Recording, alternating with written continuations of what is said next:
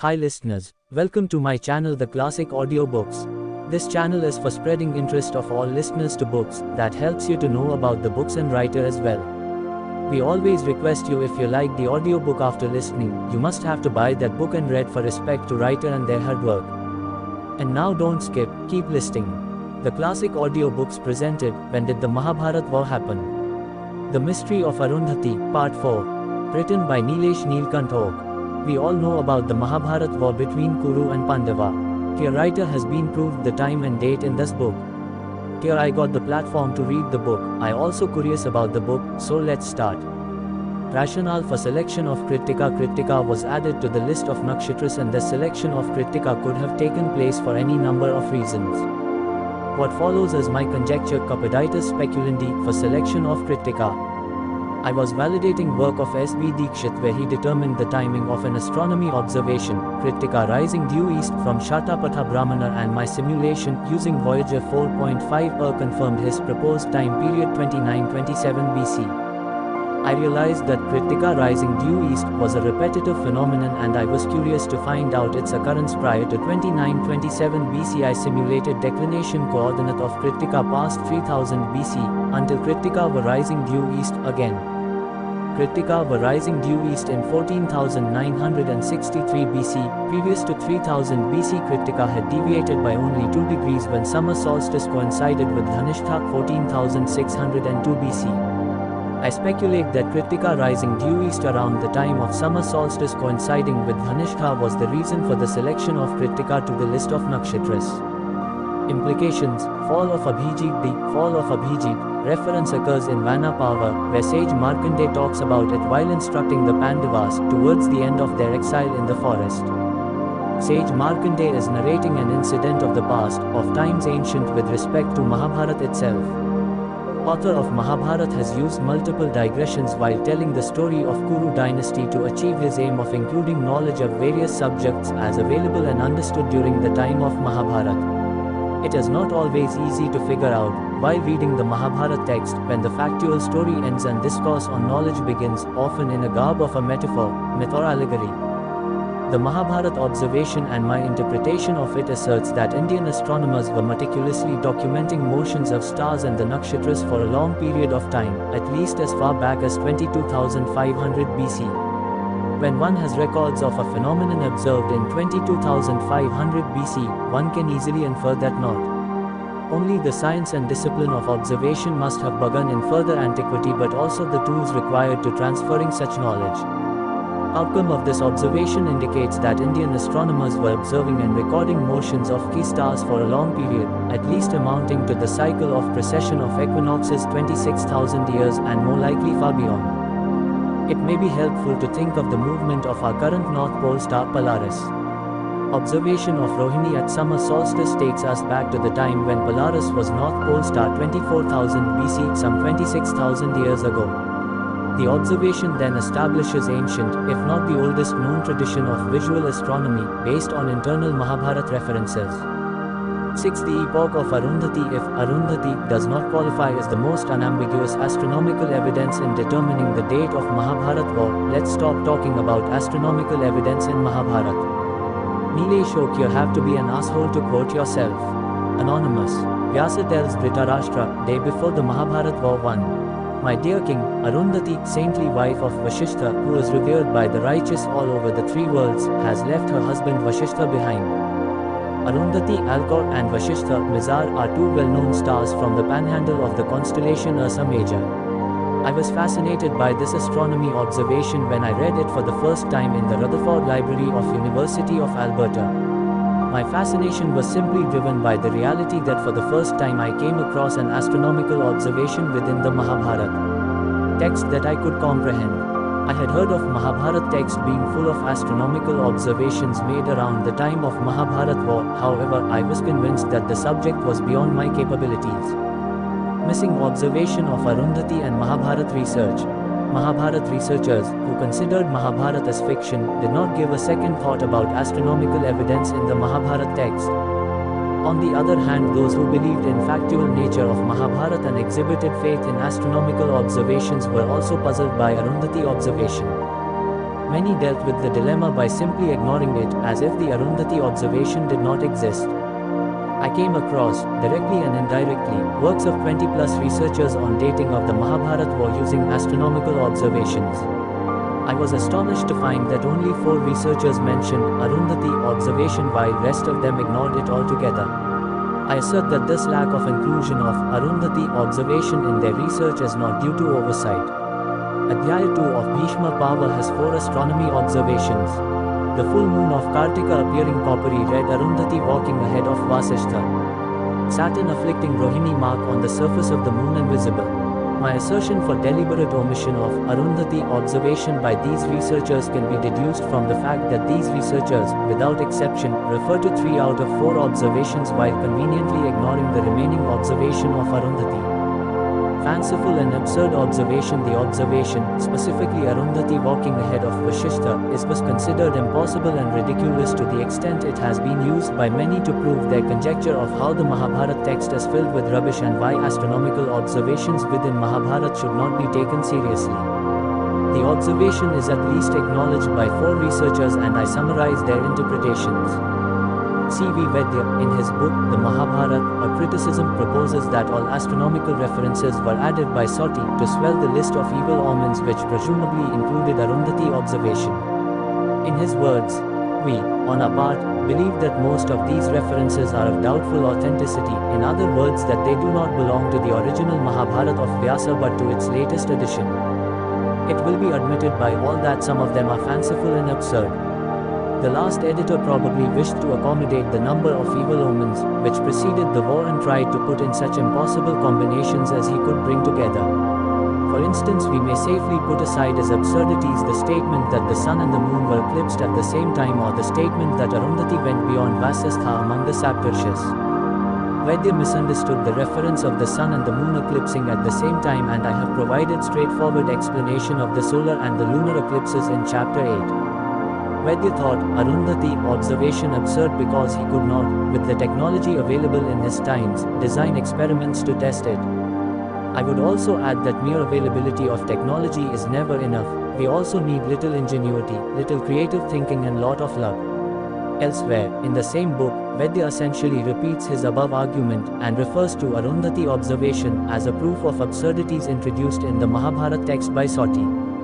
He presents Arundhati observation as justification for his theory of interpolation of astronomical observations by later writers, especially Soti. P.V. Kane provides detailed discussion of astronomical observations and does mention Arundhati observation.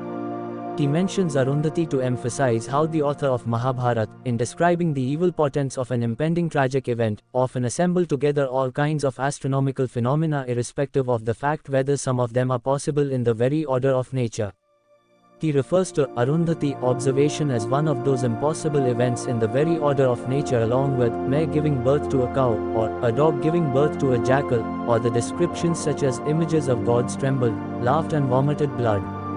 P.V. Vartik attempted to solve the mystery behind Arundhati observation. He stated few conjectures and asked pertinent questions, however in the end, realizing inadequacy of his explanation, and in the true spirit of a researcher, requested astronomy community to research it further. He offered various conjectures and requested experts in astronomy to test them. His conjectures are as follows. He wondered if Atre Alkade was considered Vasishtha in ancient times as opposed to the current identification of star Mizar with Vasishtha. He interpreted current position of Arundhati as ahead of Vasishtha, based on astrological convention, since Arundhati Alkade is east of Vasishtha Mizar, and then wondered when Arundhati would have moved east of Vasishtha. He referred to a data source. Specific data source is not mentioned, according to which Vasishtha made an angle of 20 degrees with a line defined by Lyoth and Megrez, 100,000 years ago. Referring to the same data source, he explained that in our times, the same angle is down to 14 degrees. He inferred, I do not understand how he does it, that Arundhati may not be part of Saptarshi, Big Dipper cluster, and assuming independent motion for Arundhati, he speculated that it is conceivable for Arundhati to go ahead of Vasishtha. His first conjecture amounts to shifting the problem somewhere else. It would involve searching through enormous ancient Indian literature looking for validation of his conjecture, and supposing one finds corroborative support for his conjecture, one is left with the task of identification of the timing of supporting document, and still the question of the year of Mahabharata war will remain unanswered. The second conjecture is easy to test. I have also tested his third conjecture in a modified form, i.e. without worrying whether Arundhati is part of Saptarshi cluster or not. R.N. Iyengar offers an ingenious and admirable explanation, however his conclusions are decidedly false. I mention his effort to express my appreciation of his creativity, much desired but characteristically lacking among many others. He combines second couplet of Arundhati observation 1 with another unrelated couplet 14, both of them from different adhyayas of Bhishma Parva. In the absence of my discovery, I would have failed to notice his novel combination of couplets and curious aspect of his interpretation. I do not believe that combining of partial statements from two different adhyayas is either warranted or justified. This combination of couplets from two different adhyayas is as follows. Arundhati has gone ahead of her husband Vasishtha. Deruva, the pole star blazing and fierce, is moving anti-clockwise. I will return to this innovative combination and interpretation of R.N. Iyengar in the light of my discovery at the end of this chapter. Importance of Arundhati observation. Arundhati observation made my theory of visual observations of the sky a falsifiable and an empirical theory. I did not of course think of my theory in this language when I stumbled on Arundhati observation. I was attracted to Arundhati observation for a simple reason. I could understand it, and I felt, naively so, that I could easily test it. I was equally intrigued by other astronomical observations where a specific planet was described in the vicinity of multiple nakshatras. However, my knowledge of nakshatras was limited.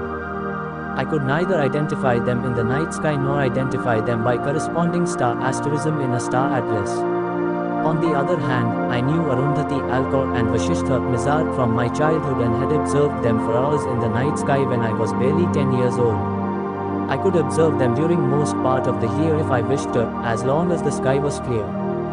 Did Arundhati go ahead of Vasishtha, and assuming she did, when did she do it? This is what I termed the mystery of Arundhati. If I could solve this problem, I reasoned, I would be willing to put extra efforts to understand nakshatras and positions of planets in order to comprehend remaining Mahabharata observations. On the other hand, if I could convincingly prove that Arundhati observation was not a mystery after all, but rather an absurd statement introduced by either the original or later authors, I would be saved from the torture of understanding and or interpreting remaining Mahabharata observations. Intuitively I felt that Arundhati was a factual observation, since I could not come up with a rationale on the part of original author of Mahabharata or on the part of later authors to write or insert something that would be impossible, as they could have always gotten away with mentioning few conjunctions of planets with each other or with nakshatras. I found it fascinating that my approach to this problem was very much along the lines of testability, falsifiability and simplicity as espoused by Karl Popper. Falsifiability is the only criteria for the empirical character of certain statements such as Mahabharata astronomical observations. Falsifiability originates only in the context of testability of the statement. Falsification of a theory occurs only when basic statements accepted in building the theory contradict the very observations theory is trying to explain. Thus a statement, "Mare giving birth to a cow," is not a testable statement in the context of my theory and thus not empirical. On the other hand, one can still evaluate a theory with the help of testable observations from the pool of testable and non-testable Mahabharata observations. P.V. Kane and C.V. Vaidya have made a case for Mahabharata passages containing astronomical statements getting mixed with non-astronomical statements. I agree with their claim, however I differ from both of them in the following respect.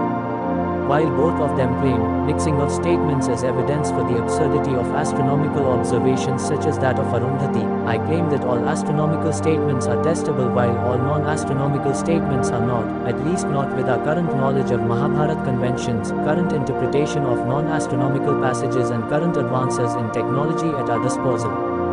Where is Arundhati now? Imagine yourself sitting under the sky with a clear view of the sky at Kurukshetra, battlefield site of the Mahabharata war, 100 miles north of New Delhi in northern India.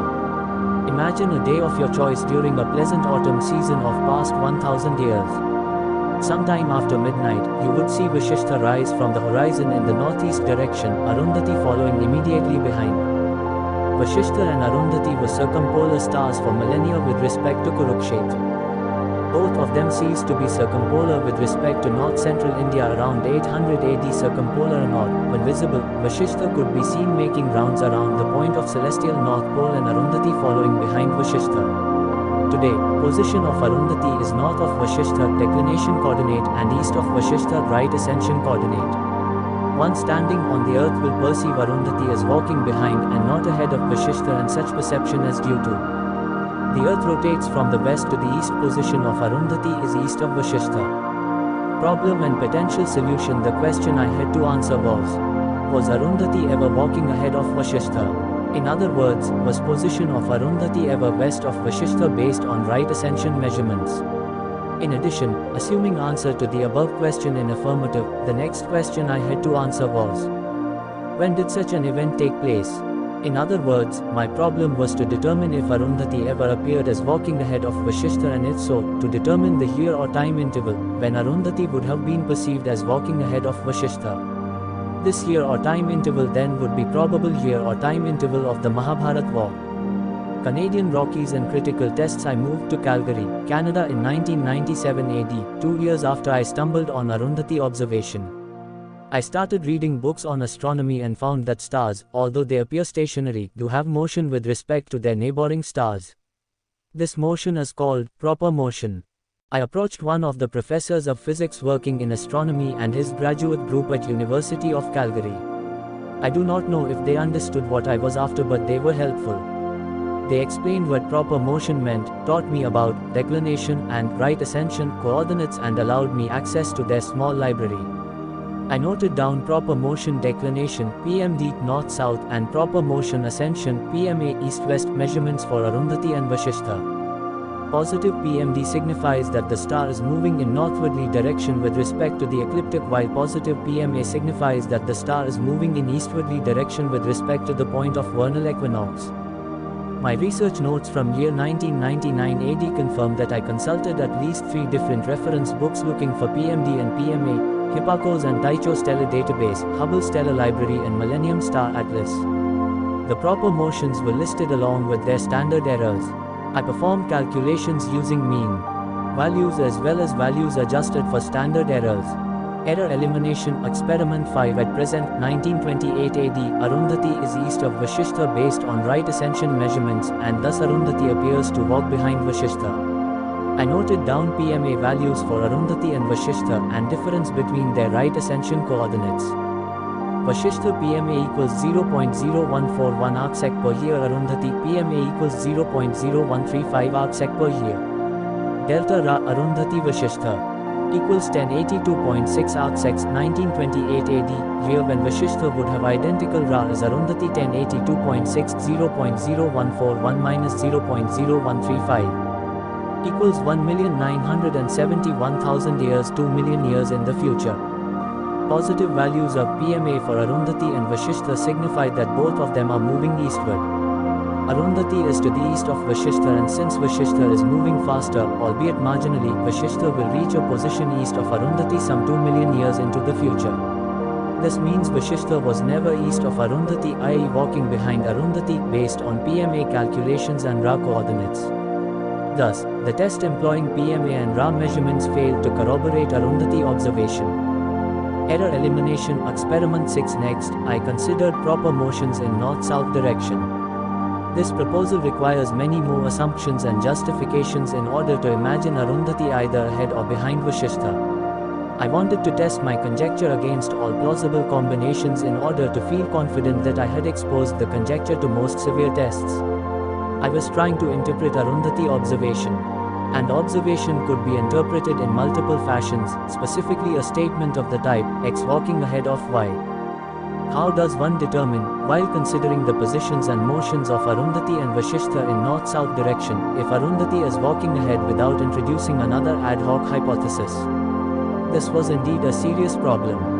I decided to postpone the problem of finding ad hoc hypothesis, but wanted to find out if Vasishtha was ever north of Arundhati in the past, considering its current location south of Arundhati.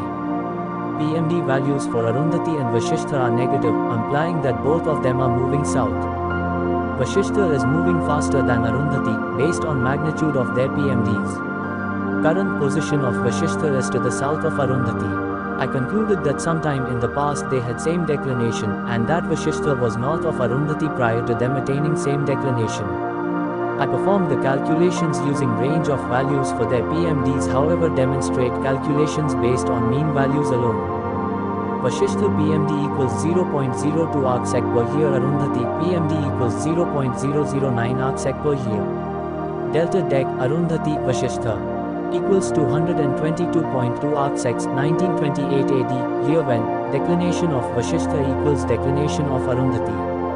222.20 or to 0.009 equals 20,200 B for P present where present equals 2010 AD.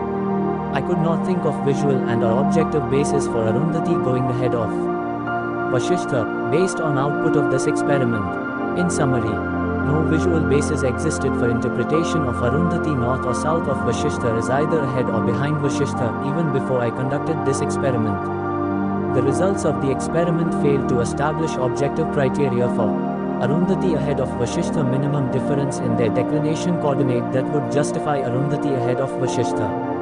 Relative motions of Arundhati and Vasishtha in north-south directions were so slow, 0.011 arcsec per year, that the phenomenon is practically useless for determining the year of the Mahabharata war with resolution accuracy of 1, 10, 100 or even 1000 years. I had an opportunity to repeat these experiments with the help of Skygazer and Voyager in 2009 AD, 10 years after my first attempt, and conclusions remained unchanged. Error elimination experiment 8. One significant difference was the timing of both stars attaining same declination. Instead of 20,200 BP, the number calculated using mean values of PMD from star databases, the Skygazer simulation resulted in 44,320 BP. The difference in number of years is due to the following reasons. PMD and declinations measurements from astronomy reference books were accurate only to the second decimal places. Although this error may sound trivial, it adds up when calculations are performed over a long period of time. The calculations ignored the effect of precession of equinoxes on the positions of stars, declination and right ascension coordinates of the stars. Estimates of 20,000 BP or 44,000 BP as plausible time of the Mahabharata war did not bother me at all. If the estimates were wrong, they would be falsified by other observations. I considered this experiment, error elimination experiment 6, using PMD motions, as a failure rather due to subjective interpretation as opposed to visual interpretation. The results led to I could not come up with an objective criterion to explain why one would have perceived Arundhati as walking ahead of Vasishtha. In addition, the results did not provide finite interval for the timing of Mahabharata war. In short, experiments performed using PMD neither defined specific time interval nor ruled out any time interval for the plausible year of Mahabharata war. Error elimination experiment 7. Some astronomers have speculated extremely slow motion of Arundhati around Vasishtha. The motion suggested is indeed speculative in nature. I will name this conjecture, motion of Arundhati around Vasishtha. If such a motion does exist, astronomers predict that it will take some 750,000 years for Arundhati to complete one circle around Vasishtha. If so, for certain time period during its orbit around Vasishtha, Arundhati could be envisioned as walking ahead of Vasishtha. All the problems discussed in the context of north-south movement of Arundhati and Vasishtha error elimination experiment 6 also apply to this scenario, in addition to the fact that the motion of Arundhati around Vasishtha remains highly speculative. Error elimination experiment 8. After my dismal failure in establishing the plausibility of Arundhati walking ahead of Vasishtha, I had to stop testing since I could not envision any new experiments to test this observation. I decided to give this subject a rest but was determined to revisit it in future. In fact, the subject never left my mind, however I changed the focus to other hobbies of mine. Occasionally I conducted random searches on Arundhati Vasishtha or looked for the latest version of astronomy software. I played a bit with Sky Globe, DOS-based software program, and later with Voyager 2. In early 2009 AD, my interest was rejuvenated and I began exploring latest versions of astronomy software. I ran into Skygazer 4.5, astronomy software developed by Carina Software. I began testing conjectures of P.V. Vartik on fall of Abhijit using Skygazer 4.5. I accepted his interpretation of Abhijit observation as referring to the time when Abhijit became a North Pole star. However, I felt that his overall interpretation was inconsistent. I began experimenting with the help of Skygazer 4.5. The outcome of my work on the fall of Abhijit is presented in Chapter 5. I realized what a significant change in declination of some stars, e.g. Abhijit, could be caused by the precession of equinoxes. I wondered what that might mean to the relative declinations of Arundhuti and Vashishtha. I devised an experiment to measure the effect on relative declinations of these two stars, not only due to their proper motions but also due to the precession of equinoxes. I repeated experiments, carried out manually some 10 years ago, using Skygazer 4.5. The conclusions remained unchanged. Measurements using Skygazer showed that Arundhuti and Vashishtha would have had attained same declination in 4432 BP, instead of my earlier crude calculations of 20,200 BP. I began measuring declinations and declination difference between these two stars, beginning with the present 2009 AD and going back at an interval of 1000 years. I plan to carry out these measurements for the time span of one complete cycle of precession of equinoxes 26,000 years and beyond to 44,000 BP. I defined declination delta dd as dd equals declination Arundhuti declination Vashishtha. I defined dd such that the formula yielded positive values for the current period 2009 AD by taking into account the fact that Arundhuti has higher declination than Vashishtha, i.e. Arundhuti is north of Vashishtha. I was keenly interested in identifying year or time interval when dd had negative values between now and 44,000 BP. In other words, I was looking for a possibility of Vashishtha being north of Arundhuti due to the effect of the precession of equinoxes. dd started declining as experiments progressed into the past, advancing with a jump of 1000 years. However, only after few data points the trend reversed and dd began to increase. dd never changed from positive to negative, a scenario I was eagerly hoping for. The magnitude of declination delta did show oscillations during simulation, nonetheless dd never turned negative. Error elimination experiment 9. It was 2 am of Friday night, the 8th of May 2009 AD, when I completed my simulations and measurements. Error elimination experiment 8. I was disappointed, tired, frustrated and mildly delirious. I was ready to throw the towel. I realized that I had to perform one more set of experiments, at least for the sake of completeness. I got up from my chair, prepared a large pot of strong ginger tea and sat down. At this point, I was doing it merely as an obligation, i.e. obligation to my conjecture and without expectation of any reward. I aimed to record the output and file the papers away forever, unless of course I could come up with another idea in future to test the observation. I defined right ascension delta rad as rad equals Ra Arundhuti Ra. Vashishtha, I defined rad in such a way so as to yield positive values for the current period 2009 AD. I simulated measurements for rad, advancing with a jump of 1000 years, beginning with the present and going backward in the past. Lady Arundhuti was finally pleased with my efforts. As soon as I completed measurements and calculations for my 8th data point, I had found the treasure. I could not believe my eyes, my measurements, my calculations, my computer or Skygazer. Rad measurement had crossed the barrier 0 and entered the territory of negative rad. I continued my simulation and measurements in a mechanical fashion. Each new data point confirmed what I intuitively felt for 12 plus years but could not confirm until this day. Yes, Arundhuti did walk ahead of Vashishtha in the past and had stopped walking ahead of Vashishtha sometime after 5000 BC. As I progressed with my experiments, I found out that Arundhuti did stop walking ahead of Vashishtha sometime around 13,000 BC. This meant during the recently completed cycle of the precession of equinoxes cycle of precession with Polaris as pole star twice, Arundhuti was walking ahead of Vashishtha during the approximate time interval bounded by 4000 BC and 13,000 BC. I conjectured that the phenomena would have repeated itself during each cycle of the precession of equinoxes. I estimated such time interval for the previous cycle of the precession of equinoxes, jumped to that period e.g. 30,000 BC 39,000 BC, ran my simulation and confirmed what I had expected. Although I could nail down neither a single year nor unique time interval for Arundhati walking ahead of Vasishtha, at least I had found time interval that possibly repeated during each cycle of the precession of equinoxes, when Arundhati walked ahead of Vasishtha. I call this repetitive time interval, epochs of Arundhati, when Arundhati walked ahead of Vasishtha. It was 5:30 am when I completed this experiment. I was elated, exhausted and delirious. I went to bed happy. Next day, I got up as fast as I could. I refined my search along the lower bound of the latest epoch of Arundhati and found that Rad went from positive to negative sometime between 4380 BC and 4390 BC. I inferred 4380 BC as the lower limit on the year of the Mahabharata war. The significance of this discovery was thrilling. This discovery meant that the Mahabharata war did not take place any time after 4380 BC.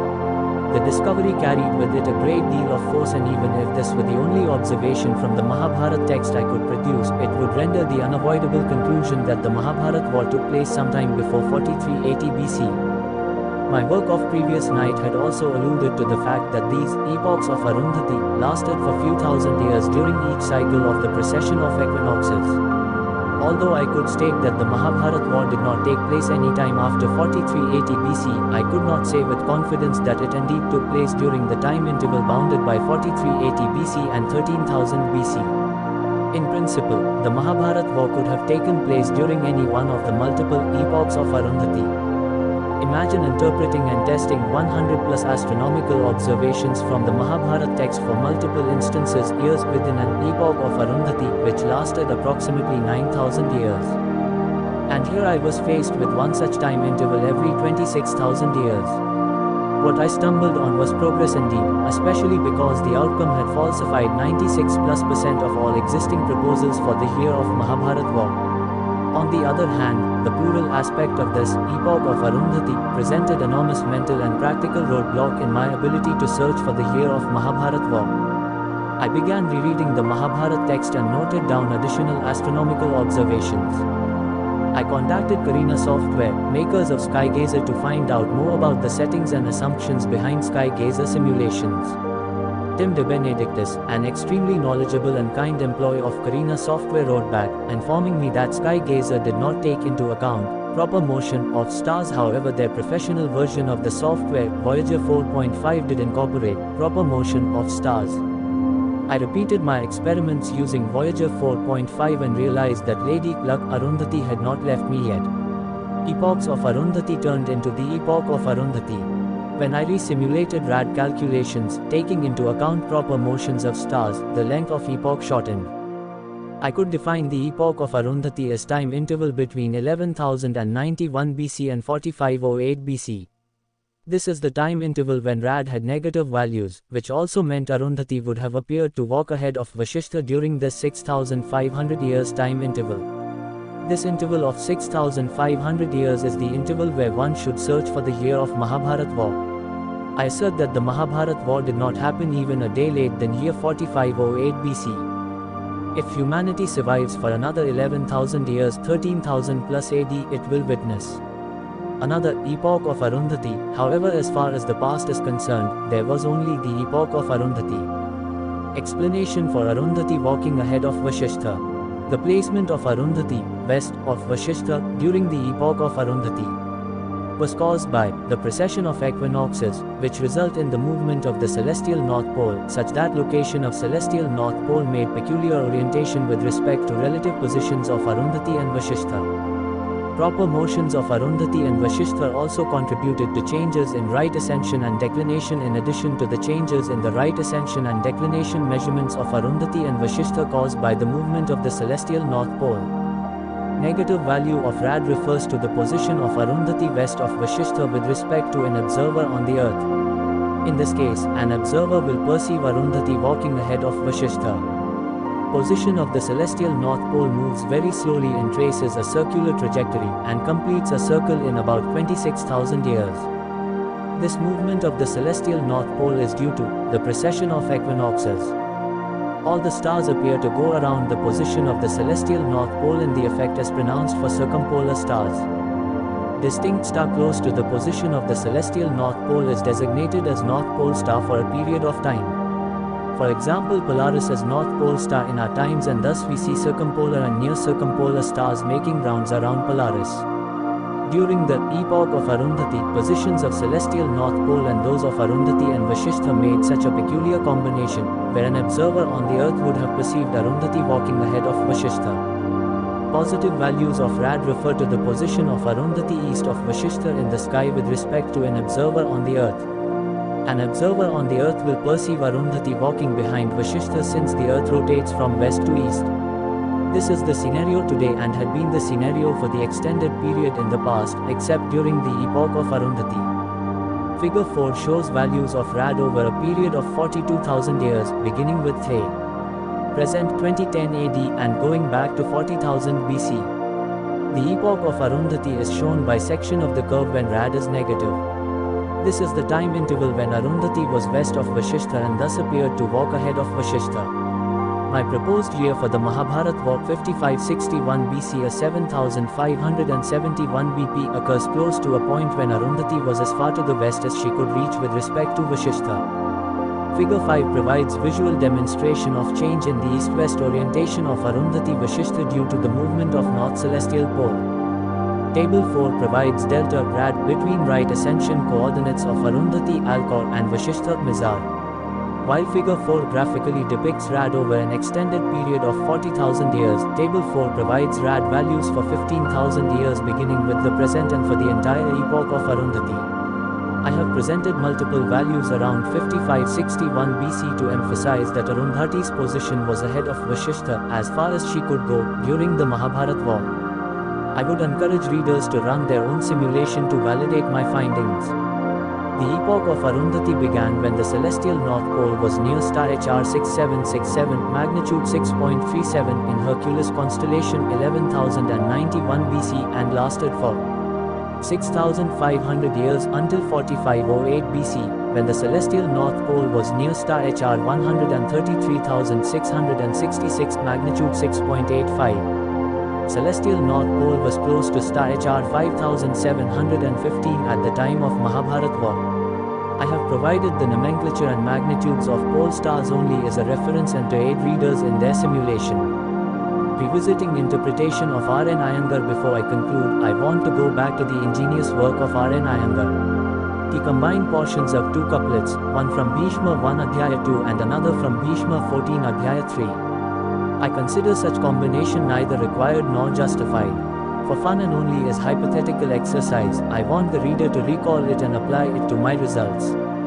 Arundhati, who was otherwise always walking behind Vashishtha, began walking ahead of Vashishtha during the Mahabharata war and during the time interval defined by the epoch of Arundhati.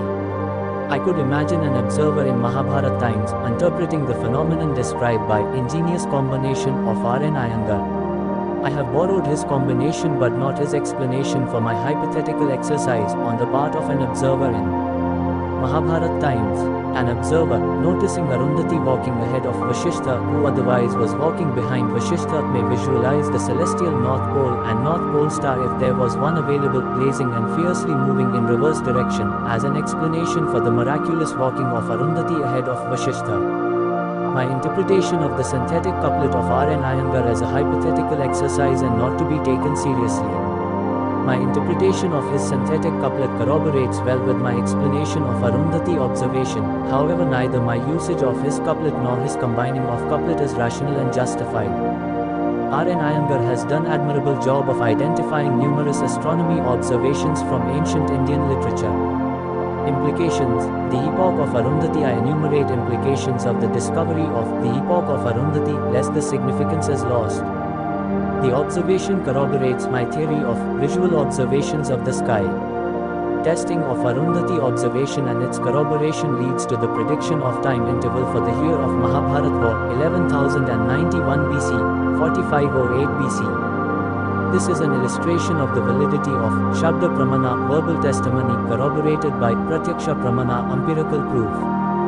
This is the first time an astronomical observation and its testing resulted in prediction of time interval, clearly bound on both sides for the plausible year of Mahabharata war. Arundhati observation and my explanation of it falsified 96% plus 121 out of 125 of all previously proposed years for the Mahabharata war. Anyone claiming a year for the Mahabharata war that falls after 4508 BC or before 11091 BC has onus to explain how Arundhati observation corroborates with one's proposed timeline. Arundhati observation asserts the date for Ramayana and Vedas to be before 4500 BC, in further and unknown antiquity, since Ramayana is before Mahabharata and Vedas even before Ramayana. Mahabharata states that Vyasa expanded the Vedas, hence his name Vyasa 5.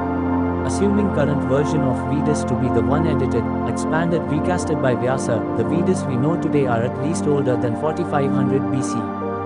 Arundhati observation provides corroborative support for the ancient tradition of meticulous astronomy observations, as inferred by Fall of Abhijit. Mahabharata author is implying his awareness of the time when Arundhati was not walking ahead of Vasishtha. The timing of such observation could not have been after 11,000 BC, rather long before 11,000 BC. If I were allowed to research only one Mahabharata observation, I would have considered myself lucky to research on Arundhati observation. I was lucky in that I happened to stumble on Arundhati observation and, fortunately, not let it go for 15 plus years. Significant advances in our knowledge have occurred due to falsification of an existing theory rather than due to identification of additional corroborative evidence. While one may desire or demand observations and/or experiments that lead to falsification of a theory, one definitely needs appropriate tools, background knowledge, little ingenuity and lots of luck to stumble on such findings. Ptolemy's theory of epicycles survived for 1500 years, and while Copernicus could raise valid doubts about Ptolemy's theory, Copernicus was still forced to employ assumptions of epicycles and uniform circular motion. Both of these assumptions did not go away until Kepler falsified assumption of circular orbits of planets. Kepler's work falsified Ptolemy's theory and became the basis for dramatic growth of knowledge in cosmology. My demystification of Arundhati observation instantaneously falsified 96% of all proposals, 121 out of 125 for the year of the Mahabharata war. All past proposals for the year of Mahabharata war, where proposed year falls after 4508 BC, are instantaneously falsified by Arundhati observation. The fate of all future proposals would be similar to those of the past, if the year proposed as after 4508 BC.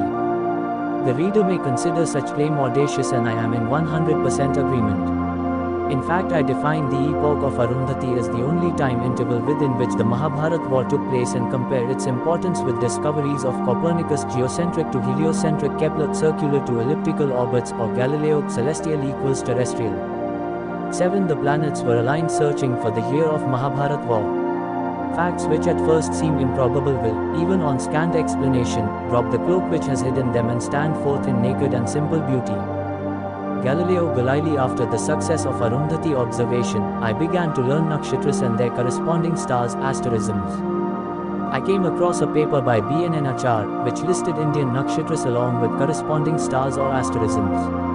My work on the epoch of Arundhati and fall of Abhijit had made me aware of not only the motions and the positions of stars with respect to the celestial North Pole, but also the movement of the solstices and equinoxes, caused by the precession of equinoxes, through the nakshatras. Searching for the year of Mahabharata war. Searching for the year of Mahabharata war was indeed identical to searching for the needle in a haystack. Arundhati observation significantly reduced the quantity of haystack. Nonetheless, the isolated quantity of haystack was still large. My task was to identify the year of Mahabharata war from the time interval of 6,500 years, which is what I termed the epoch of Arundhati. I had collected, by this time, numerous observations of planets from the Mahabharata text. Mercury, Venus, Mars, Jupiter and Saturn are mentioned explicitly among planetary observations. Saturn and Jupiter are the slower moving planets of these 5 planets. I built my search strategy using Mahabharata descriptions for the positions of Saturn and Jupiter, a strategy to explore the epoch of Arundhati looking for a probable year of the Mahabharata war. For example, the Mahabharata text states that Jupiter and Saturn were settled near Vishakha for a year and dimmed the brightness of Saptarshis. Position of Vishakha is next to Swati, and Swati was understood to be in Thay, vicinity of Saptarshi by Mahabharata astronomers. Saturn was afflicting Pideti Rohini around the time of war. Saturn is also described as afflicting Akramya Uttara Falguni, Bhaga 10. Jupiter is described as going Vakri near Shravana 11. Final mention of Jupiter occurs after the death of Karna, when Jupiter began afflicting Samprapidya Rohini, similar to the Sun and the Moon, after the sunset on the 17th day of War 12. Jupiter has orbital period of 11.8612 years and Saturn has orbital period of 29.4230 years.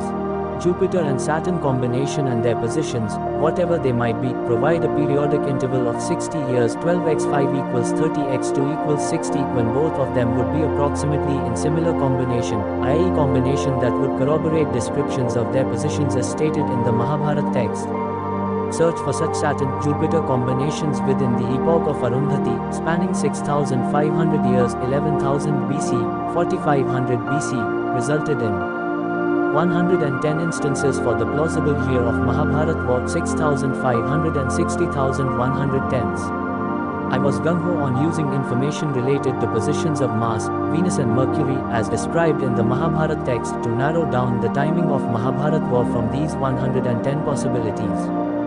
When I reread Vartak's Swayambhu, I realized that the probable instances for the Mahabharata war to be tested within the epoch of Arundhati can be reduced to less than 40, when one takes into account orbital period of Rahu, one of the two nodes due to intersection of Moon's orbital path with the ecliptic.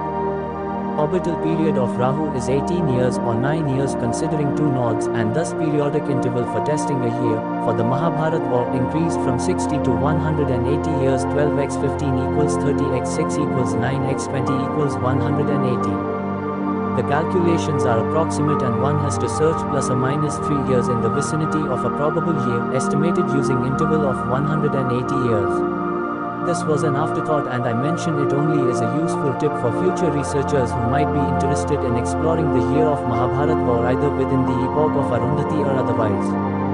Later on, as my work progressed, Chapter 9, Observations related to Bhishma Nirvana allowed me to define a 3,000-year time interval for the plausible year of Mahabharata war 3500 BC through 6500 BC, and combining this knowledge with the epoch of Arundhati provided a compact time interval of 2000 years 4500 BC minus 6500 BC, for the plausible year of Mahabharata war. Nonetheless, at the time, I was not aware of these additional observations of Bhishma Nirvana and their consequences for the plausible year of Mahabharata war. Mars is described as traveling through space of 13 nakshatras beginning with Magha and ending with Shravana Abhijit. Mars has orbital period of 686.93 days, 1.88 years, and this means the Mahabharata text has recorded observations of Mars for a period of more than 1 year. Mars went Vakri near Magha 11 and then settled between Chitra and Swati, while shining brightly, and was seen going in abnormal Apasavyak direction 14. Mars was seen afflicting Chitra 13.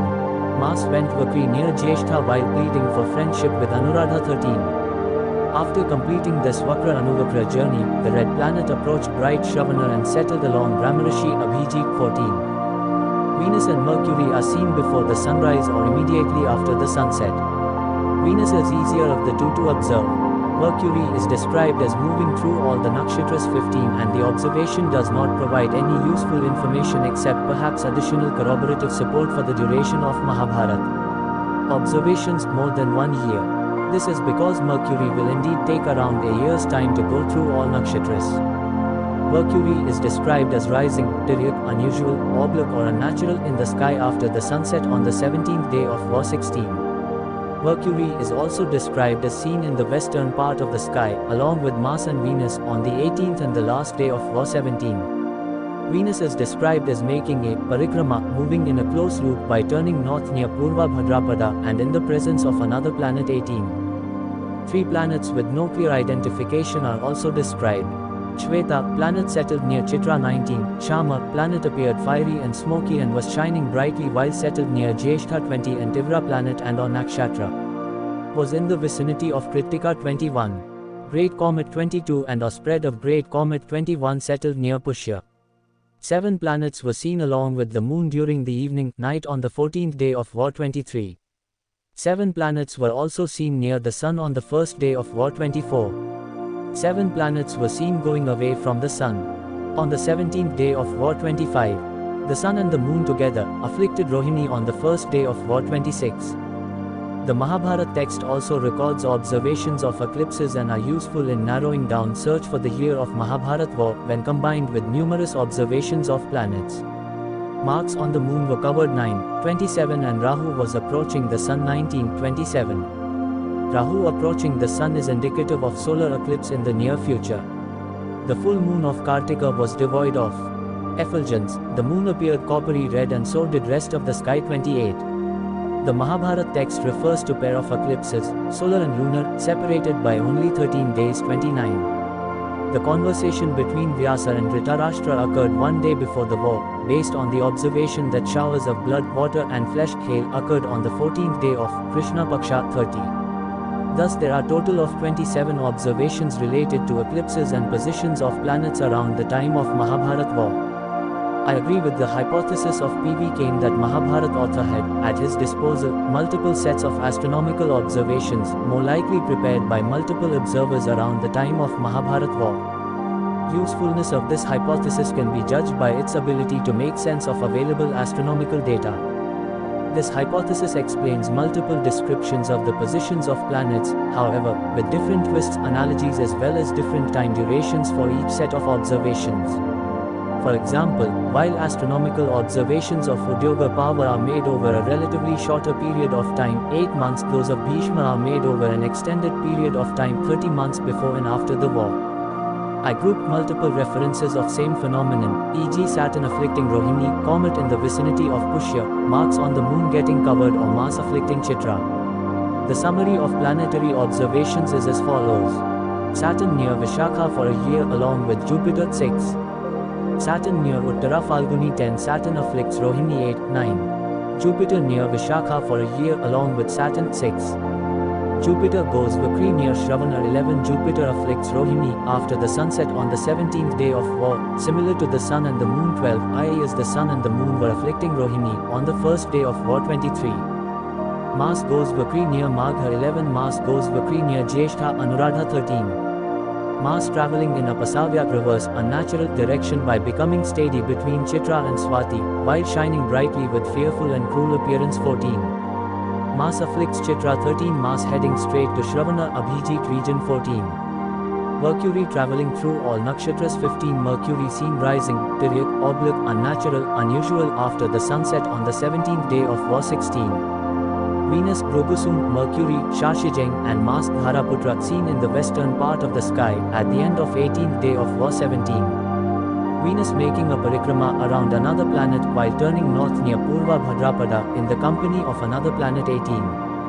Shweta or Buddha planet settled near Chitra 19. Shama or Shweta planet shining brightly and settled near Jyeshtha 20. Tivra planet and or nakshatra in the vicinity of Kritika 21. Great Comet and or spread of Great Comet settled near Pushya 21, 22. 7 planets seen along with the moon in the sky, the evening night of the 14th day of war 23. 7 planets seen near the sun, first day of the war 24. 7 planets seen going away from the sun, 17th day of the war 25. The sun and the moon together afflicts Rohini on the first day of war 26. Moon's mark was covered and Rahu was approaching the sun 9, 1927. The full moon of Kartika was devoid of effulgence. The moon appeared coppery red and so did rest of the sky 28. 2 eclipses, solar and lunar, within an interval of 13 days 29. Up to 3 eclipses, 2 lunar and 1 solar based on reference to 14th day of Krishna Paksha of Kartika 28, 29. Dynamic Visual Astronomy, DVAI found it exhausting to test 27 observations for each plausible year of the Mahabharata war from 110 instances. My challenge involved testing each of these 27 observations using Voyager 4.5. The testing was tiresome as Samudra Manthan might have been, however I was rewarded with at least one precious gem. I invented a technique, Dynamic Visual Astronomy, DVA, while trying to make sense of Mahabharata observations of Mars. DVA is a simple technique and although I am claiming myself as its innovator in the context of Mahabharata research, all credit goes to the team at Karina Software who designed and developed Voyager 4.5. DVA involves simulating movement of the object of interest, as seen from a specific location on the Earth, and is far superior to observing or analyzing static images of the sky. The object Of interest could be a planet, a comet, the sun, the moon or a nakshatra. Estimating optimum time interval between adjacent static images is critical to the success of DVA, and the desired time interval depends on the objective of the search. DVA was of immense help in understanding Mahabharata descriptions of mass, and I applied the technique in understanding and corroborating other Mahabharata observations as well. DVA was critical to my understanding of Mahabharata observations of Venus and of comet Bhumiketu. I utilized DVA to explain fall of Abhijit, the epoch of Arundhuti, Jupiter and Saturn near Vishakha, and journey of Mars through 13 nakshatras during the time of Mahabharata war. I was curious to find out interpretations of other researchers for these 27 observations. I began my search for the year of Mahabharata war with criticism of the works of other researchers. Fortunately, the process was not as excruciating as it might appear. When I solved the mystery of Arundhati, the solution led to a time interval, bounded on both sides, for the year of Mahabharata war. The epoch of Arundhati made my search easier. I am humbled by this realization and would assert that while one holds the key to creative imagination, one only has to depend on luck for successful creative imagination. Had I began researching with some other Mahabharata observation, I only wonder where I would have landed. I found that only 4 out of 20 researchers had proposed year of the Mahabharata war that fell within the epoch of Arundhati. Modak proposed 5000 BC and Dikshit proposed 7300 BC. Both dates were proposed as an approximate time period rather than a specific day or year, and for this reason I decided to eliminate them from further testing. Lele proposed 5228 BC and Vartak proposed 5561 BC. I developed critical tests to see if Mahabharata observations corroborated the timing proposed by either Lele or Vartak. I tested observations of the Mahabharata text using DVA and Voyager 4.5 for the year 5228 BC and could immediately eliminate this year as a possible year of the Mahabharata war. On the other hand, year 5561 BC, proposed by P.V. Vartak, proved resistant to my falsification attempts. Specifically, Mahabharata observations of Saturn afflicting Bhaga, Jupiter and Saturn near Vishakha, Saturn afflicting Rohini and Jupiter afflicting Rohini on 17th day of the war and there. Corroboration for the year 5561 BC was promising. While the timing proposed by Vartak was promising, all of his explanations of astronomy observations were not. I began testing of his proposed day and year of the war by simulating the positions of various planets on the first day of Mahabharata war. Vartak proposed the 16th of October 5561 BC as the first day of Mahabharata war. While I accepted the first day of Mahabharata war proposed by Vartak, I have not accepted his proposed positions of planets for that day. The view of the sky on the 16th of October 5561 BC, simulated using Voyager 4.5, shows Saturn near Chitra, Jupiter near Shravana, Mars, Venus and Uranus near Dhanishta, Neptune near Purva Bhadrapada, Pluto near Kritika Rohini, Mercury near Uttarashadha, the Sun and the Moon near Purvashadha Mula. Error elimination, Experiment 10, Jupiter and Saturn near Vishakha 6. My first simulation begins on the 16th of October 5562 BC, 1 year before the first day of Mahabharata war. Jupiter is near Mula, Chola, and Saturn is near Asta, Algora, positions nearly equidistant, in nakshatra space, east and west of Vishakha, Zubenaschamali respectively. I employed DVA technique with Vishakha at the center and simulated the sky view with single day as a step change, for a year, until the 16th of October 5561 BC, the first day of war. Jupiter stayed in the region of Mula Uttarashadha, Saturn stayed in the region of Chitra Uttara Falguni. I treated this as satisfactory corroboration of this Mahabharata observation 6. I may mention that this was merely a verification of Vartak's explanation.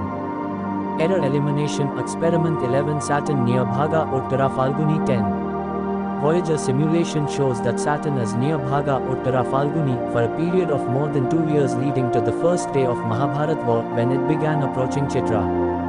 Error elimination, Experiment 12, Mercury travelling through all nakshatras 15. Mercury travelling through all the nakshatras over a period of 1 year is a trivially true observation and no verification is required 15.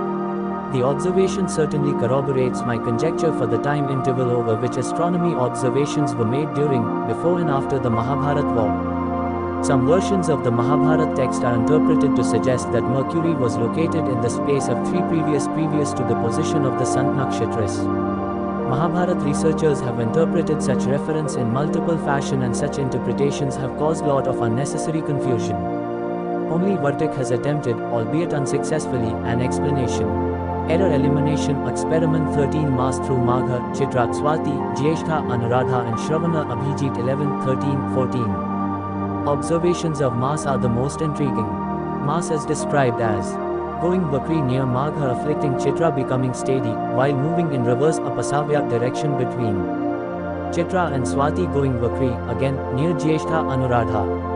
Heading straight after travelling Vakri Anuvakri to Shravana Abhijit. This journey of Mass through 13 nakshatras amounts to a time period of, per my crude calculations, approximately 1 year. Modern Indian astrology interprets Vakri in the sense of retrograde motion, and thus I was looking for the evidence of retrograde Mass near Magha and near Jyeshtha Anuradha. I observed neither. I began researching retrograde motions of Mass, since Vakri is translated as retrograde in modern Indian astronomy and astrology. All Mahabharata researchers have interpreted Vakri in the sense of retrograde. I found it curious and perplexing to read Mass going Vakri near Magha 11 and again going Vakri near Jyeshtha Anuradha, especially because Mass goes retrograde only once in 2 years. I conjectured that Vakri meant something different if Mass was doing it twice within a span of 6 to 7 nakshatras, i.e. between Magha and Jyeshtha Anuradha. Mass stays in one nakshatra for approximately 20 days, and thus the time interval between Vakri motions of Mass per the Mahabharata text was only about 4 months. 20x6 equals 120 days, 4 months. I hypothesized that Vakri meant something else instead of retrograde motion, however I could not think of what that would be. DVA came to my rescue. I simulated journey of Mass through nakshatra space, beginning with few nakshatras before Magha and ending with the first day of war. I felt confident that I had truly discovered the meaning of Vakri as intended by Mahabharata author. As simulation progressed, Mass began crossing the ecliptic and was clearly on the other side, north of the ecliptic. When it reached Magha 11, it travelled straight, passing Chitra on its way to the region of Swati. When it turned back and approached Chitra for the second time, and after spending 6 months in the region of Chitra, Swati travelled east 13, 14. Mass began crossing the ecliptic again, was on the other side, south of the ecliptic near Anuradha, travelled towards Jyeshtha 13 and then straight to Shravana and settled along Brahmarishi Abhijit by the first day of war 14. Past researchers were deceived in their interpretations mainly because they, uncritically I think, stuck to interpretations of previous commentators of Mahabharata. No wonder straightforward references to Mass deceived them. I interpreted Brahmarishi as referring to Abhijit, since Brahma is the nakshatra deity of Abhijit. My interpretation of Brahmarishi is referring to Abhijit, vigor and position of Mass along Brahmarishi Abhijit can be further corroborated by raw coordinates of Shravana, Abhijit, Dhanistha and Mass on the first day of war.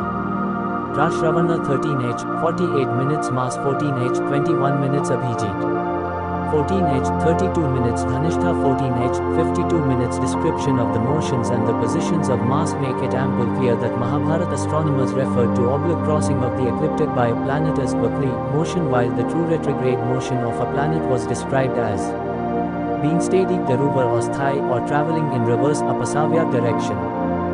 There is indeed something intriguing about Mass. Small discrepancy between prediction and actual observation in the measurement of Mass led Kepler to his marvelous theory of elliptical orbits of planets.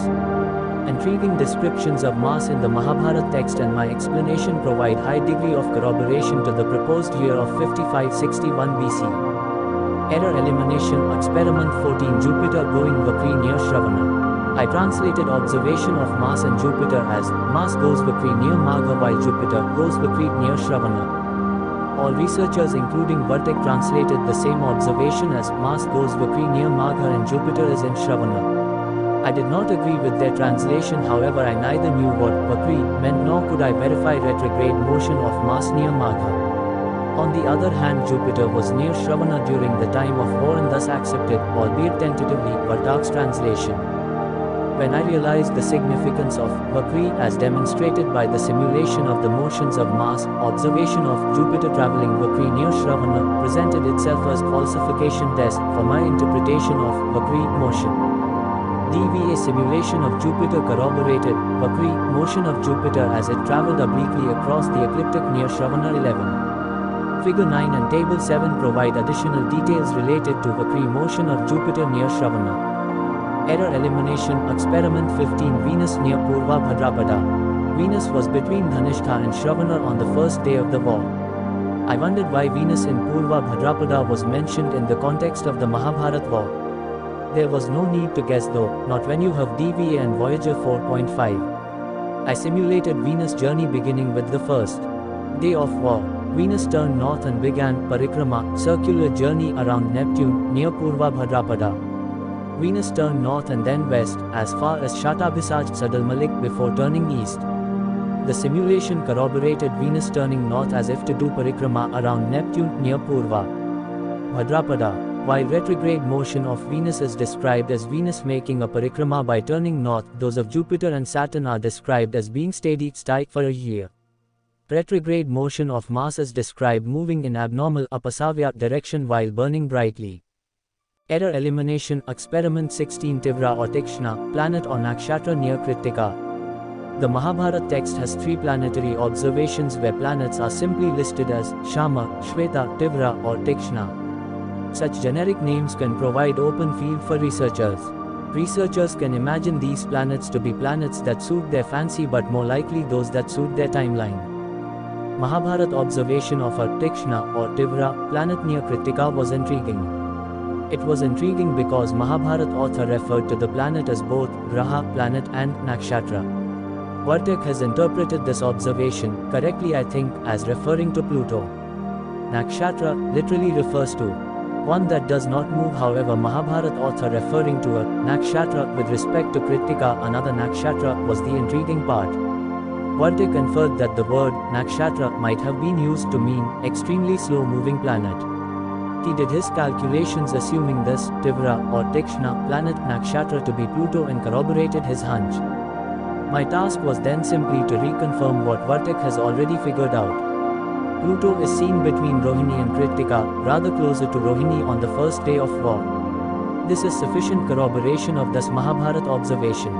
I want to bring it to the attention of the reader that the Mahabharata text has observations made over an extended period of time around the Mahabharata war.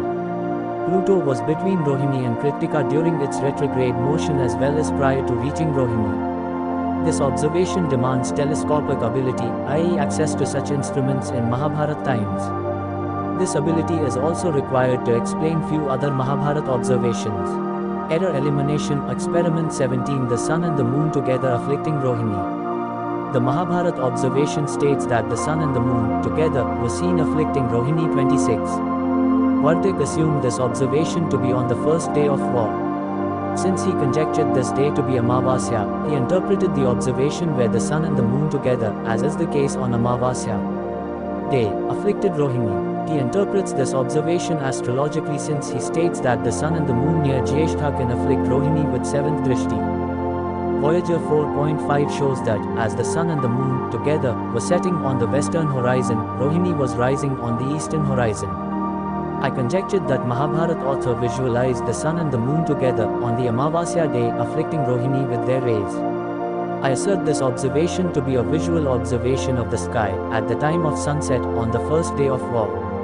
Vartik provided me a reasonable assumption for the timing of this observation and my conjecture allowed me to explain two other Mahabharata observations 8, 9, 12. Error elimination experiment 18 Jupiter, similar to the sun and the moon, afflicting Rohini after the sunset on the 17th day of war. Arjuna killed Karna on the 17th day of war, and in describing situation of the battlefield, Mahabharata observation states that after the sunset, Jupiter became bright and began afflicting Rohini, similar to the sun and the moon.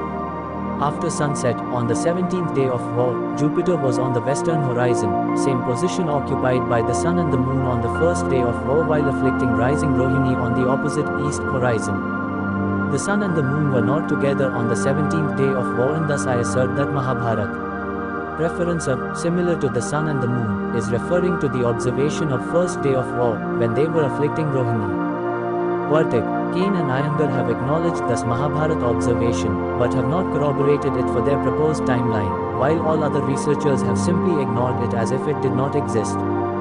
Vartik did explain this observation as exaggerated descriptions by Mahabharata author in describing impossible things, e.g. death of Karna. His explanation made his theory irrefutable and therefore non-testable and thus unscientific. It is still unclear to me why Vartik missed correct interpretation of this observation. Error elimination experiment 19 Saturn afflicts Rohini. Vartik explains this observation in two ways. First, he uses his theory of Shayon-Nirayan method and claims that Saturn in Nirayan, Uttara Falguni is same as Shayon, Rohini, and interestingly offers alternate and second explanation of Saturn afflicting Rohini through a phenomenon known as Rohini Shakat Bheda. I consider both explanations utterly unsatisfactory. Vartik had anticipated simple and consistent explanation for Rohini-Jupiter and Rohini-Saturn observations when he explained the sun and the moon together afflicting Rohini on the first day of War 26. However, he missed on both counts. I already explained one of these two observations anticipated by him, i.e. Jupiter similar to the sun and the moon afflicting Rohini. It is easy to understand Mahabharata observations of Saturn in the light of explanation of Rohini afflicted by the sun and the moon on the first day of war and again by Jupiter on the 17th day of war. Vyasa was observing the sky not only after sunset but also before dawn, and what he would have seen at dawn, days before the war, is Rohini on the western horizon and Saturn being the only other planet in the eastern part of the sky. This observation is then described as Saturn afflicting Rohini. The scene could also be imagined as Yuddha or Veda between Rohini and Saturn, Rohini and Jupiter, Rohini and the sun, moon, and the alternate reading of Mahabharata verse critical edition in the context of Saturn afflicting Rohini as Akashe Rohini Betam is thus significant.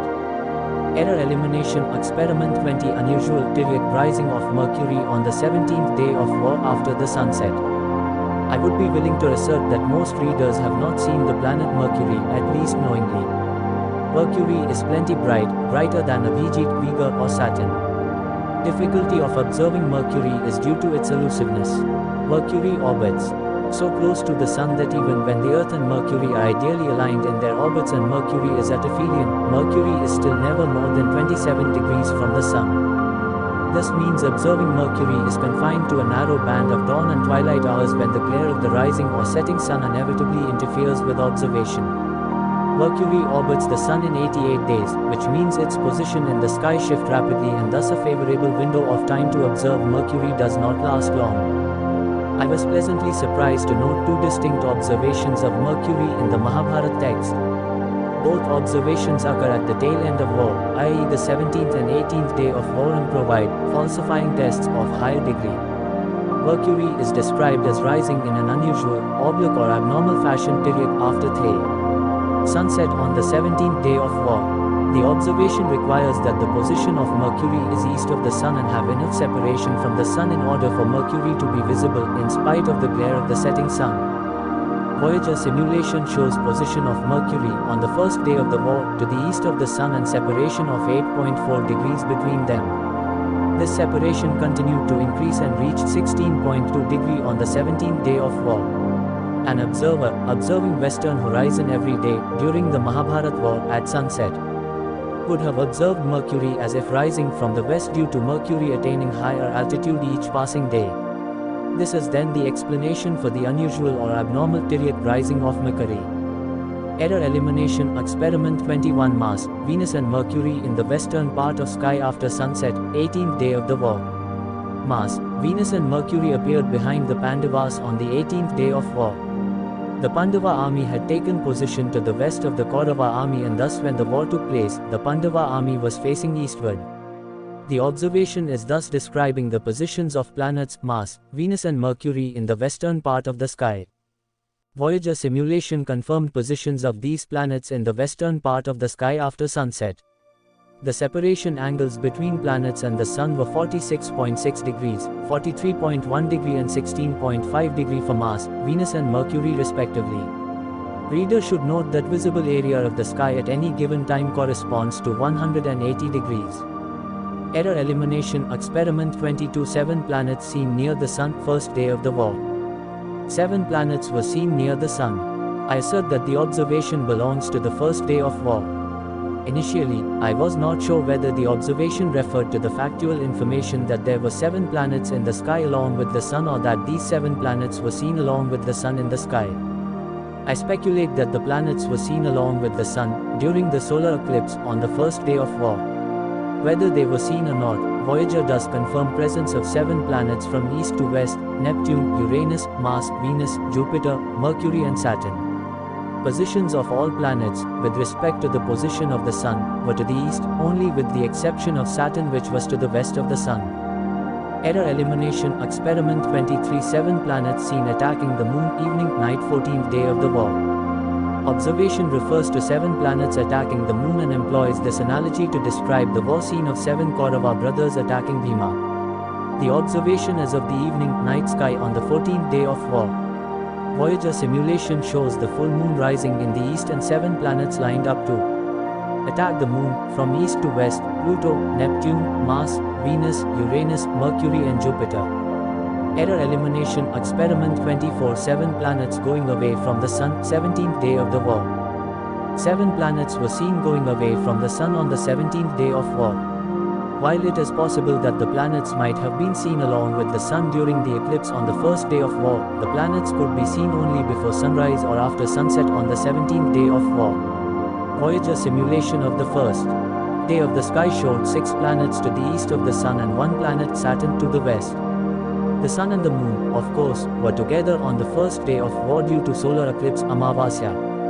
Voyager simulation shows 7 planets after the sunset on the 17th day of war. They were, from east, Pluto, Neptune, Mars, Venus, Mercury and Jupiter. The fact that 7 planets could be seen in the sky immediately after the sunset is sufficient corroboration for this Mahabharata observation. However, I would like to add that the statement, going away from the Sun, might refer to the fact that these 7 planets were moving to the east, i.e. away from the Sun, unless, of course, any one of them were in retrograde motion. Voyager simulation showed that all planets were going away from towards east the Sun, with the exception of Pluto. Pluto was retrograde. The reader may keep in mind that movement of Pluto is extremely slow, whether normal or retrograde, and will appear practically stationary over a short period of time. Error elimination experiment 25. Brightly shining comets in the sky. Jupiter, Saturn and Mars are described as shining brightly. While Jupiter and Saturn 6 are described with an adjective, Prajvalita, Mars is described with an adjective, Prajvalita Ghora. Shama planet is also described with an adjective, Prajvalita. I could not identify this Shama planet based on its generic identification, Shama, and its position near Jyeshtha. Error elimination experiment 26. 3 planets, Jupiter, Saturn and Mars, are bright, distinct and easy to spot in the sky, and as a result I did not pay much attention to their adjectives with respect to specific Mahabharata observations until I came across an interesting hypothesis by B.N. Achar and also by Mohan Gupta that these Mahabharata observations were referring to comets. Rational criticism of the works of other researchers, including Achar and Gupta, would fill another book, and thus I will limit my discussion to their specific claim of these observations being that of comets.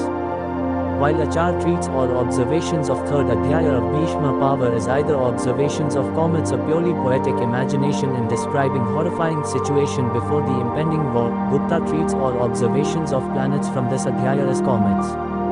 I want to emphasize that scientific criticism does not and should not try to show that the theory in question has not been proved or demonstrated.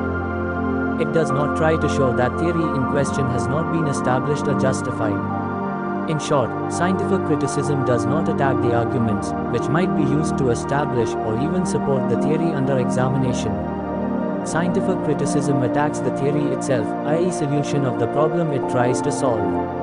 It examines and challenges consequences of the theory, its explanatory power, its consistency, and its compatibility with other theories. My point is that while theory for identification of Jupiter, Saturn, Mars and all other planets described in Adhyaya 3 of Bhishma Power with that of comets as proposed by Achar or Gupta may sound bizarre, one should not consider anything objectionable in such a theory. After all, theories of Aristarchus, Copernicus, Galileo, Kepler, Newton, Einstein and others were thought equally bizarre when they were proposed. Rather, one should examine theories of Achar and of Gupta by evaluating their ability to solve the problem, their explanatory power and their consistency. Specific aspect of their theory, never mind their entire theory, generated problems even worse than their theories claim to solve. In addition, their approach has many characteristics of a bad theory: subjective interpretation, inconsistency, ad hoc hypotheses that explained away rather than explained observations, and inability of their theories to solve the problem they set out to solve. Achar's theory is false because he could not show presence of two comets in apparition settled for a year in the vicinity of Vishakha for his proposed year of the Mahabharata war 3067 BC. When Achar could not produce his two comets near Vishakha, he tried to save his theory, first, by suggesting need for additional research, and secondly, by trying to explain planetary observations as merely poetic fancy. While the former suggestion for future research left the issue unresolved, the latter approach simply resulted in explaining away Mahabharata observations, rather than explain them. Worse still, Achar clings to both conjectures, comets and poetic fancy, not realizing that these theories, either of them individually or both of them together, are incapable of explaining anything. His theory runs into contradictions when he accepts astronomy. Observations of Udyoga power and of Adhyaya 2 of Bhishma power as factual, but considers astronomy observations of Adhyaya 3, Bhishma power as product of poetic imagination. To top it off, he considers, selectively I might add, 3 out of 4 observations from second Adhyaya of Bhishma power, and ignores, conveniently I think, the observation of Arundhuti 1. I may mention that the only observation Achar could corroborate, notwithstanding his claims to contrary, is that of Saturn near Rohini. Gupta treats all observations of planets from the third Adhyaya of Bhishma power as comets, quotes Varahamihir's Brihat Sanhita for list of comets, and proposes a grammatical theory to identify specific Mahabharata observation as either a comet or a planet, i.e. a theory of indicative power, Lakshana Vritti, one of the 3 powers of words, the other 2, according to him, being Abhidha and Vyanjana, i.e. narrative and suggestive powers.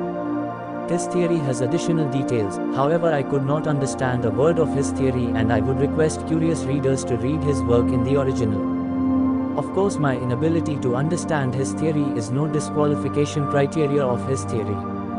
Rather, his theory is false for the same reason Achar's theory is false.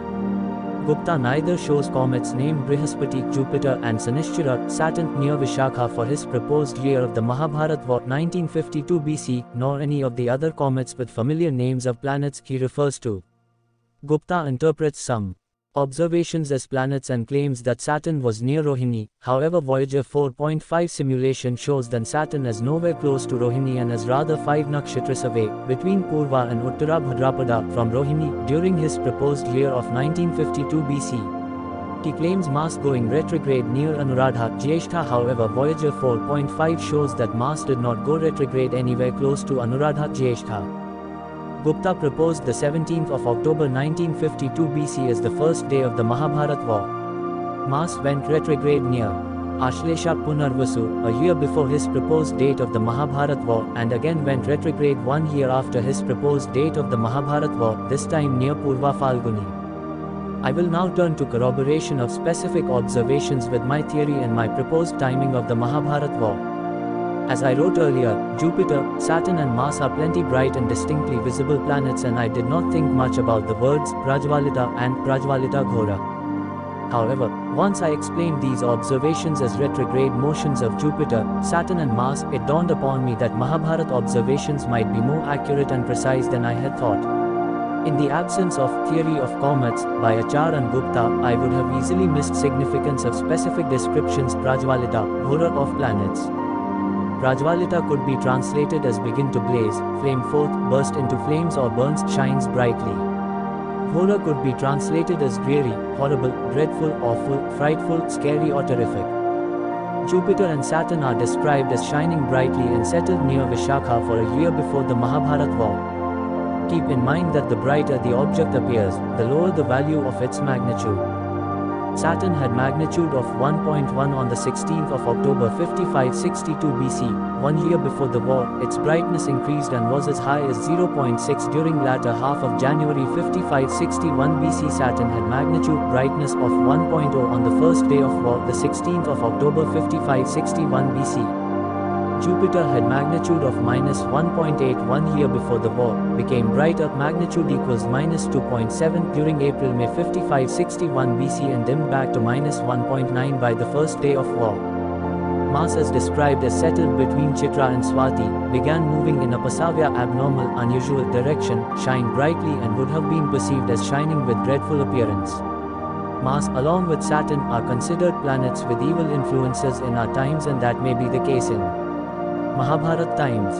In fact, we have at least one Mahabharata observation 14 where Mars is referred to as Parusha, harsh, cruel, unkind Graha. Voyager 4.5 confirmed that Mars became retrograde between Chitra and Swati, began moving backwards west, and by the end of February 5561 BC and became very bright, magnitude equals -2.1. It is worth remembering that at this level of brightness, Mars would have shined brighter than anything else in the sky except the Sun, the Moon and Venus. Venus turned retrograde near Purva Bhadrapada and, as expected, it became bright during retrograde. Mahabharata observation does not specifically refer to brightening of Venus during retrograde. Venus is as such plenty bright, and the change in brightness during retrograde would not have been noticed or considered worthy of mention from average magnitude of -3.9 to -4.6. In fact, beginning with the first day of the Mahabharata war through its parikrama retrograde around Neptune in the region of Purva Bhadrapada and then resuming its normal movement, Venus had shown small variation in brightness, i.e. from -4.4, the 16th of October 5561 BC to its brightest value, -4.6 during December 5561 BC and back to -4.3 by March 5560 BC. Error elimination experiment 26 Shweta near Chitra, 19 and Shamak near Jyeshtha. At the outset, I want to make it clear that I have no clue whatsoever regarding the identification of two planets, based on limited information as simply Shama and Shweta along with their positions near Jyeshtha and Chitra, respectively. Here is my feeble attempt and speculation, with the help of Voyager 4.5 and Mahabharata descriptions, to identify these planets. Shweta planet described in the vicinity of Chitra also appears as Budak Mercury in some manuscripts of Mahabharata.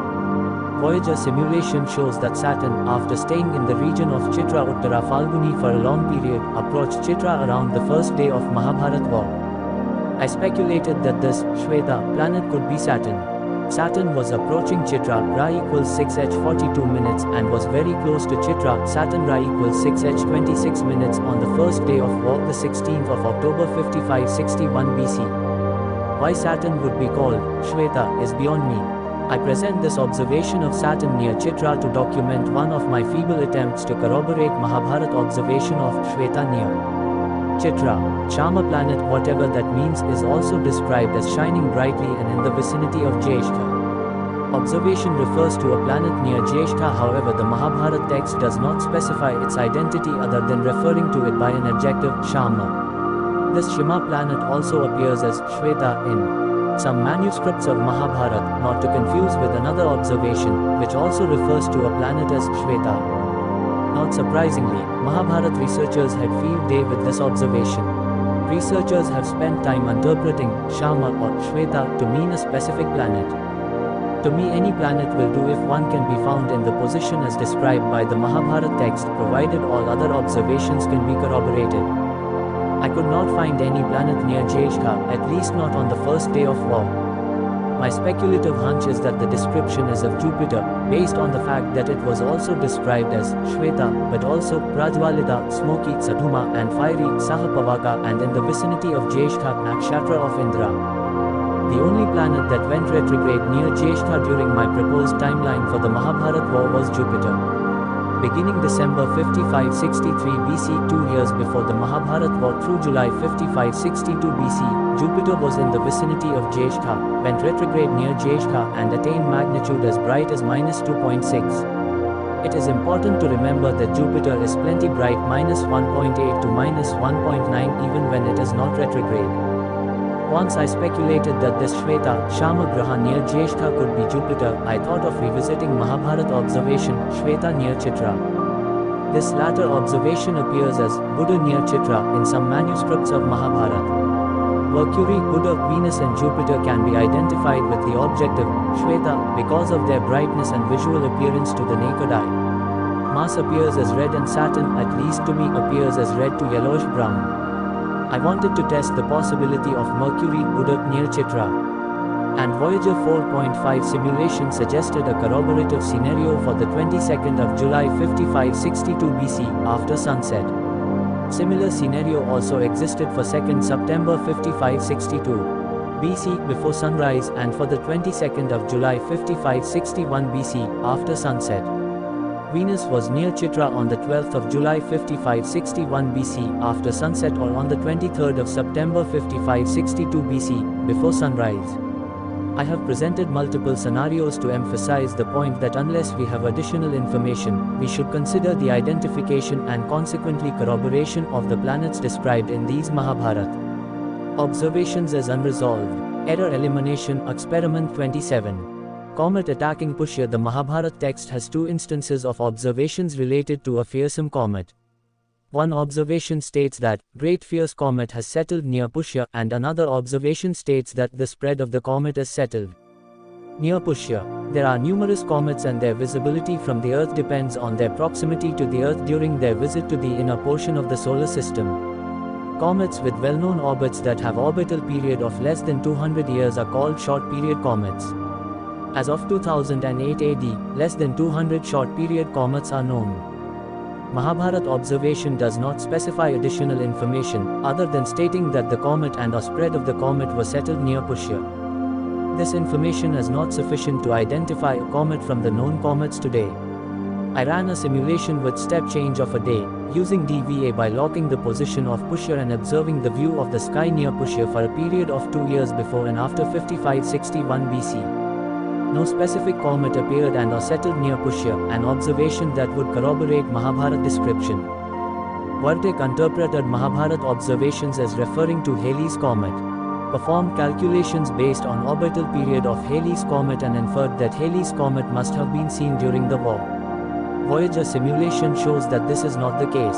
I had noticed the error in Vartak's assumptions and his subsequent orbital calculations, long before I did this simulation, and I was not expecting Halley's comet to show up during 5561 BC. Many more simulations later, and based on my conjecture of visual observation, I postulated that whatever this comet might be, it should be seen either traveling near or settled near Pushya. I postulated that Mahabharata observation of the comet is not referring to the time of comet's apparition, since during apparition, comet would more than likely, usually, but not always, occupy lot more space than space of one nakshatra Pushya.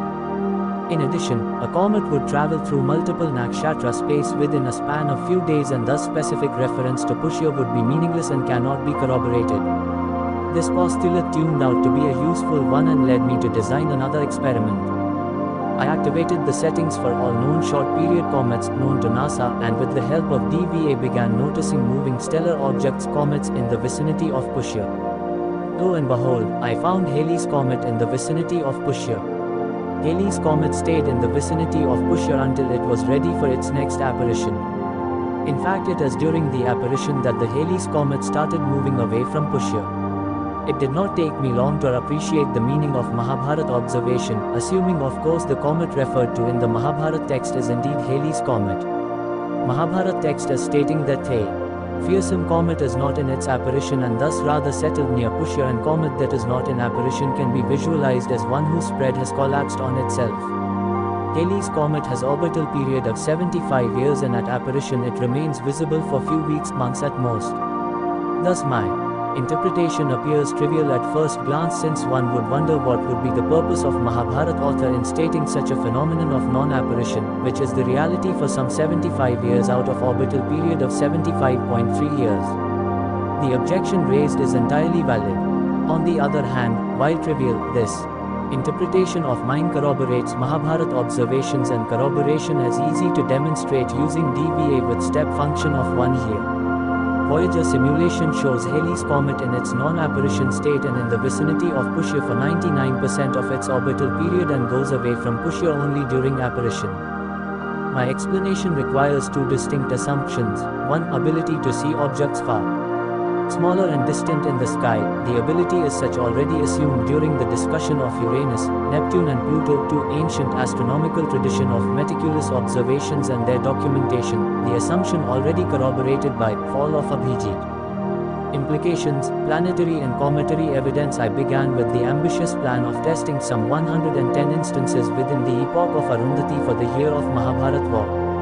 I searched for works of other researchers and their proposals for the year of Mahabharat war. The epoch of Arundhuti defined time interval for the plausible year of Mahabharat war, which in turn eliminated 96% of all existing proposals. I was left with 4 proposals that fell within the epoch of Arundhuti: Dikshit 7300 BC, Vartik 5561 BC, Lelek 5228 BC and Modak 5000 BC. I decided not to include proposals of Dikshit and Modak in my critical analysis and or testing, as they proposed approximate time intervals rather than a specific year. I was left with 2 dates, 5561 BC and 5228 BC. I could easily eliminate 5228 BC, however 5561 BC turned out resistant to my falsification attempts. Voyager simulation corroborated, for year 5561 BC, 25 Mahabharat observations of planets and comets, falsified none and could not explain and or corroborate 2. Observations 1920. While I did not test all 110 potential instances within the epoch of Arundhuti for the year of Mahabharat war, I did test 38 potential instances based on relative positions of Saturn near Bhaga and Jupiter near Shravana over a shorter period of 6500 BC 3500 BC. The reader will understand the significance of this compact time interval after reading chapter 9. The year 5561 BC, proposed by Vartik, is the only year that could meaningfully corroborate 27 planetary and cometary observations. I want to emphasize the requirement for any theory and corresponding prediction for the year of Mahabharat war to corroborate these 27 to 30 Mahabharat observations instead of explaining them away. Many researchers were aware of these planetary observations and they had documented these observations. However, all of them ended up developing ad hoc theories with the goal of explaining away, rather than explain these observations. Good number of these researchers decided to include only those Mahabharat observations which corroborated their proposed year for the Mahabharat war and ignored rest of the observations. Are you convinced that the year of Mahabharat war was 5561 BC? If answer is yes, then let's find out the first day of Mahabharat war. Determination of the first day of Mahabharat war is the subject of next chapter. 8. The first day of Mahabharat war: phases and positions of the moon. All truths are easy to understand once they are discovered, the point is to discover them. Galileo Galilei: is it possible to predict the first day of Mahabharat war? The question is irrelevant since Mahabharat researchers have already advanced proposals for the first day of Mahabharat war. I have classified all these proposals into 2 categories. Amavasya is the first day of war, the first day of war being 0 to 4 days before full moon day. Raghavan, Achar, Karandikar and few other researchers have proposed the beginning of Mahabharat war the first day, near full moon day, Margashirsh Shuddha 11/12 through Margashirsh Purnima. These researchers invoke following observations in support of their theory. Traditionally celebrated day of Gita Jayanti. Gita Jayanti is celebrated on Margashirsh Shuddha 11, late moonrise on the 14th day of war, Shravana Nakshatra on the last day of war, based on statement of Balarama. I consider traditional belief worthless as primary evidence in support of any theory. However, I am willing to allow it as corroborative evidence for an established theory, i.e. established based on independent empirical evidence. I have dealt with remaining 2 observations in the next chapter. The lunar day Tithi and Nakshatra of the day is not exactly the same as the day defined by rising and setting of the sun. The lunar day Tithi and or Nakshatra of the day could be determined by simply noting down the phase of the moon and or Nakshatra close to the position of the moon. The lunar day Tithi can also be calculated mathematically. The timing of an observation and an error on the part of an observer may lead to an error of plus or minus 1 day, i.e. lunar day or Nakshatra, in stating the phase or position of the moon. Since I began with criticism of the year proposed by P.V. Vartik, it was natural for me to test his proposal for the first day of war. He proposed Amavasya as the first day of war. Many other researchers have also proposed Amavasya as the first day of Mahabharat war. Vartik provided multiple Mahabharata observations in support of Amavasya as the first day of Mahabharata war, specifically Mahabharata observations alluding to the solar eclipse on the first day of war. In addition, Vartik provided alternate explanation for the late moonrise on the 14th day of war. Vartak's explanation of Balarama Tirthayatra 88, its duration and nakshatra of his arrival is a mixed baggage. I have borrowed Vartak's explanation of Mahabharata observations related to the solar eclipse, however, have provided alternate explanations for the late moonrise as well as Tirthayatra of Balarama chapter 9. In this chapter, my objectives are to test the conjecture of Amavasya as the first day of Mahabharata war, to propose timeline for pre-war events, beginning with Krishna leaving for Hastinapur from Upaplavya on peace mission and ending with Vyasa meeting Dhritarashtra, day before the war, to corroborate my proposed timeline for pre-war events, with Mahabharata observations to corroborate passing away of Krishna, 36 years after the Mahabharata war. If my conjecture about the first day of war is Amavasya is correct, I reasoned that I should able to find observations to corroborate my conjecture. To be fair, I also wanted to search for observations which would falsify my conjecture. I began rereading the Mahabharata text, looking for any and all observations with astronomical flavor. I realized that, in addition to the descriptions of the planets and eclipses, Mahabharata author was equally happy employing specific astronomical events happening around him in comparing the war scenes. Eclipses are indeed dramatic, but Mahabharata author is equally happy comparing warriors with midday sun or with the positions and the phases of the moon and or stars. Error elimination experiment 28 lunar eclipses. The Mahabharata text has up to 5 observations, considered by other researchers as referring to lunar eclipses. The observations, moon's mark has disappeared, the full moon of Kartika was devoid of effulgence and appeared coppery red, and the lunar eclipse and the solar eclipse are happening within an interval of 13 days, and such an occurrence is rare indeed. May allude to lunar eclipses, however it is not clear whether the observations refer to one or more lunar eclipses. Observations stating moon's mark has disappeared occur twice in the Mahabharata text, and I conjecture that they refer to the observations of moon close to Amavasya day, when significant portion of the moon surface is dark and when the mark on its surface is not clearly visible.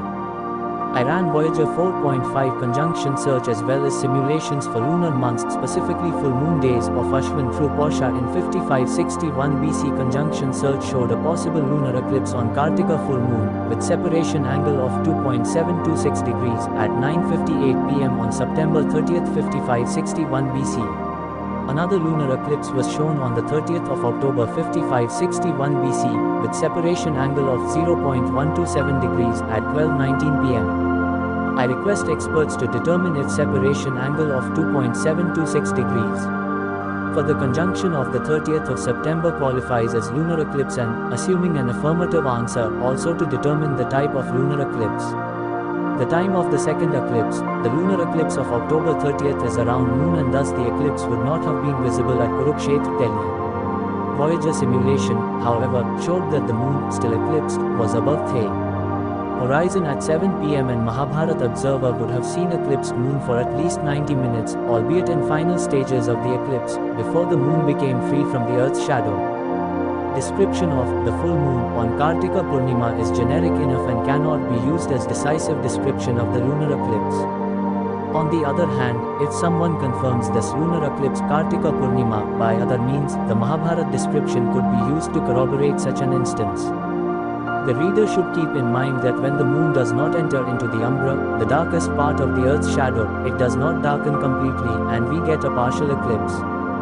These are hard to notice, the moon just darkens a bit, but does not disappear completely into the night. Of course, it is important to remember that the moon does not disappear even during the total lunar eclipse, but rather turns dark red. I request readers to reread section on lunar eclipse of chapter 3 for the causes of the moon turning red. The lunar eclipse of the 30th of October 5561 BC is corroborated by 2 Mahabharata observations along with Mahabharata observations related to solar eclipse. Most researchers have considered only 2 eclipses, i.e. the lunar eclipse on Kartika Purnima, followed by the solar eclipse on Kartika Amavasya. For example, Vartik has not given any consideration to the lunar eclipse of the 30th of October 5561 BC, my point being he did not arrive at his proposed year based On this lunar eclipse, eclipses are critical in order to validate and corroborate any specific proposal for the year of Mahabharata war. On the other hand, many researchers depended too much, incorrectly I think, on presence of solar and lunar eclipses in predicting their proposed year of the Mahabharata war.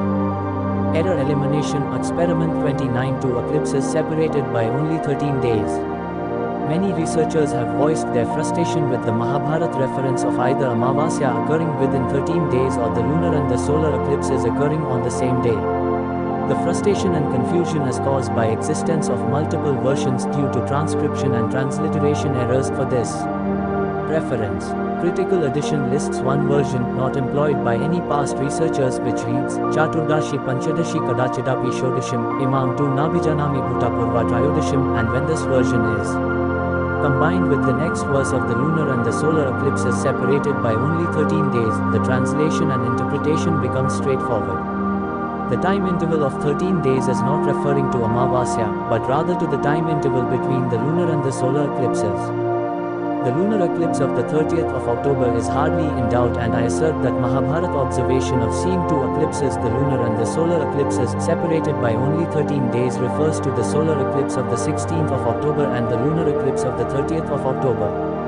The solar eclipse occurred midday on the 16th of October. While the lunar eclipse occurred on 30th October, lunar eclipse occurred around midday but was visible at Kurukshetra only in the evening for less than 2 hours, and thus these two eclipses are separated by 13 days, i.e. not counting the days of eclipses themselves. Error elimination experiment 30. Solar eclipse, the first day of war. Voyager conjunction search shows that the solar eclipse of 16th October 5561 BC occurred at 12:57 p.m. and with a separation angle of 1.8 degrees. I request experts to shed some light on the type of solar eclipse this would have been. The Mahabharata text does not specifically state the occurrence of the solar eclipse on the first day of war. Vartik identified Mahabharata observations which allude to the occurrence of the solar eclipse on the first day of war. I identified additional observations alluding to the same phenomenon. Error elimination experiment 31. The sun appeared as it split in two parts. Solar eclipse seen from the earth may be perceived as the sun appearing as it split in two parts. Error elimination experiment 32. Flames of the sun were visible. This observation is from the same couplet where the sun is described as split in two parts. During the solar eclipse, two phenomena are observed, Bailey's beads and solar corona, and I think the description of visible flames of the sun is referring to one or both of these phenomena. Error elimination experiment 33. Morning sun with its splendor lost. Mahabharata observation states that while army was waiting for the sunrise, wind started blowing and raindrops appeared without clouds in the sky. Soon the warfield was covered with darkness. Big meteor fell from the sky and appeared as if it crashed into the rising sun and made a loud noise. The sun appeared with its splendor lost. 35. I consider this as corroborative evidence for the occurrence of the solar eclipse. Error elimination experiment 34. Disappearance of the sun in the middle of the battle. As two armies engaged in bloody fight, on the first day of war, the sun disappeared. 36. It is true that Mahabharata observer suggests dust raised by the armies is the cause of sun's disappearance. The time of the disappearance of the sun was sometime around noon, but before the end of the first half of the first day's war, and it corroborates well with that of the time of solar eclipse. Error elimination experiment 35. The sun and the moon seen on Amavasya. Satyaki and Abhimanyu were forced to fight from the same chariot with the Kaurava army on the third day of war, and Mahabharata author compares them to the view of sun and moon together as seen on the past recent Gatao. Amavasya day 38. The reader may recall that the moon can be seen edges of the moon along with the sun only during the solar eclipse, which occurs on Amavasya. I present observations related to the solar eclipse 29, 34, 35, 36, 38 as corroborative evidence for Amavasya as the first day of Mahabharata war. Error elimination experiment 36. First 11 days of the war. The moon is conspicuous by its absence in Mahabharata descriptions during the first 7 days of war. The battlefield at the end of the third day of war is described as similar to the autumnal star-studded sky. Mahabharata author describes distinguished warriors troubling armies of the opposite side with that of the scorching sun or the autumnal sun throughout the war. The battlefield is described as similar to the sky, which was filled with planets and nakshatras. One has to wait until the 8th day of war to read description of the war scenes and their comparison with the moon. Duryodhana, who was surrounded by his servants with oil lamps in their hands, on his way to meet Bhishma, is compared with the moon surrounded by planets.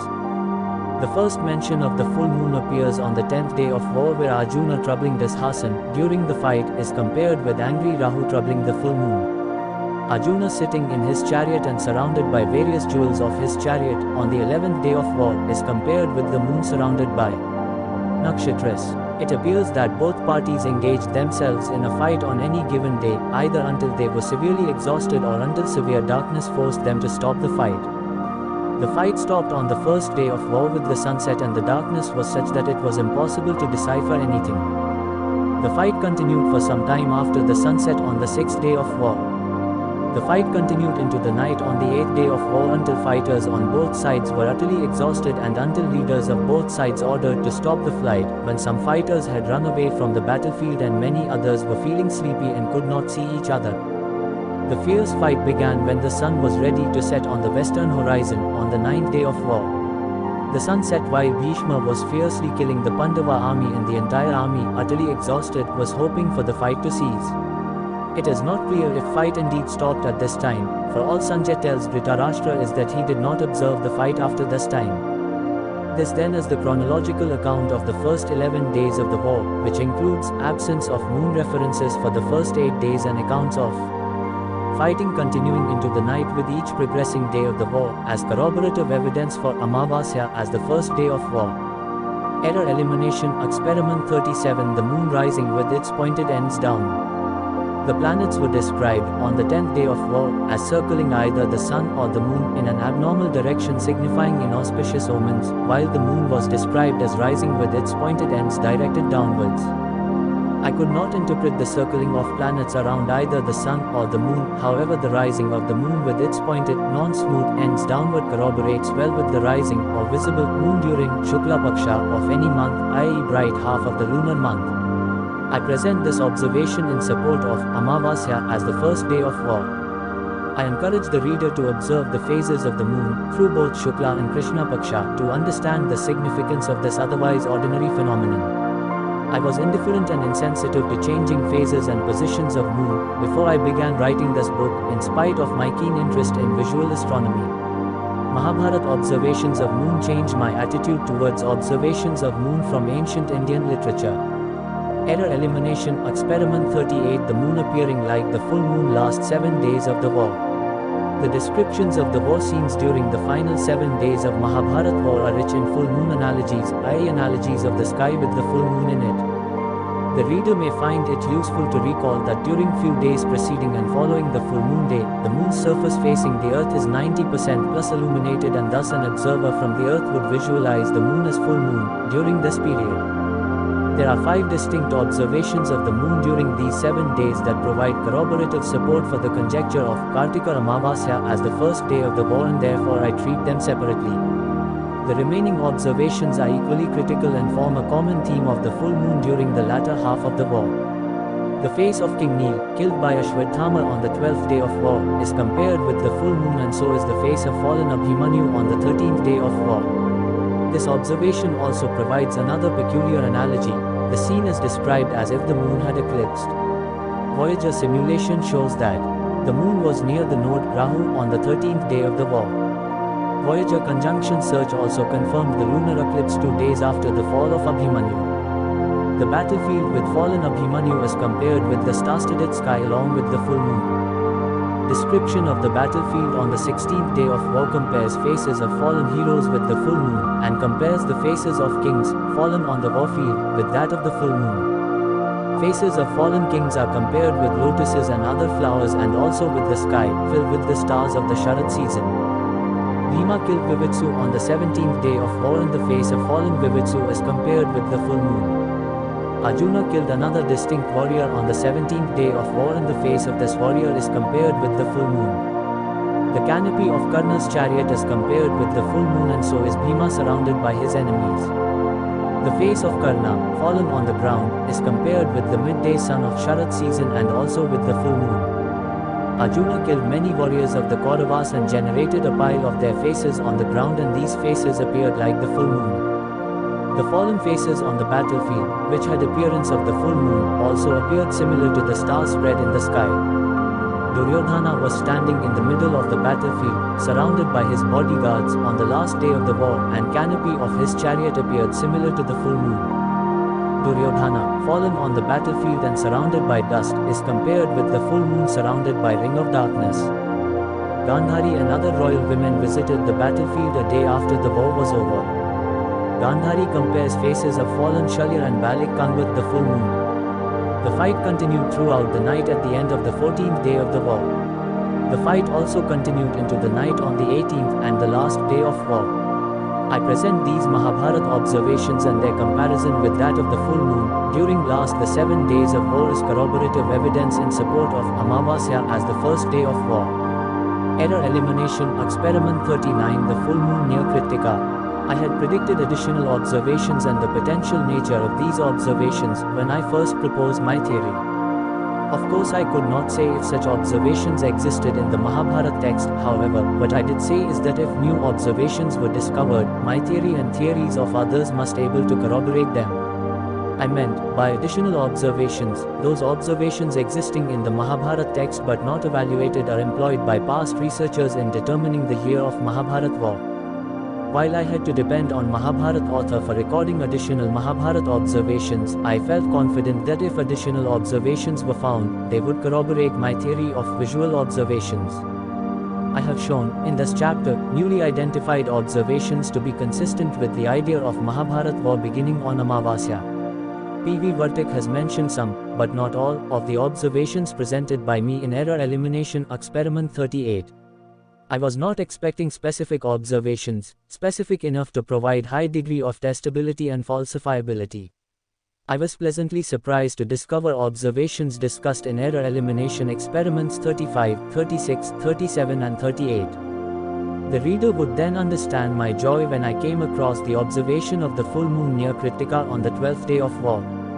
This observation presents, in my mind, decisive corroborative evidence for Kartika Amavasya per Amanta reckoning as the first day of the Mahabharata war. The Mahabharata text describes white canopy on the chariot of King Bhagadita as similar to the full moon near Kritika. This was on the 12th day of the war. While I was overjoyed to discover this observation, little did I know that this was only the beginning.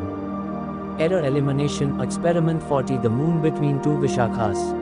All observations are theory-laden. This means one may not even notice them unless one is expecting them, based on predictions of one's theory.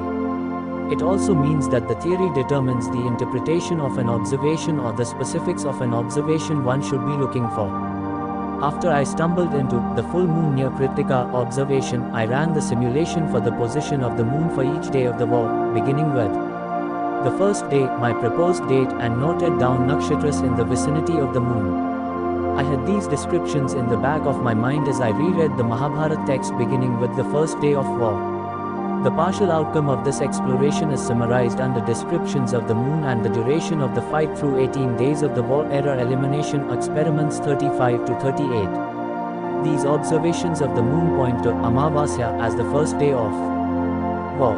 Observation of full moon in Kritika on the 12th day of the war points to Kartika Amavasya as the first day of war per Amanta reckoning. Error Elimination Experiment 39. Pandya Raj, another warrior, was killed on the 16th day of war and the Mahabharata text compares his face with the full moon. The same observation also mentions that the face of Pandya Raj was looking beautiful, similar to the moon between two Vishakhas. Voyager simulation had shown the moon to be near Punarvasu during the 16th day of war.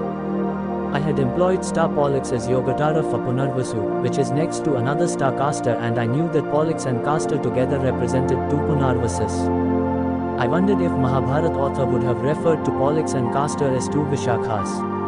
Although I could not see the moon between these two stars Punarvasus in Voyager simulation, I was still intrigued by mention of Vishakhas in an unexpected place. Unexpected because Nakshatra Vishakha being at least 9 days away from the position of moon on the 16th day of war.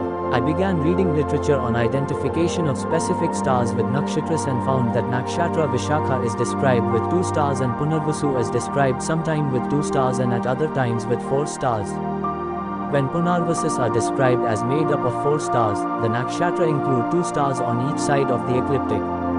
The description of the full moon between Vishakhas was for the 16th day of war, only 4 days removed from the description of the full moon near Kritika, which convinced me that the description indeed referred to the moon near Punarvasis.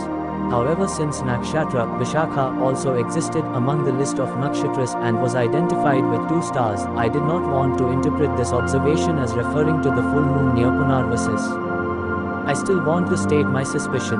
I suspected that observation referred to the full moon between the 2 branches Vishakhas of Punarvasis, one branch to the north of the ecliptic formed by Castor and Pollux and the second branch to the south of the ecliptic formed by Procyon and Gomaiza, 4 stars of Punarvasis.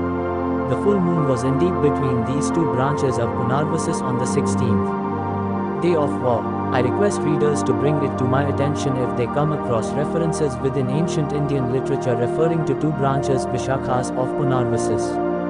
Numerous simulations of mine confirmed that the moon would take a minimum of 8 days and as long as 11 days to reach Vishakha, and thus I was convinced that above observation could not have referred to Vishakha. However, in the absence of additional evidence, I do not want the reader to accept my claim for this observation as corroborative evidence for my conjecture, at least not until I present next 2 Mahabharata observations.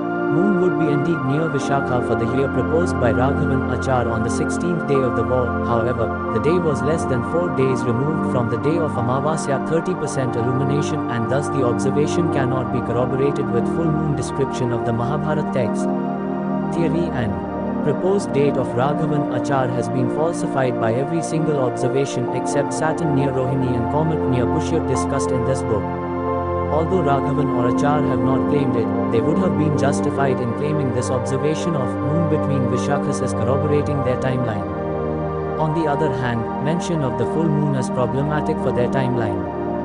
Error elimination experiment 41, 5 sons of Draupadi protecting Drishtadimna and 5 bright stars protecting the moon. I noticed this observation in the Mahabharata text only because I knew what I should be looking for. In the absence of specific expectation, this is a generic observation and may not carry much value. 5 sons of Draupadi are described as protecting Drishtadimna, their maternal uncle, by surrounding him on the 17th day of war, and Mahabharata author compares this military arrangement with the moon protected by 5 bright stars in the sky.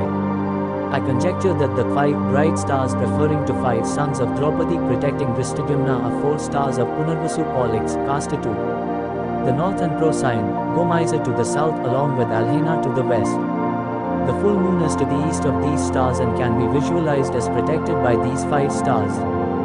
Error elimination experiment 42, 2 Panchal warriors behind Yudhishthira and 2 Punarvasis behind the moon. 59, 2 Panchal warriors protected Yudhishthira from behind on the 17th day of war, and Mahabharata author compares this military arrangement with the moon protected by 2 Punarvasis.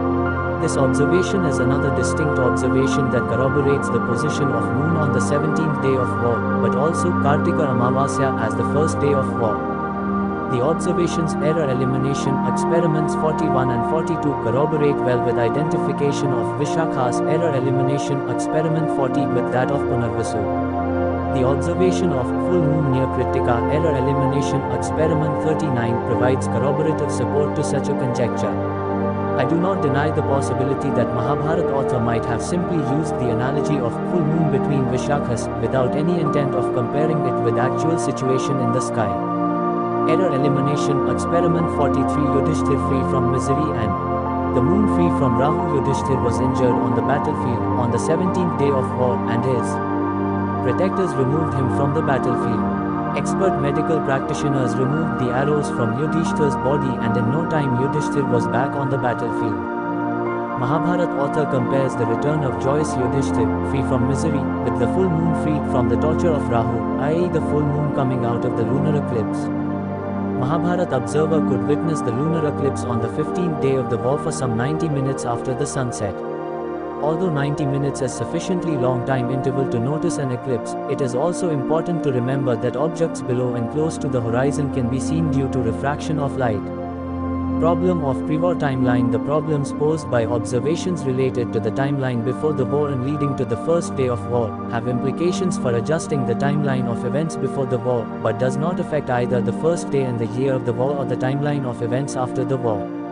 Any timeline proposed for the events before the war has to satisfy the following. Krishna leaves for Hastinapur from Upaplavya early morning on Anuradha Muhurta and on Revati Nakshatra during the lunar month of Kartika or Kaumudi month of lotuses. Krishna and Karna meet 7 days before Shakra Jyeshtha Amavasya. Krishna returns to Upapleva before the arrival of Balarama to the Pandava camp. Balarama arrives at the Pandava camp and then leaves for Saraswati. Tirthayatra on Anuradha Nakshatra. Rukmi visits the Pandavas and the Kauravas and then returns to his kingdom. Yudhishthir holds secret meeting after the departures of Balarama and Rukmi, but before the visit of Uluka. This meeting appears to be near the full moon day. Uluka visits the Pandava camp with the message from Duryodhana and returns to the Kaurava camp with the message from the Pandavas. Both the Kauravas and the Pandavas leave on Pushya day. Both armies arrive at Kurukshetra on Magha day. Balarama spends 42 days doing Saraswati Tirthayatra before arriving on the last day of war to attend the fight between Bhima and Duryodhana. Balarama leaves for Tirthayatra on Pushya, Shravana or Anuradha and arrives on the last day of the war on Shravana or Pushya. According to Vartik, Krishna left Upaplavya on 27 September Revati and arrived at Hastinapur on the 30th of September. Krishna conducted few rounds of negotiations.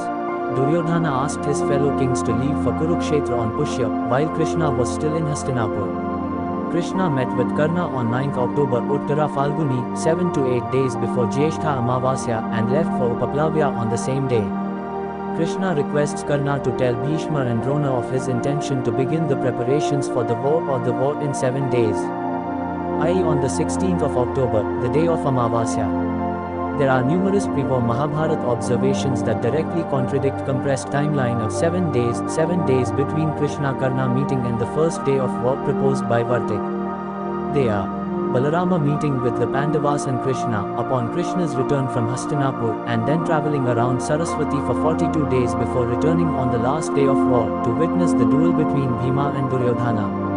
Krishna leaving for Kurukshetra along with the Pandavas on Pushya and both armies reaching Kurukshetra on Magha. Balarama leaving for Saraswati from the Pandava camp on Anuradha. Shravana or Pushya. Balarama beginning his Tirthayatra on Anuradha, Shravana or Pushya. 7 days is insufficient time for war preparation, building of war camps, tents, fortification and movement of the army. This period of 7 days also appears extremely compressed when one takes into account time required for Krishna to return to Upaplavya, assignment of generals, arrival and departure of Balarama followed by that of Rukmi and finally visit of Uluka to the Pandava camp and his return to the Kaurava camp. Elaboration of problems posed by timeline of Vartik. I simulated position of moon near Jyeshtha on the 16th of October and then counted backwards for 8 days. The day is the 9th of October 5561 BC. This is the day, according to Vartik, when Krishna requested Karna to communicate to Bhishma and Drona of his plan to begin the war on upcoming Amavasya day. This Amavasya day, Shakra Amavasya, was only 7 days away. This timeline poses problems in explaining numerous Mahabharata observations. Assuming Krishna returned to Upaplavya the same day, the 9th of October, and Balarama arrived at the Pandava camp also on the same day and left the same day, it still means Balarama had only 25 days for his Saraswati Tirthayatra. I should also mention that even this analysis assumes unrealistically compressed timeline, i.e. assumption of Krishna reaching Upaplavya the same day and so is the arrival and departure of Balarama. It also means Balarama left for Saraswati on Uttara Falguni and no corroborative evidence exists to justify such an assumption. Vartik has also conjectured in one place that Krishna returned to Upaplavya on the Pushya day, same Pushya day when Duryodhana encouraged his side to proceed to Kurukshetra. This conjecture contradicts rest of Krishna's stay in Hastinapur that involved multiple meetings in the Hastinapur court, meeting with Kunti and finally meeting with Karna, 7 days before the Amavasya day. Balarama could leave for Tirthayatra, based on the timeline proposed by Vartik, neither on Pushya nor on Shravana. Vartik has made an ingenious case for Balarama leaving for Tirthayatra on Anuradha, but more on that in chapter 9. Rukmi visited the Pandava camp after departure of Balarama. Yudhishthir held a secret meeting after departure of Balarama and Rukmi with his allies to determine the war strategy, and this meeting appears to have taken place around the full moon day. Vartak's compressed timeline does not allow full moon descriptions between Krishna-Karna meeting and the first day of war. Uluka visited the Pandava camp after this secret meeting. Uluka conveyed the message of Duryodhana and returned to the Kaurava camp with message from the Pandavas. Arrival of Balarama on Pushya, i.e. 18th and the last day of war, were Vartik contradict Mahabharata observation. Since I have accepted Vartak's timeline for the 18 days of the war, my assertion for Balarama arriving on Pushya, 18th day of the war also contradicts Mahabharata observation.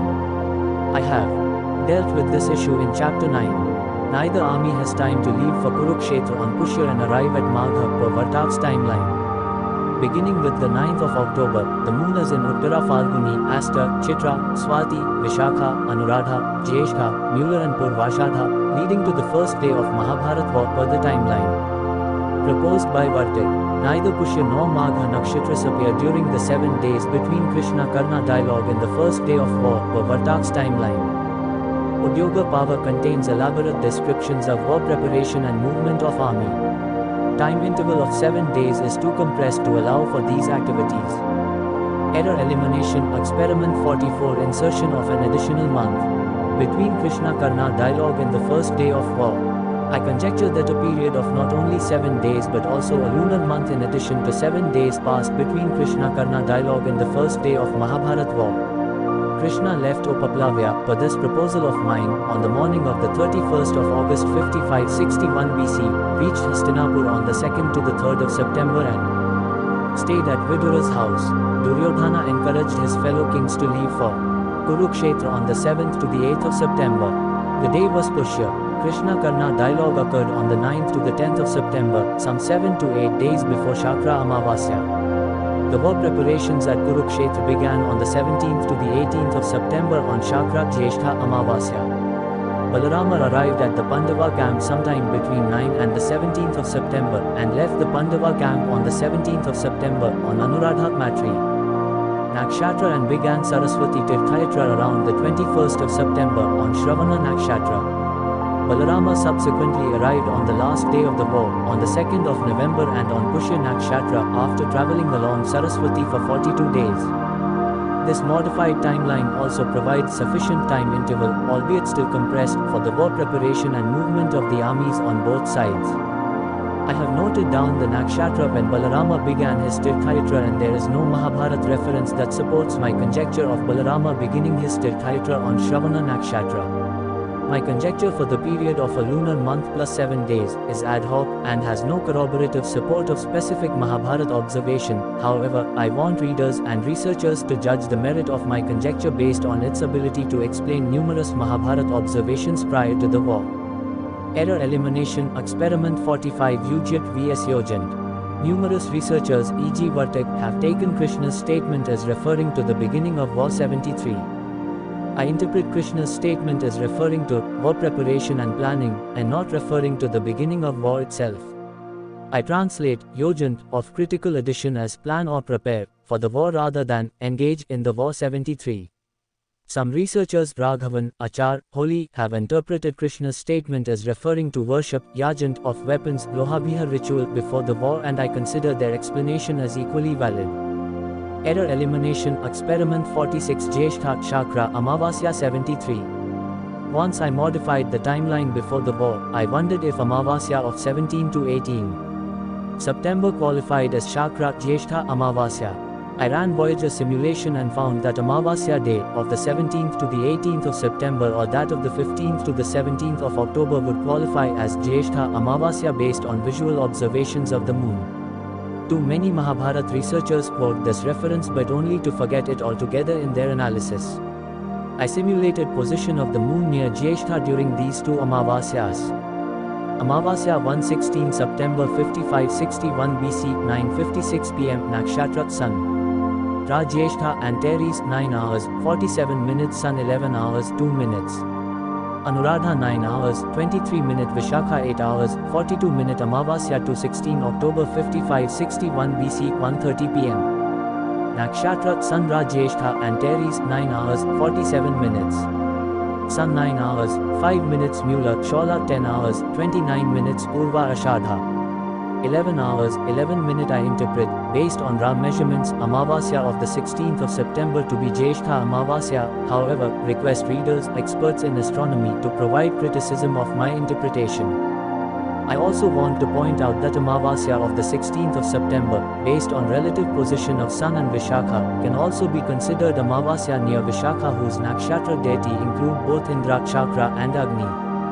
Error elimination experiment 47 Krishna leaving on Revati nakshatra. Krishna left Upaplavya early morning on the 31st of August. The moon is near Revati nakshatra. I do not know the significance of Matri Muhurta. However, if it refers to Matri nakshatra being on the eastern horizon, then Anuradha Matri nakshatra was on the eastern horizon around 7:30 am. Error elimination experiment 48 Balarama leaving the Pandava camp on Anuradha. Balarama left the Pandava camp on the 17th of September. The nakshatra was Anuradha Matri. In few days after leaving the Pandava camp, he began Tirthayatra of Saraswati. King Rukmi visited the Pandavas after Balarama had left the Pandava camp. Error elimination experiment 49 secret meeting of Yudhishthir near full moon day. After Balarama and Rukmi departed, the Pandavas sat down in secrecy along with their allied kings for the discussion of war tactics. Mahabharata author describes this assembly as beautiful and compares it with the sky filled with the moon and nakshatras. No explicit mention is made of the full moon, however I conjecture that this meeting took place near the full moon of Kartika, i.e. around the 30th of September. My conjecture for the timing of this meeting near full moon is based on description of this meeting and its comparison with moon surrounded by stars in the sky. I conjecture that Uluka came to the Pandava camp around this time, probably after the secret meeting of the Pandavas, and returned to the Kaurava camp before the 4th of October. Both armies left for Kurukshetra after Uluka returned to the Kaurava camp. Error elimination experiment 50 Both armies leaving for Kurukshetra on Pushya. Both armies left for Kurukshetra on the 4th of October, Pushya Nakshatra. Mahabharata researchers, who make a big deal of the nakshatras of Balarama Tirthayatra, interestingly remain silent on this Mahabharata observation. Error elimination experiment 51 Both armies arriving at Kurukshetra on Magha. Both armies arrived at Kurukshetra on the 6th to the 7th of October. The moon was near Magha Nakshatra. Error elimination experiment 52 Krishna Nirvana. I have included timing of Krishna Nirvana in this chapter only because astronomy observations related to Krishna Nirvana are of eclipses and are compared with that of the Mahabharata war. Otherwise, it is my considered opinion that many researchers have made a big deal of this observation for nothing. Other ancient texts refer to sightings of comet, Halley's comet before the Mahabharata war, but also after the Mahabharata war and before Krishna Nirvana. These observations have significance for the timing of Mahabharata war, however, in keeping up with my promise of restricting to only Mahabharata observations, I have not discussed these extraneous observations, extraneous to the Mahabharata text, in this book. Krishna passed away 36 years after the Mahabharata war. The only Mahabharata observation is that of the solar eclipse and reference to the circumstances similar to that of the Mahabharata war. This observation is trivial as there could be up to 2 solar eclipses per year in any given year. I found one instance each for 5525 BC and 5524 BC, where the lunar and the solar eclipses took place within the interval of 13 days and were visible from Dwarka. In year 5525 BC, the solar eclipse took place on the 7th of November and the lunar eclipse took place on the 21st of November. In year 5524 BC, the solar eclipse took place on the 27th of October and the lunar eclipse took place on the 10th of November. Conclusions Numerous Mahabharata observations corroborated the conjecture of Amavasya as the first day of Mahabharata war, and 4 distinct observations corroborated Kartika Amavasya day as the first day of Mahabharata war. 18-day timeline of the Mahabharata war, the 16th of October through the 2nd of November 5561 BC, as proposed by Vartik, withstood numerous falsification tests, i.e. tests provided by Mahabharata astronomy observations. No astronomy observation within the Mahabharata text falsified this timeline. Mahabharata observations regarding Krishna Nirvana corroborate well with the simulations of Voyager 4.5 for years 5525 BC and of 5524 BC. I conjectured additional month, i.e. additional to only 7 days proposed by Vartik between Krishna-Karna meeting and the first day of Mahabharat war. My conjecture of additional month could explain 10 out of 11 pre-war incidents. The only pre-war observation that is not explained as the nakshatras of arrival Shravana and departure Pushya as stated by Balarama, related to his Saraswati Tirthayatra. Next chapter, chapter 9, addresses this observation along with 6 other Mahabharata observations that appear to conflict with my proposed timeline. 9 conflicting observations. I have always adhered to the habit of praising what in my opinion others have done well, of rejecting what they have done badly. Never do I scorn or conceal other people's knowledge when I lack my own. Never do I feel servile to others or forget myself when I have done something better or discovered it sooner with my own power. Johannes Kepler. In this chapter, I discuss specific Mahabharata observations that contradict my proposed timeline, the year and the first day of Mahabharat war. I want to point out 2 distinct astronomical Mahabharata observations, one related to Tirthayatra of Balarama and another related to late moonrise on the 14th day of war, both of them directly contradicting my timeline. Numerous researchers quote only 1 or 2 specific observations from the Mahabharata text in the context of Bhishma Nirvana, and these observations, often quoted, directly contradict my proposed timeline. I identified 20 plus additional Mahabharata observations, while attempting to resolve apparent contradictions related to Bhishma Nirvana. Some of these additional observations have been identified or acknowledged by likes of P.V. Vartik or P.V. Kane, however ignored by all other Mahabharata researchers. These additional observations not only corroborated my timeline but also decisively falsified all other proposals for the year of Mahabharat war. Numerous researchers insist on observations related to Bhishma Nirvana being critical in building their proposed timeline, however all of them have forgotten, conveniently I think, to corroborate these observations with their proposed year of the Mahabharat war. I have shown that all researchers, whose work I am aware of and who considered observations related to Bhishma Nirvana as critical observations, have failed to corroborate these observations with their proposed timings of the Mahabharat war. I also addressed traditional notion of the timing of Mahabharat war, i.e., 36 years before the beginning of Kali Yuga, and how the traditionally assumed time interval for the Mahabharat war, based on the beginning of Kali Yuga, contradicts my Mahabharat timeline. There are 2 additional astronomical observations that do not contradict, but pose exceptions to my theme of employing Mahabharata observations to corroborate my timeline. Finally, I want to highlight one Mahabharata reference, which contradicts the season of Mahabharat war. Thus there are 6 specific Mahabharata observations and 1 traditional belief Kali Yuga and the Mahabharat war conflicting with my theory and a proposed timeline, and are summarized as follows.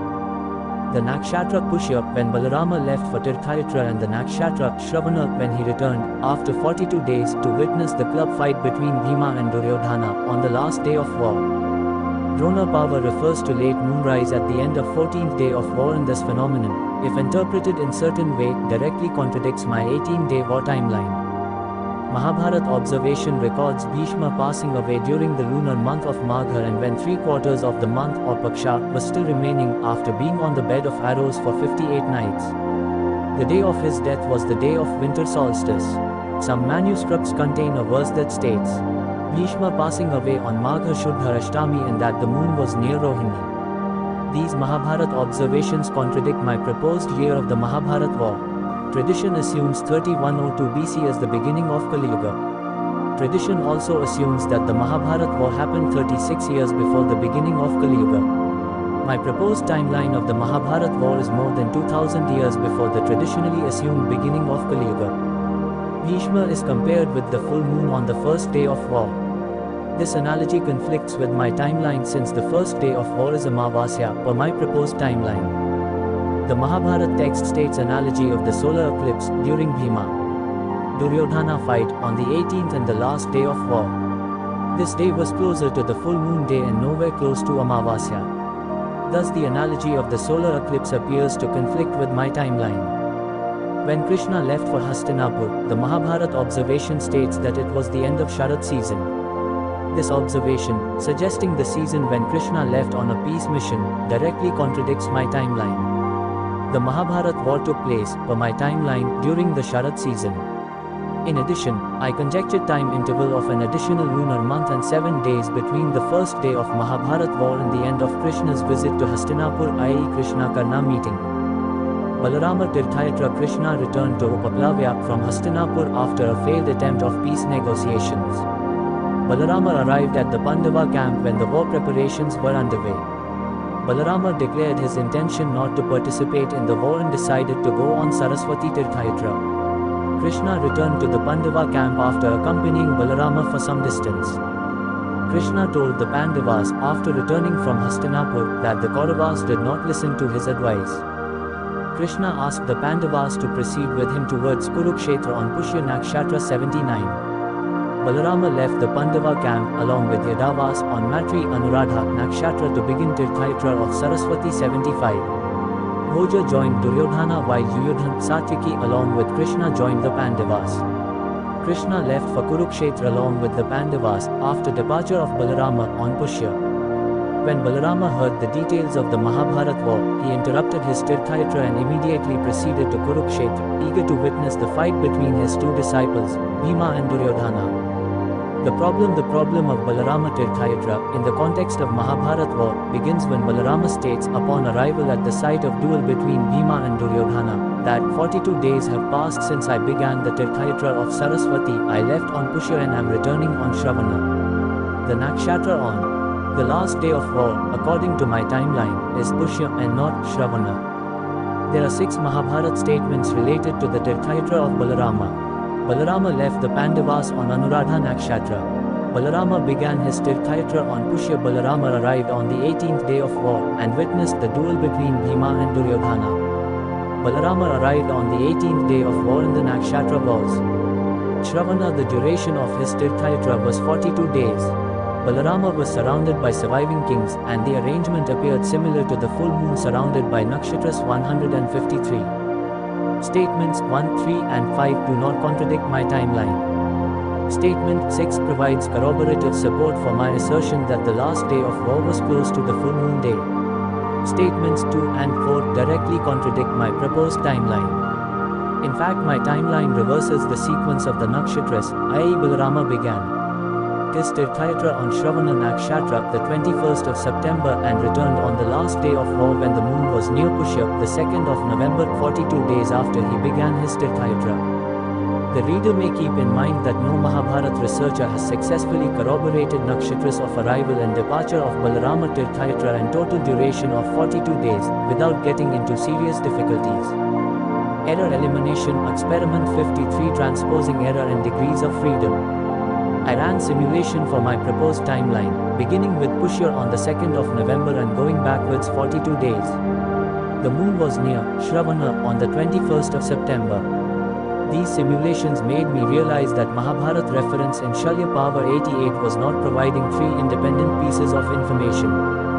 Balarama leaving on Pushya for Tirthayatra or from the Pandava camp.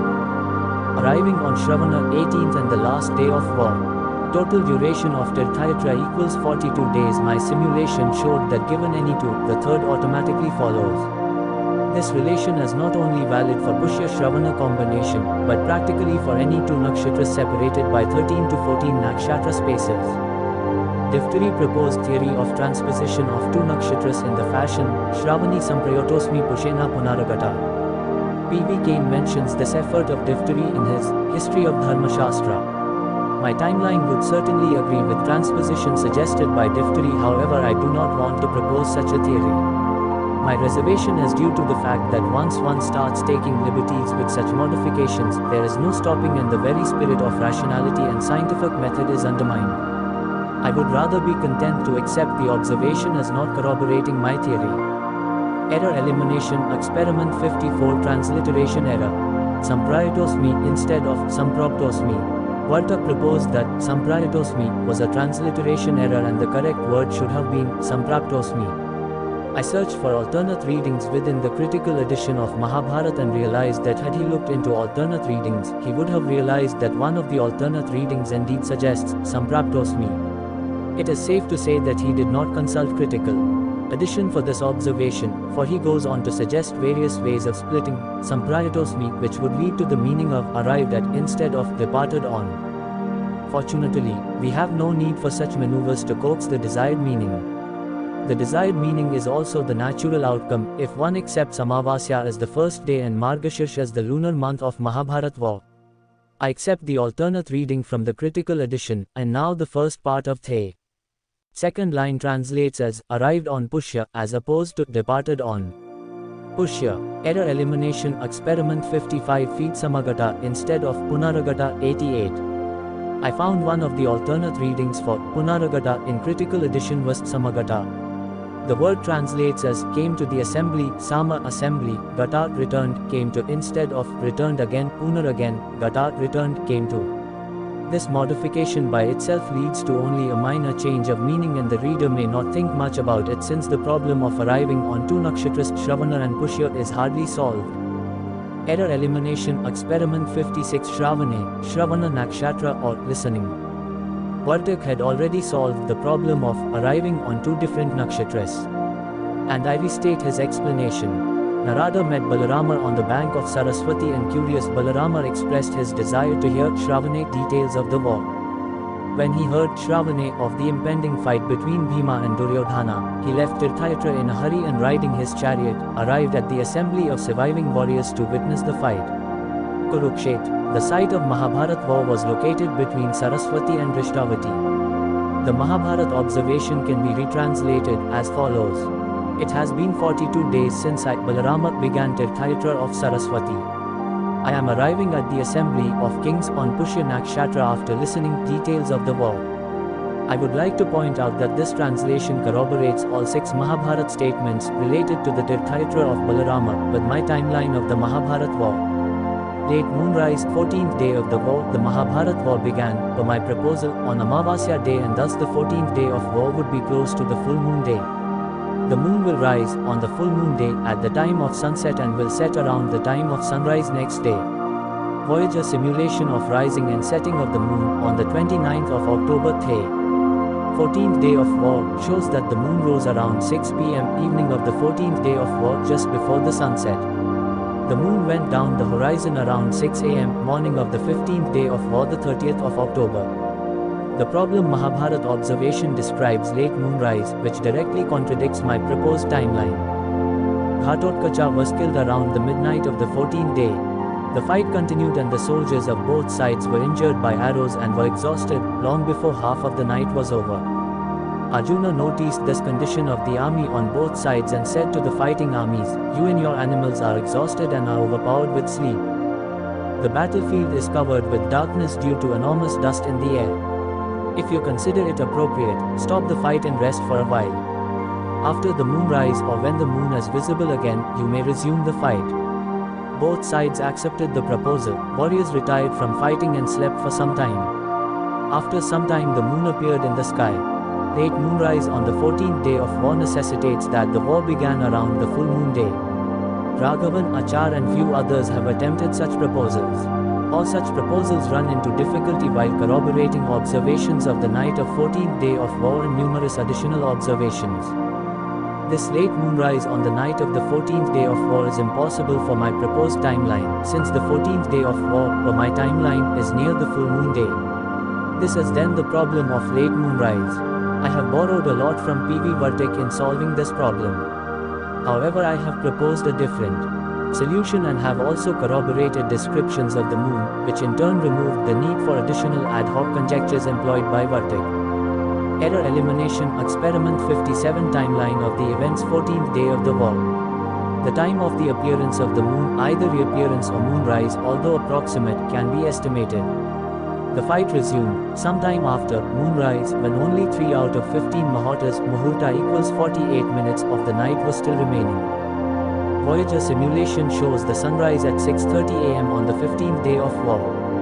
This would mean the fight resumed 3 muhurtas before 6:30 am, which would be around 4 am. The Mahabharata text refers to time of approximately 2 muhurtas between moonrise or reappearance of the moon and resumption of the fight.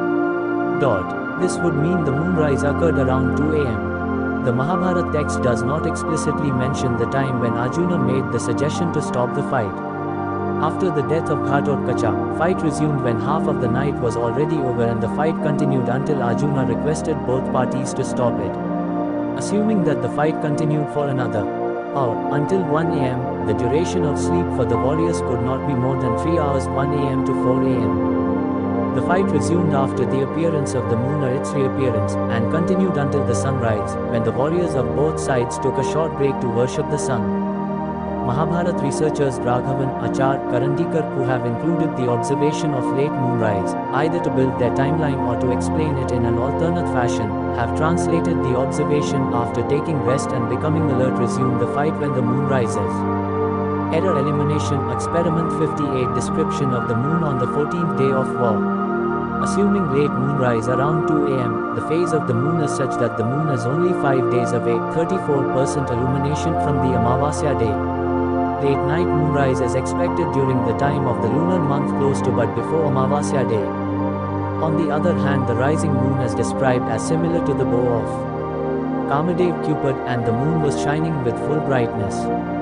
In no time, rays of the moon dimmed the brightness of nakshatras and exhibited first signs of the dawn.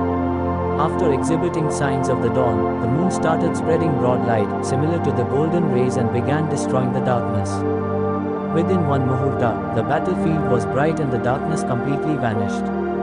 The battlefield was bright like a day, once the moon started shining. The warriors woke up with the touch of the rays of the moon, similar to the waking up of lotuses due to the rays of the sun. The excitement arose within the army similar to the turbulence of the ocean due to the rising of the moon, and the fight resumed. I assert that descriptions of the moon presented here are suggestive of the time of the full moon or near full moon, rather than of a time close to Amavasya. Error elimination experiment 59 delirious state of warriors. The fight continued after the sunset on the 14th day and Ghatotkacha was killed around midnight. The fight resumed with fresh attack from the Pandava warriors, and soon the warriors and animals, horses, elephants, etc. of both sides were totally exhausted. The warriors were becoming blind with sleep and were unable to do their duties to the extent they perceived this night of 3 prahara is equivalent to 1000 prahara. The warriors spent half of the night in that exhausted state while being hurt by others and injured by arrows. Both armies were devoid of energy to fight and weapons began to fall from their hands. The warriors were unable to fight properly, however, out of the sense of duty and to avoid embarrassment could not leave the battlefield. Many in the army dropped their weapons and slept right on the battlefield. Some on chariots, some on elephants, and still others on horses. They were incapable of comprehending attack from others, due to overwhelming fatigue and sleep, and thus were being killed. The warriors were killing those who were unconscious and dreaming. Many warriors were delirious and were talking to themselves, even injuring themselves, at times killing members of their own side and also those of the opposite. Many were standing, in spite of sleep, with the desire to kill, and their eyes had become red due to lack of sleep. Few of them were roaming in the battlefield in spite of being overwhelmed by sleep and were killing warriors of the other side. Many warriors, on both sides, were incapable of comprehending their own death by warriors of the other side. Error elimination experiment 60 exhausted state of warriors and descriptions of their sleep. The warriors on both sides began to praise Arjuna for his suggestion, praised him profusely and went to sleep. Some slept on back of horses, some on chariots, some on elephants and others on the ground itself, while holding on to their weapons. Elephants slept on the ground while horses began resting, still standing and tied to the chariots. Error elimination experiment 61. Darkness on the battlefield. Common phenomena during the Mahabharata war. Darkness on the battlefield was becoming a common affair during the war, irrespective of whether it was day or night. The Mahabharata text has numerous references of battlefield being covered with darkness to the extent the sun became invisible. On multiple occasions, raising of the dust due to war activities is mentioned as the cause of this darkness. The Mahabharata text describes the total darkness due to shower of dust and arrows, such that neither sky was visible nor direction comprehensible to the extent warriors could not recognize each other and could fight only after announcing their names to each other. I conjecture that rising of dust was the cause of disappearance of full moon during the night's fight on the 14th day. In addition, the warriors and their horses and elephants were exhausted. Against this background, Arjuna suggested that both sides should stop the fight and take some rest until the moonrise or reappearance of the moon, before resuming the fight. This is when both parties accepted the offer and slept for some time. Error elimination experiment 62. Why did the fight continued into the night? I was under the impression that both parties agreed to end the fight each day at sunset. I do not know why I made such an erroneous assumption. No wonder I was surprised to read that the fight continued into the night on the 14th day. In addition, no leaders of either side objected to the continuation of fight past sunset. This episode made me reread portions of the Mahabharata text where ground rules for the war were said. This is when I realized my mistake. The rules emphasized maintaining respectful relationship after the battle of the day was over, but never stated that the fighting should be stopped at sunset. I conjecture that while no strict rules were in place to end the fight continued each day as long as there was sufficient light to carry it out. Notwithstanding the rules laid down for the war etiquettes, it appears that both parties engaged in a fight on any given day either until they were severely exhausted or until severe darkness forced them to stop the fight. I reproduce relevant observations from chapter 8. The fight stopped on the first day with the sunset and the darkness was such that it was impossible to decipher anything. The fight continued for some time after the sunset on the 6th day of war. The fight continued into the night on the 8th day of war until fighters on both sides were utterly exhausted and until leaders of both sides ordered to stop the fight. Many fighters had run away from the battlefield while many others were feeling sleepy and could not see each other. The fierce fight began when the sun was ready to set on the western horizon on the 9th day of war.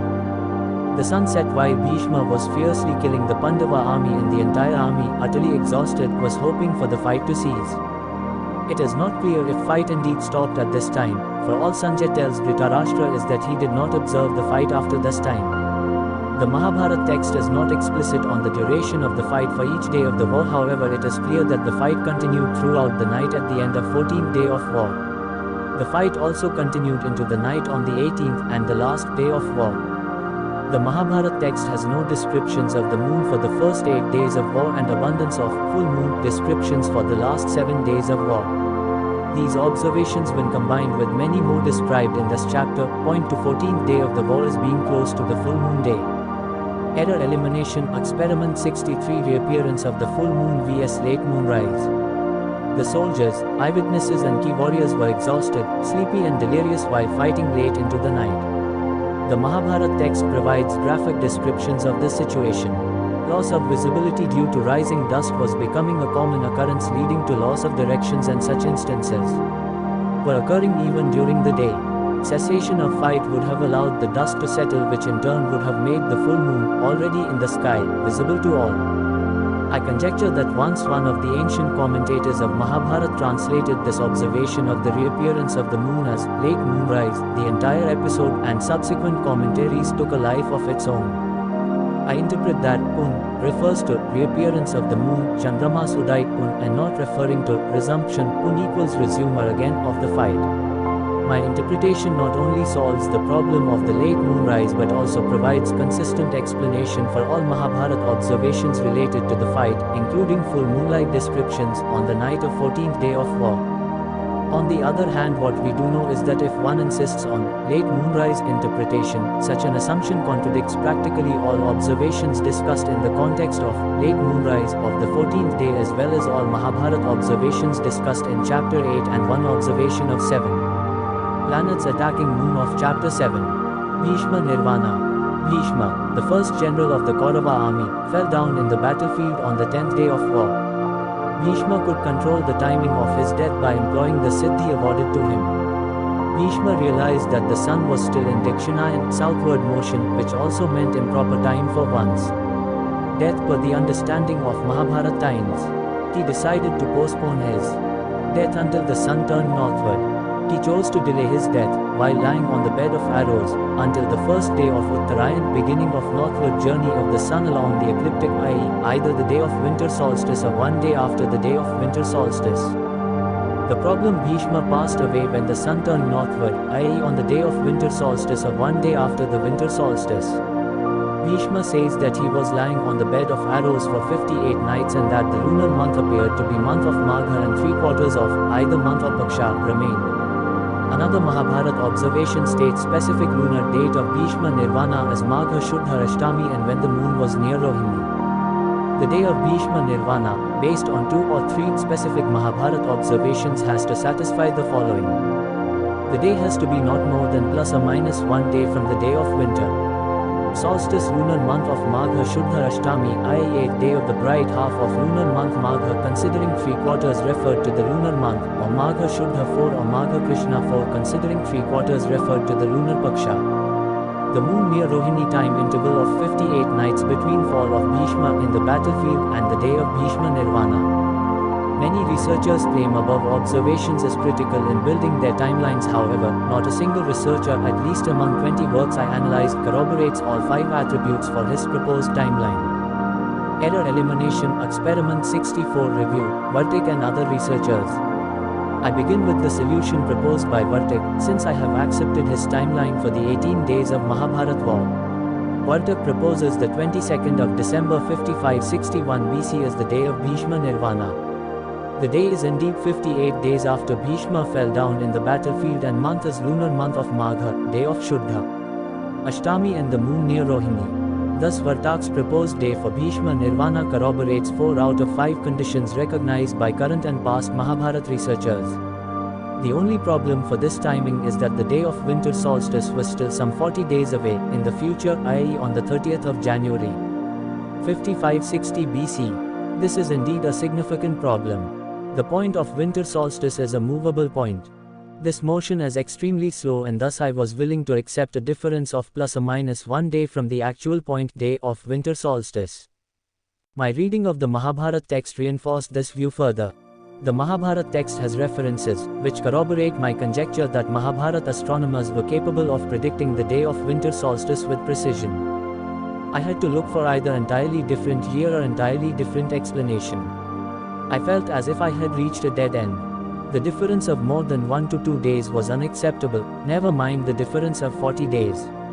I decided to accept the conclusion that year 5561 BC, although superior to any other attempt and in spite of being the best approximation to the truth, was at least not corroborated by the Mahabharata observations related to Bhishma Nirvana. Naturally, I was curious to verify corroboration claimed by other researchers for the day of Bhishma Nirvana. Other researchers have proposed multiple years separated by millenniums. These researchers were not only convinced that they could explain the Mahabharata observations of Bhishma Nirvana but also considered these Mahabharata observations as critical in building their timeline. What is more interesting is the fact that these researchers were blissfully unaware of the contradictions their proposed day of Bhishma Nirvana posed for these observations. For example, the day proposed by Raghavan Achar results in time interval of only 43 days and not 58 days between fall of Bhishma and the day of winter solstice. In addition, their proposed day of Bhishma Nirvana keeps Bhishma waiting for 4 additional days beyond winter solstice, which also results in time interval of 46 to 47 days and not 58 days between fall of Bhishma and Bhishma Nirvana.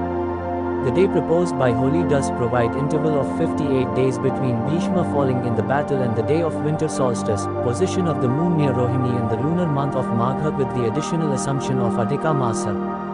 Moreover, he does not keep Bhishma waiting beyond the day of winter solstice. However, all of this comes at the cost of an ad hoc hypothesis Holi had to introduce, i.e. the hypothesis of the break in the war for 12 days after the fall of Bhishma. No corroborative evidence exists within the Mahabharata text for such an ad hoc hypothesis. On the other hand, it could be shown that numerous Mahabharata observations chapters 6, 7, 8 and 9 contradict Holi's modified war timeline. Day of Bhishma Nirvana proposed by Mohan Gupta is removed by 13 days from the day of winter solstice. Raghavan Achar, Holi and Gupta consider Mahabharata observations of Bhishma Nirvana critical in building their timeline but fail to corroborate the very observations for their proposed timeline. I may mention that lack of corroboration for the timeline proposed by these researchers is not limited to observations of Bhishma Nirvana but extends to numerous other planetary and astral observations. P. C. Sengupta proposes the 10th of January 2448 BC as the day of Bhishma Nirvana. The moon is near Anuradha, nowhere close to Rohini. 3/4 of the month has expired as opposed to 3/4 of the month of Paksha remaining, and the proposal keeps Bhishma waiting for 2 to 3 days beyond the day of winter solstice. Numerous other Mahabharata researchers have provided lip service to the importance of Bhishma Nirvana observations, but have not bothered either to explain its relevance for their proposed timeline or to corroborate relevant Mahabharata observations with their proposed timeline. Error elimination experiment 65 time interval, fall of Bhishma and Bhishma Nirvana. I speculated, purely from the idea of truth, i.e. if my theory, and its predictions were independently testable, was also true, my theory would then provide me with successful predictions, and I should able to find observations corroborating my proposed timeline. The reader should understand that even a successful prediction is not a guarantee of reaching the truth, but such an occurrence is definitely an indication of a better theory, i.e. better than existing theories. I decided to reread the Mahabharata text, this time with emphasis on post-war incidents. I reread the Mahabharata text, by now a familiar and useful exercise, specifically Bhishma and Shalya and then Sauptik, Mystry, Shanti and Anushasan Parvas, looking for any and all observations that would allow me to build the timeline between fall of Bhishma and Bhishma Nirvana. I was, by luck, immensely rewarded for my efforts. Bhishma fell in the battle on the 10th day of war and the war continued for 8 more days. Ashwatthama killed Dhristadyumna, Shikhandi and sons of Draupadi during the night of 18th day of the war. The Pandavas subdued Ashwatthama the next day and the Kuru women visited the battlefield in search of the bodies of their beloved. Yudhishthir asked Sudharma, Dhaumya and others to perform final fire rites for those fallen in the war. Vidura, Sudharma, Dhaumya, Indrasen and others arranged fire rites and made huge funeral pyres. After these events, Yudhishthir went, with his brothers and Dhritarashtra, to the bank of Ganga and spent up to a month on the bank of Ganga. The Pandavas returned to Hastinapur amid a great celebration, after spending a month on the bank of Ganga, and the timing appears to be near full moon day. Yudhishthir was crowned as the king and he assigned his brothers and other surviving members of the Kuru family to various posts. Yudhishthir assigned various palaces to his brothers, paid compensation to the relatives of deceased warriors, and honored Krishna. The Mahabharata text is not explicit on the length of time interval when these incidents took place. After the crowning of Yudhishthir and assignment of offices, Krishna asked Yudhishthir to visit Bhishma and seek guidance from Bhishma. Yudhishthir left Hastinapur, per Krishna's suggestion, along with his brothers Krishna, Satyaki, Kripacharya, Yuyusu, and Sanjay to meet Bhishma. Yudhishthir and his entourage arrived at Kurukshetra. The place was filled with hair, flesh and bones, and was covered with piles of elephant and horse bones, and with human skulls that appeared like conch shells. They also saw places where thousands of funeral pyres had burned. The party met Bhishma, and Krishna told Bhishma that the latter had 56 more days to live, i.e. there were 56 more days before the sun turned northward. Yudhishthir spent a few days in conversations with Bhishma. I could estimate this time period to be equal to 6 days. The incidents of these 6 days, when Yudhishthir sought guidance from Bhishma, can be traced with remarkable accuracy using Mahabharata observations from Shanti and Anushasan Parvas. Yudhishthir and his party spent the first day in conversation with Bhishma. When the sun was ready to set, they took leave of Bhishma and left for Hastinapur. It appears that Yudhishthir had carried a good-sized army along with him, for the army on foot could be seen for a great distance ahead of and also behind the chariots. As they were traveling towards Hastinapur, the moon rose in the sky and pleased the army with its rays. They reached Hastinapur, late at night, utterly exhausted. This was the end of the 56th day before Bhishma Nirvana. Next morning, 55 days before Bhishma Nirvana, Yudhishthir decided not to take the army and rest of the entourage with him as he proceeded to meet Bhishma. Yudhishthir thought it unwise to take all common men with him since it would disturb Bhishma, and he also thought it wise to seek counseling in private as Bhishma would be consulting him in ways of Rajaniti and other critical matters, and proceeded to Kurukshetra only with his brothers, Krishna and Satyaki. Yudhishthir and party took leave of Bhishma 55 days before Bhishma Nirvana and performed their Sandhya at Drishtavati on their return journey to Hastinapur. Next day, Yudhishthir along with his brothers Krishna and Satyaki left for Kurukshetra in the morning to meet Bhishma. This was 54th day before Bhishma Nirvana. The Mahabharata text does not explicitly refers to return of Yudhishthir to Hastinapur at the end of 54th day before Bhishma Nirvana. However, absence of such reference does not pose any difficulty in establishing chronology of events. The Mahabharata text preserves an interesting reference where Yudhishthir spent a day discussing various subject matters with Bhishma, and at the end of the day returned to Hastinapur to discuss it further with his brothers. I have interpreted this observation as follows. The description of Yudhishthir returning to Hastinapur to discuss it with his brothers suggests that he had gone to see Bhishma alone, i.e. without the company of his brothers. Since we have a reference of his brothers accompanying him to see Bhishma on 54th day before Bhishma Nirvana, I interpreted the day when Yudhishthir returned to Hastinapur after discussing various subjects with Bhishma, and do discuss them further with his brothers, as 53rd day before Bhishma Nirvana. Next day, 52nd day before Bhishma Nirvana, Yudhishthir returned to Bhishma after consulting with his brothers for additional discussion and to seek guidance. The Mahabharata text does not explicitly record the return of Yudhishthir at the end of 52nd day before Bhishma Nirvana. However, again, this lack of records does not pose any problem. The lack of descriptions for Yudhishthir and his brothers returning to Hastinapur for 2 nights is compensated by clear reference to Yudhishthir spending 50 nights in Hastinapur after meeting Bhishma last but one time. The Mahabharata text preserves one stray reference, which appears in the text after a long discussion between Bhishma and Yudhishthir, where Yudhishthir says that only few days are now remaining for the day of winter solstice and thus for Bhishma Nirvana. This is then the reference made on 52nd day before Bhishma Nirvana. Yudhishthir visited Bhishma for last but one time, on the 51st day before Bhishma Nirvana, along with extended entourage that included Dhritarashtra, Gandhari, royal priests and ministers. In this way, Yudhishthir spent 6 days, 56 days before Bhishma Nirvana in the company of Bhishma, seeking guidance from the latter.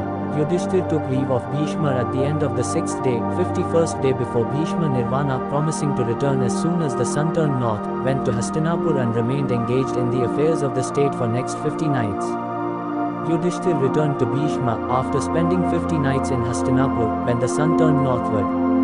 I conjecture this day to be either the day of winter solstice or one day after the day of winter solstice. The point I want to emphasize is that the day of winter solstice could be predicted with a precision, and that is how it was predicted during the time of Mahabharata. I could draw following conclusions. Bhishma was lying on the bed of arrows for 9 nights out of 18 days or nights of the war. He was also lying on bed of arrows when the Pandavas spent approximately 1 month on the bank of Ganga. I estimated 27 sidereal month days as a conservative estimate for this month-long period. The actual time period could be anywhere from 27 to 30 days. The Mahabharata text is not explicit on number of days between return of the Pandavas to Hastinapur and their first visit to Bhishma. Let's assume that the number of days for this time interval was equal to X. Bhishma spent additional 56 days leading to the day of Bhishma Nirvana. I estimated total number of nights spent by Bhishma on the bed of arrows as follows.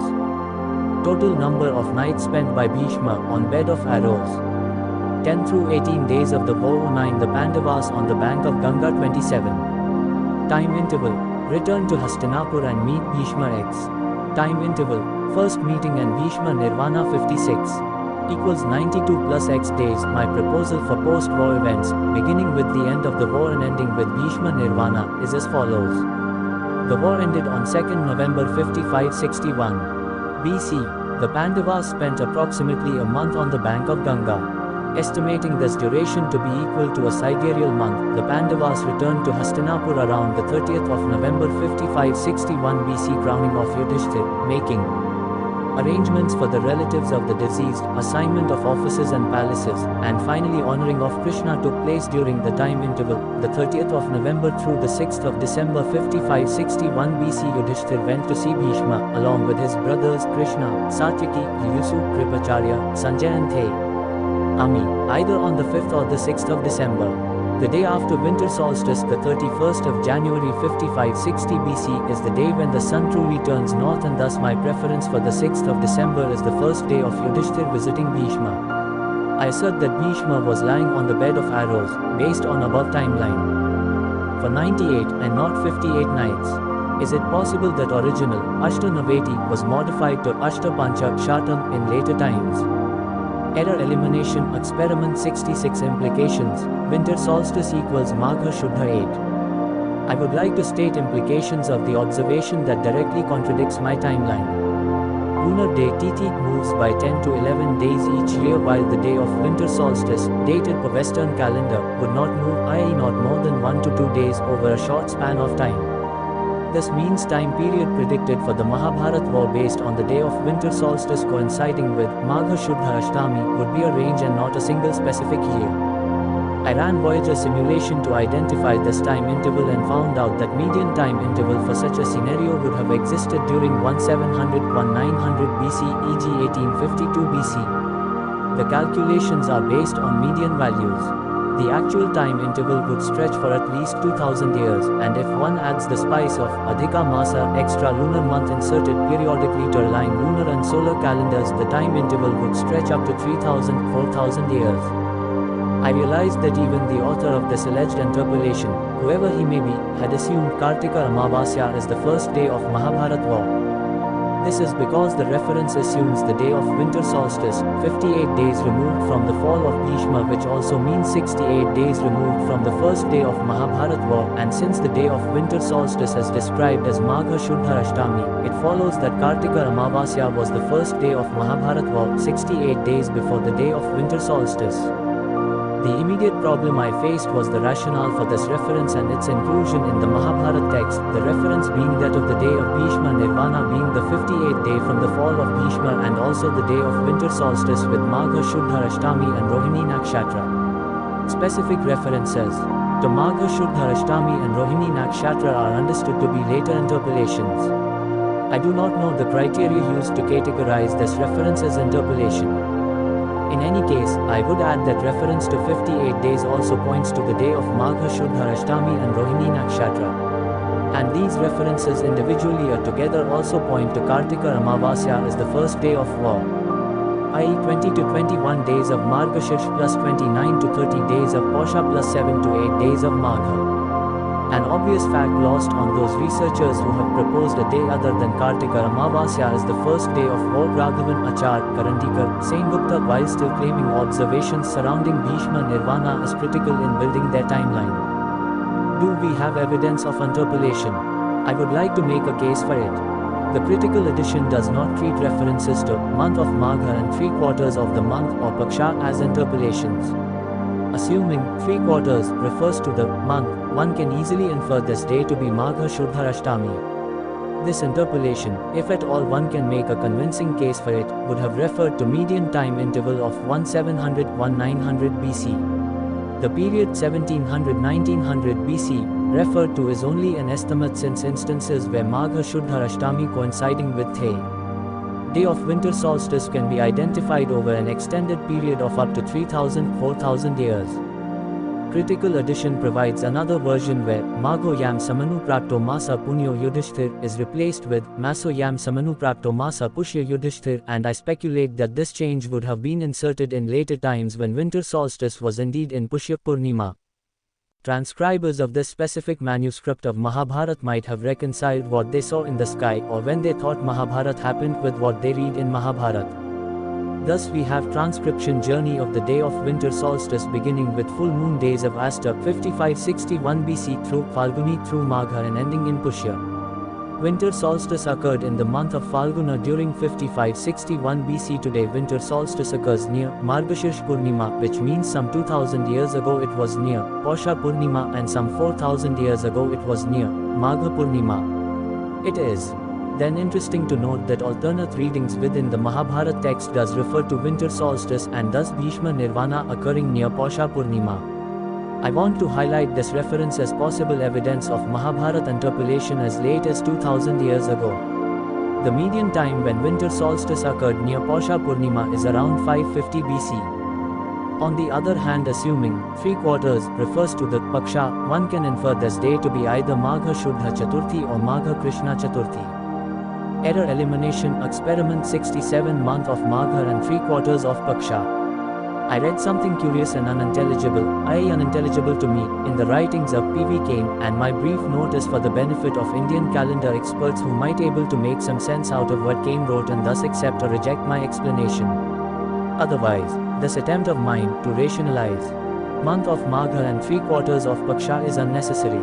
This is because I wholeheartedly accept my inability to corroborate two Mahabharata observations and their corresponding inferences for the day of Bhishma Nirvana.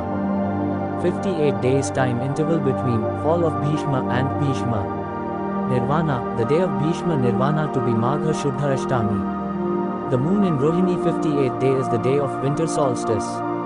With one exception of P.V. Holi, no other Mahabharata researcher has corroborated these four inferences due to Mahabharata observations related to Bhishma Nirvana. P.V. Holi made an ad hoc conjecture of the war stopping for 12 days after the fall of Bhishma, before it resumed. There is not a single Mahabharata observation that supports such a conjecture. On the other hand, modified war timeline of Holi, especially for last 8 days of the war, is falsified by all Mahabharata observations discussed in chapter 8. Holi had to make an additional conjecture of Adhika Masa extra lunar month in order to show that the lunar month was Magha. Day proposed by Vartik the 22nd of December 5561 BC corroborates 3 of the 4 conditions. It was not the day of winter solstice, while day proposed by Raghavan Achar the 17th of January 3066 BC corroborates only 2 of the 4 conditions, and that too only after keeping Bhishma in waiting for 4 more days beyond the day of winter solstice. Returning to the discussion of Mahabharata observations of Bhishma Nirvana, it is important to realize that first 3 outcomes are not 3 independent Mahabharata observations but rather one Mahabharata observation or interpolation of Magha Shuddha Ashtami as the day of Bhishma Nirvana. Moreover, I have shown that 21 distinct observations corroborate my timeline while 2 observations Magha and Magha Shuddha Ashtami contradict my timeline. It goes without saying that 21 distinct observations, identified by me, directly contradict claims for 58 nights and therefore all claims for the timing of Mahabharata war based on it. These 21 distinct observations also contradict Magha Shuddha Ashtami and the moon in Rohini as the day of winter solstice at the time of Mahabharata war. Once I established post-war timeline leading to 31st January 5560 BC, the day of Bhishma Nirvana, I was curious to know the identification of lunar month and lunar day Tithi for the day of Bhishma Nirvana. Assuming Amanta reckoning for a lunar month, I matched lunar months with dates of Western calendar. For Amanta reckoning, the month is determined by proximity of the position of full moon with respect to key nakshatras. The outcome is summarized in table 12. Add to this fun 1 Adhika Masa. For example, if one interprets Magha, the full moon of the 28th to the 29th of December 5561 BC, as Adhik Magha intercalary month and next month the full moon of the 27th of January 5560 BC, as Magha, in that case, Bhishma died on Magha Krishna 4. P.V. Kane writes in interpreting observation of Bhishma Nirvana. The difficulty is how to connect Tribhagashesh, whether as an adjective of Masa or of Paksha. If we take it the first way, these words were uttered on 8th of Magha Shukla. If we take it as an adjective of Paksha, then they will have to be taken as uttered on the 4th of the bright half or on the 4th of the dark half, which may be regarded in its astrological effects as equal to Shukla Paksha, though the Tithi itself is in the dark half. I do not claim to understand the meaning of astrological effects. All I want to point out is, with one assumption of Adhika Magha interpretation and explanation of Kane, unintelligible to me, does apply successfully to my proposed date of Bhishma Nirvana. Let me repeat, this is highly speculative and my timeline does not require such patchworks. My preference would be to mention these observations as not corroborated by my timeline. My timeline corroborated 21 distinct Mahabharata observations, in turn, identified by me, and leave it at that. While many researchers are content with presenting only 2 observations, 110 in the context of Bhishma Nirvana, I have presented 23 observations and have shown that 21 out of 23 observations not only corroborate my proposed timeline but also falsify proposals of all previous researchers. I have shown that one of the 2 remaining observations can be corroborated with my timeline by making an assumption of Adhika Masa insertion of extra lunar month and employing astrological effects explanation of P.V. Kane 109. I have made a case, with corroborative support, for interpolated nature of the remaining Mahabharata observation. The Mahabharata war in Kali Yuga. Numerous researchers have proposed years for the Mahabharata war that fall within the time interval of 3102 BC plus or minus 500 years. Most of these researchers, if not all, were driven by 2 specific traditional beliefs. Kali Yuga begins with the year 3102 BC. The Mahabharata war took place either 36 or some years before the beginning of Kali Yuga. Both of these beliefs are external to the Mahabharata text, however the second belief does borrow the time interval of 36 years from the Mahabharata text. Krishna passed away 36 years after the Mahabharata war. Many researchers combine Mahabharata references of Krishna passing away 36 years after the Mahabharata war with Purana references of Kali Yuga beginning with the passing away of Krishna to arrive at the second traditional belief. These Mahabharata researchers looked at time intervals surrounding 3102 BC as the starting point for their search of the Mahabharata war. This starting point is reasonable and useful as long as these researchers also understood conjectural nature of their assumptions that led to this time interval. Some of these researchers, when their proposed year for the Mahabharata war occurred after 3102 BC, felt the need to justify how Mahabharata war occurred during Kali Yuga. They were equally compelled to prove how the Mahabharata text supported their justification. My limited objective in this section is to discuss Mahabharata observations that refer to theory of yugas and timing of the Mahabharata war in the context of yugas. I assert that there are no explicit references within the Mahabharata text that allude to the Mahabharata war occurring 36 years before the beginning of Kali Yuga. I also assert that the Mahabharata text provides numerous observations to conclude that the Mahabharata war took place during Dwapara Yuga, whatever the definition of Dwapara might be, or during the transition period between Kali Yuga and Dwapara Yuga. Let me emphasize that I am not commenting or questioning the assumption or assertion of 3102 BC as the beginning of Kali Yuga. Rather, what I am asserting is that the Mahabharata text contains varied definitions of yuga and none of them would convincingly lead us to year 3102 BC. The words Dwapara and Krita are employed as referring to something other than yuga as well. For example, Virata Pava refers to Dwapara and Krita in the sense of throw of dice in the game of Dyuta. Mahabharata text also refers to yuga in the sense of 5 solar and lunar years together. Krishna refers to yuga in the sense of outcome of an activity, i.e. creation of a yuga by human activity. Krishna tells Karna that when the Pandavas will begin the war, Karna and the Kauravas will face horrendous bloodshed and thus perceive the time as if it is Kali Yuga, as opposed to that of Treta, Krita or Dwapara Yugas. The impact of 3102 BC as the beginning of Kali Yuga and its connection with the Mahabharata war appears to be strong among many Mahabharata researchers to the extent 50% of all proposed dates for the Mahabharata war fall around 3000 BC. Error Elimination Experiment 68 I present theories of yuga as described in the Mahabharata text. I have named them after the person advocating it. Yuga theory of Hanuman. Hanuman describes to Bhima 4 yugas in terms of the characteristics of each yuga, symbolic color and the nature of actions and morality prevailing during specific yuga. Hanuman alludes to the passing away of Krita and Treta and thus the time of his conversation with Bhima is that of Dwapara Yuga. This inference is also confirmed by Hanuman's comment that soon the Kali Yuga would begin and this means at the time of conversation, Dwapara was still in vogue. Yuga theory of Sage Markandeya. Sage Markandeya describes the 4 yugas as referring to a long period of time. He assigns specific years for each yuga. Many researchers have translated these years as referring to divya, divine years. While I consider this as a possibility, I have translated them as ordinary years since I did not find the word divya mentioned anywhere. Markandeya defines Krita, Treta, Dwapara and Kali as made up of 4000, 3000, 2000 and 1000 years or divya years respectively. He defines the transition periods, Sandhya or Sandhyam Shash of 400 years each for Krita.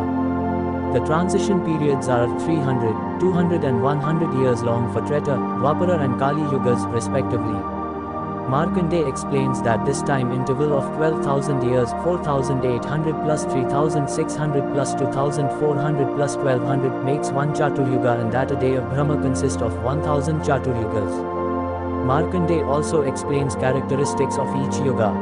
Yuga theory of Sanjay. Sanjay describes his version of yuga theory to Dhritarashtra. He describes 4 yugas in terms of the lifespan of human beings. It is not clear how he defines lifespan, i.e. whether in terms of quality, piety or purely in terms of number of years lived. He states that lifespan is equivalent to 4,000 years in Krita and 3,000 in Treta. Sanjay does not specify lifespan for Kali Yuga, however. Mentions that infant mortality is a common occurrence. Sanjay states that the land of Himavat surpasses Bharatvarsha in virtues and Harivarsha is superior even to Himavat. Sanjay states that during the present time of Dwapara Yuga, i.e. at the time of conversation between him and Dhritarashtra, people live for 2000 years. He goes on to explain the characteristics of human beings in each yuga and reiterates the time of his conversation with Dhritarashtra as that of Dwapara Yuga. Yuga theory of Bhishma. Bhishma defines the theory of Chatur-yuga in terms of qualities, actions and characteristics of the ruling king.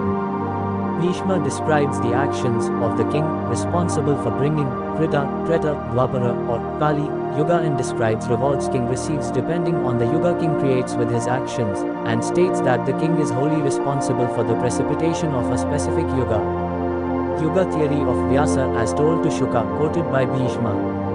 The theory of Vyasa, as recalled by Bhishma, is a combination of above theories, has similarities with that of Markandeya, while with few twists of its own. Bhishma describes a day of gods as equivalent to 1 year of human beings.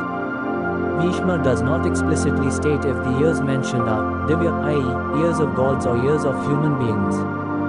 Markandeya describes 1000 Chaturyugas equal to 1 day of Brahma, without specifying the definition of the day, i.e. day constituting Aha plus Ratra or only Aha.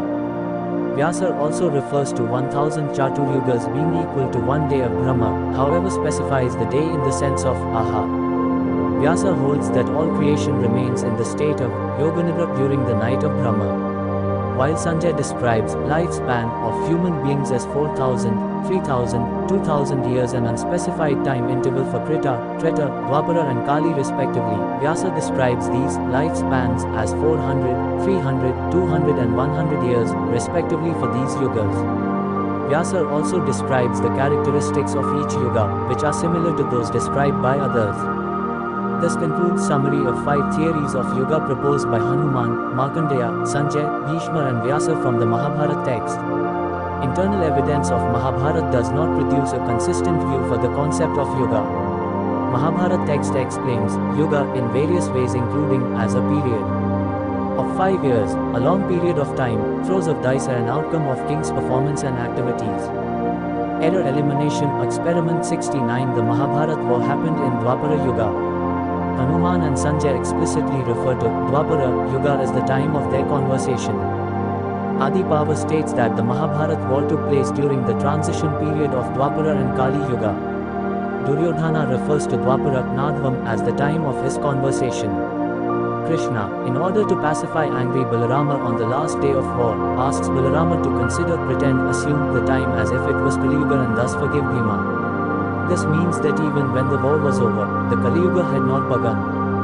I want to re-emphasize that I am not objecting to 3102 BC as the beginning of Kali Yuga.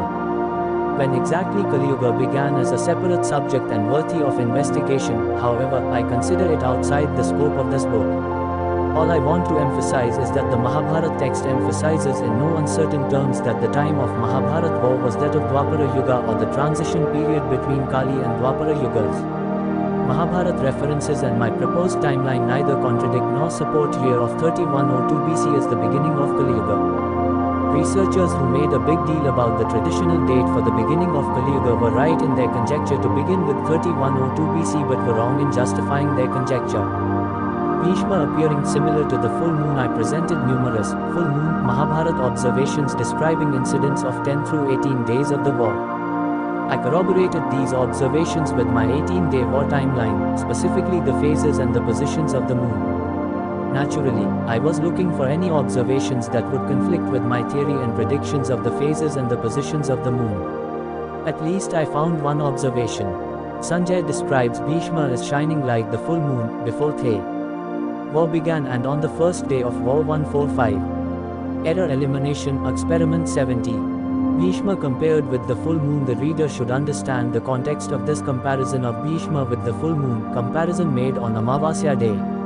Sanjay tells Dhritarashtra that he saw Bhishma on his white horse, wearing a white turban and white armor resembling the risen or new moon, and both armies beheld Bhishma standing in his silver chariot with a golden palm tree on his standard. Sanjay compares this latter arrangement with the moon or the sun surrounded by white clouds. I have interpreted this comparison of Bhishma with the full moon as pure analogy, based on decorations of Bhishma, white turban and white armor, and his paraphernalia, silver chariot with golden palm tree is his standard. Analogy of the solar eclipse. The war lasted for 18 days, until the day of Pushya Nakshatra and 3 days after the full moon day. The Mahabharata text employs analogy of Rahu grasping the sun or solar eclipse on non-Amavasya day in describing the evil portents at the time of Bhima-Duryodhana fight. The analogy of the solar eclipse on the last day of war would appear to contradict my timeline, the last day being close to the full moon day. The Mahabharata observation that appears to contradict my timeline clearly states that the day is not Amavasya. This would suffice as explanation for so-called contradiction between this observation and my timeline. This explanation would also falsify any timeline that would claim the last day of the war is Amavasya, e.g. Raghavan, Achar, Holi. I could identify additional Mahabharata references, and these references not only corroborate my timeline but also provide consistent and meaningful explanation for Rahu grasping the sun on non-Amavasya day. Error elimination. Experiment 71. Last day of the war equals day near the full moon day. The club duel between Bhima and Duryodhana began as the sun was ready to set. The cousin warriors, fighting opposite of each other, appeared similar to both the sun and the moon. When angry Balarama proceeded to attack Bhima after Bhima defeated Duryodhana, Krishna held hands of Balarama, and these two Yadava brothers appeared similar to the moon and the sun at the end of the day sunset. Only 3 days before this final fight between Bhima and Duryodhana, the moon and the sun would have been seen as described. Balarama approached the site of the duel and all who were present welcomed him. Balarama, surrounded by kings, appeared like the full moon, surrounded by nakshatras. I will not repeat Mahabharata observations already presented in chapter 8 that describe full moon during last few days of the war. These full moon descriptions exist for the last day of the war and also continue for next 1 or 2 days after the war. Error elimination. Experiment 72. Rahu grasping the sun on non-Amavasya day. The Mahabharata text describes omens in the context of club duel between Bhima and Duryodhana. The descriptions of omens before the club duel began are as follows. Strong winds started blowing and thunderstorms ensued. All directions were covered with darkness and meteors started falling from the sky. Rahu grasped the sun. Situation appeared similar to the solar eclipse even though the day was not Amavasya. The earth began trembling and dry air started blowing with showers of dust and stones while tops of the mountains began falling to the ground. Mriga of various shapes began running in all directions while goblins with horrible faces and bodies, with fire coming out of their mouths, began uttering bad omens. Water levels in the wells began rising without any cause and loud roars of goblins could be heard.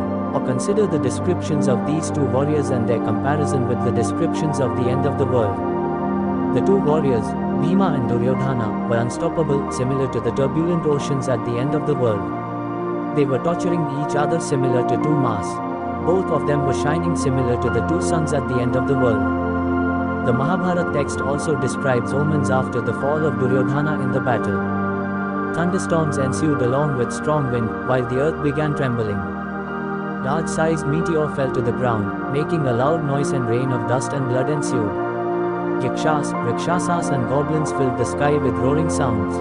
Birds and mriga began running in all directions by hearing these sounds, while horses, elephants and surviving warriors made tumultuous sound. Goblins could be seen dancing all over and sounds of various instruments could be heard.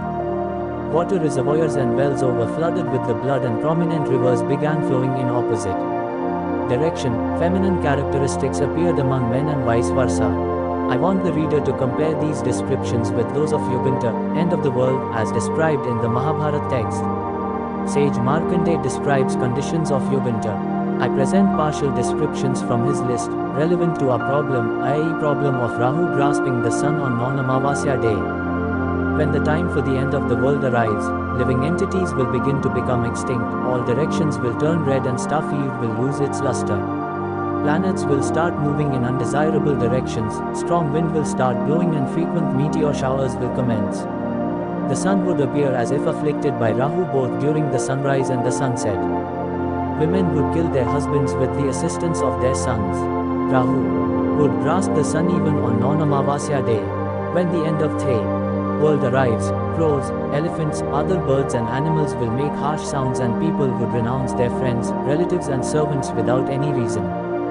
I conjecture that the reference to Rahu grasps the sun on non-Amavasya day is used in this context of comparing the intensity of club duel between Bhima and Duryodhana with that of the end of the world. Problem of seasons. Krishna leaves from Upaplavya at the end of Sharad. The problem of the seasons during the Mahabharata war is a minor one.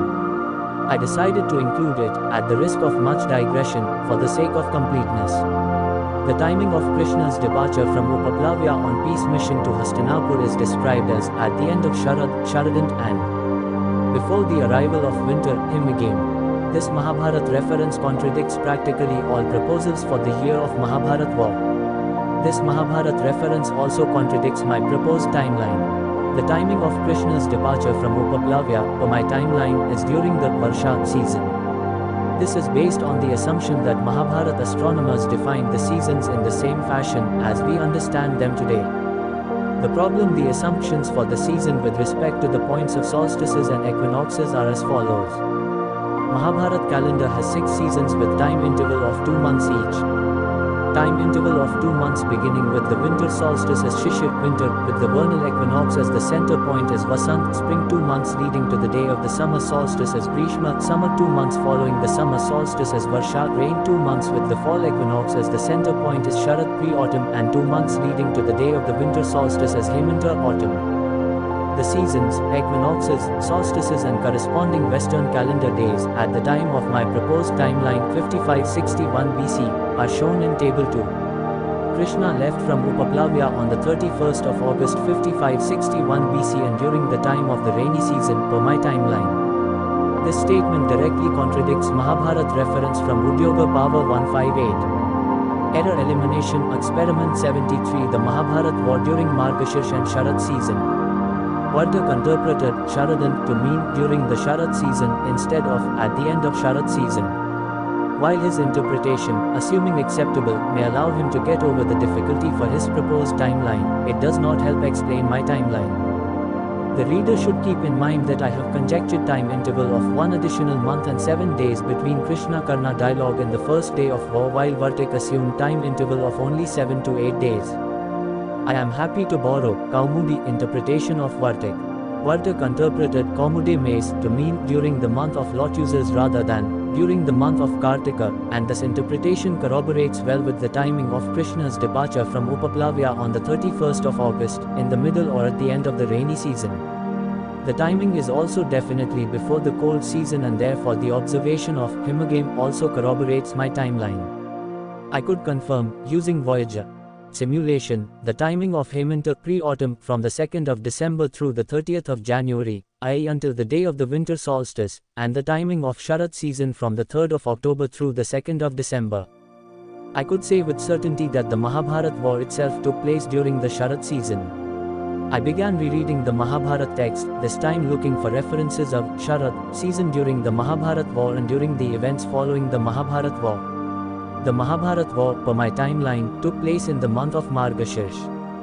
Bhishma says that months of Chaitra or Margashirsh or full moon days during these months are most suitable for mobilizing army or carrying out war due to the fact that harvest is ready, water is readily available and the weather is neither too hot nor too cold. 159. This Mahabharata observation suggests months of Margashirsh or Chaitra is suitable for conducting war during Mahabharata times, and the time suggested does corroborate my conjecture of the war taking place during the month of Margashirsh. The time of Varsha season, when Krishna left for Hastinapur on a peace mission, is further corroborated by showers in Hastinapur brought by southwest winds monsoon. Error elimination. Experiment 74. Time and analogies of the Sharad season. Descriptions of the Mahabharata war are full of analogies of the Sharad season. The battalion headed by Kripa, on the first day of war, appeared similar to the clouds of Sharad season, while the battlefield at the end of first day appeared similar to the sky filled with stars of the Sharad season. The Kaurava army attacking Ghatotkacha from all sides were compared to the clouds of Sharad season pouring rain on mountaintop, while the response of Ghatotkacha to this assault was compared to the steady clouds of Sharad season. Ghatotkacha responded to the assault with showers of arrows, which in turn were compared to heavy rain poured by clouds of the Sharad season. Ghatotkacha was walking like a lion in the battlefield, and his towering personality appeared like the sun of Sharad season. The battlefield, at the end of day, appeared drenched with blood of elephants, horses and warriors, similar to the evening red clouds spread due to reflecting light of the setting sun of Sharad season. Some elephants were lifting warriors and throwing them on the battlefield, while some others were shouting loudly in pain and anger, and still others were falling dead on the ground. The battlefield, covered with the bodies of elephants, looked like sky covered with the clouds of early Sharad season. Abhimanyu was fighting mildly in the beginning, but in the end, he turned fierce against the enemy, and the Mahabharata author compares this transformation of Abhimanyu with the mild sun of Varsha season, mild due to being covered by dark clouds of Varsha, transforming into fierce sun of the Sharad season. Satyaki was fighting fiercely on the battlefield, while holding a circular bow, and was shining similar to the rising sun of Sharad seasona. Series of arrows shot by both warriors appeared beautiful and similar to the pack of Saras birds flying in the sky of Sharad season. Angry Karna appeared similar to bright midday sun of Sharad season. A warrior is criticized for lack of action and is compared with clouds of the Sharad season, which produce thunder but no water. Karna was engaged in a fierce fight, and appeared similar to bright midday sun, while his arrows appeared similar to sun spreading its rays in clear sky of the Sharad season. The warriors, riding on chariots, appeared similar to lightning clouds of the Sharad season. The iron armor of a warrior, decorated with precious stones, was shining similar to star-studded sky of the Sharad season. The reference to Sharad season, as clear as it can be, is presented when the battlefield is compared with the sky above, and the sky is described as filled with stars of Sharad season. The battlefield, covered with broken chariots, appeared similar to sky covered with clouds of the Sharad season. Arjuna dispersed the Kaurava army similar to the wind that disperses clouds of Sharad season. Duryodhana says to Bhima, son of Kunti, don't exhibit empty boast like the thunder of waterless clouds of Sharad season. The battalion of Niruktas, making loud noises with bells, conchas, drums, their banners floating high up in the air, appeared similar to the sky of Sharad season. The warriors, proud of their own strength, were fighting head-on, similar to the male elephants en route during the Sharad season. Vikarna, lying at the center of elephant army, after being killed by Bhima, looked similar to the moon surrounded by dark clouds of Sharad season. Canopy on the chariot of Panchal Raj looked beautiful and similar to the moon of Sharad season. There are additional references to Sharad season during the 18 days of war, already mentioned in chapter 8. Error Elimination Experiment 75 Bhishma Nirvana and Sharad season. Bhishma fell in the war on the 10th day and 98 days before the day of winter solstice. This means the Mahabharata war began 108 days before the day of winter solstice, and thus Sharad season had just begun 12 days into the season when the Mahabharata war started. This chronological account leading to the day of Bhishma Nirvana also provides corroborative support for my assertion that the Mahabharata war took place during Sharad season. I have presented 27 Mahabharata observations in support of the Mahabharata war during the Sharad season. The lone observation 158 conflicts with these 27 observations of Sharad. This lone observation 158 also conflicts with 21 out of 23 observations related to Bhishma Nirvana. Conclusions. While I want to leave it to others to provide criticism of my theory, its predictions and its corroboration with Mahabharata observations, I want to emphasize the importance of identifying observations predictions that contradict a given theory. I have shown how these apparently contradictory observations, when understood in the context of additional Mahabharata observations, corroborate my proposed timeline. Problem of Balarama Tirthayatra as well as that of late moonrise led me to additional descriptions of full moon at the end of war. No researcher of the past has solved the problem of Balarama Tirthayatra. Researchers who tried to match the nakshatras of Balarama's departure on Pushya and arrival on Shravana faced more serious difficulties, whether they realized or acknowledged it or not. For example, even if I give benefit of doubt to Raghavan and Achar and pretend that the nakshatra on the last day of war was Shravana, it was Purvashadha, a timeline of Raghavan Achar assuming an error of plus or minus 2 nakshatras, still Balarama of Raghavan Achar does not show up at Kurukshetra, 3 days after the war is over. And I only wonder what would be their Raghavan Achar explanation for the observation of 7 planets attacking the moon on the 14th day of war. After Arjuna killed Jayadratha, fight resumed. The timing was that of the evening of 14th day of war. Bhima fighting 7 Kaurava brothers is compared with 7 planets attacking the moon. I have corroborated this observation using Voyager 4.5 trademark. Presence of moon in the evening sky can corroborate timing of Shukla Paksha or 1 to 2 days after the full moon day and thus early part of Krishna Paksha. However, it will never corroborate the time of Krishna Paksha and close to Amavasya day as required by proposal of Raghavan Achar or Karandikar. Problem of the timing of Bhishma Nirvana led me to 21 additional observations which not only solved the problem posed for my proposed timeline but also further narrowed down the time interval for the plausible year of Mahabharata war, the time interval already defined by the epoch of Arundhuti. In the process, these additional observations, related to Bhishma Nirvana, falsified all previous proposals for the timing of Mahabharata war. The problem of Kali Yuga and Mahabharata led me to 5 disparate theories of Yuga within the Mahabharata text and 2 additional Mahabharata references, which emphatically corroborate the timing of Mahabharata war as that of before Kali Yuga. The problem of Rahu grasps the sun on non-Amavasya day provides, by itself, a falsification of any proposal that claims last day of the Mahabharata war is either Amavasya or close to Amavasya day.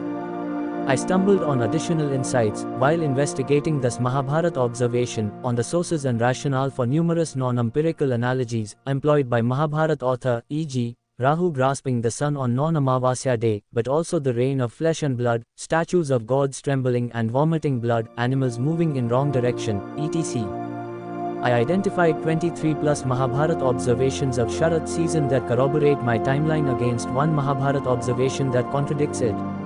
In addition, I came across one Mahabharata observation that stated in no uncertain terms that the timing of Krishna's visit to Hastinapur was during the Varsha season.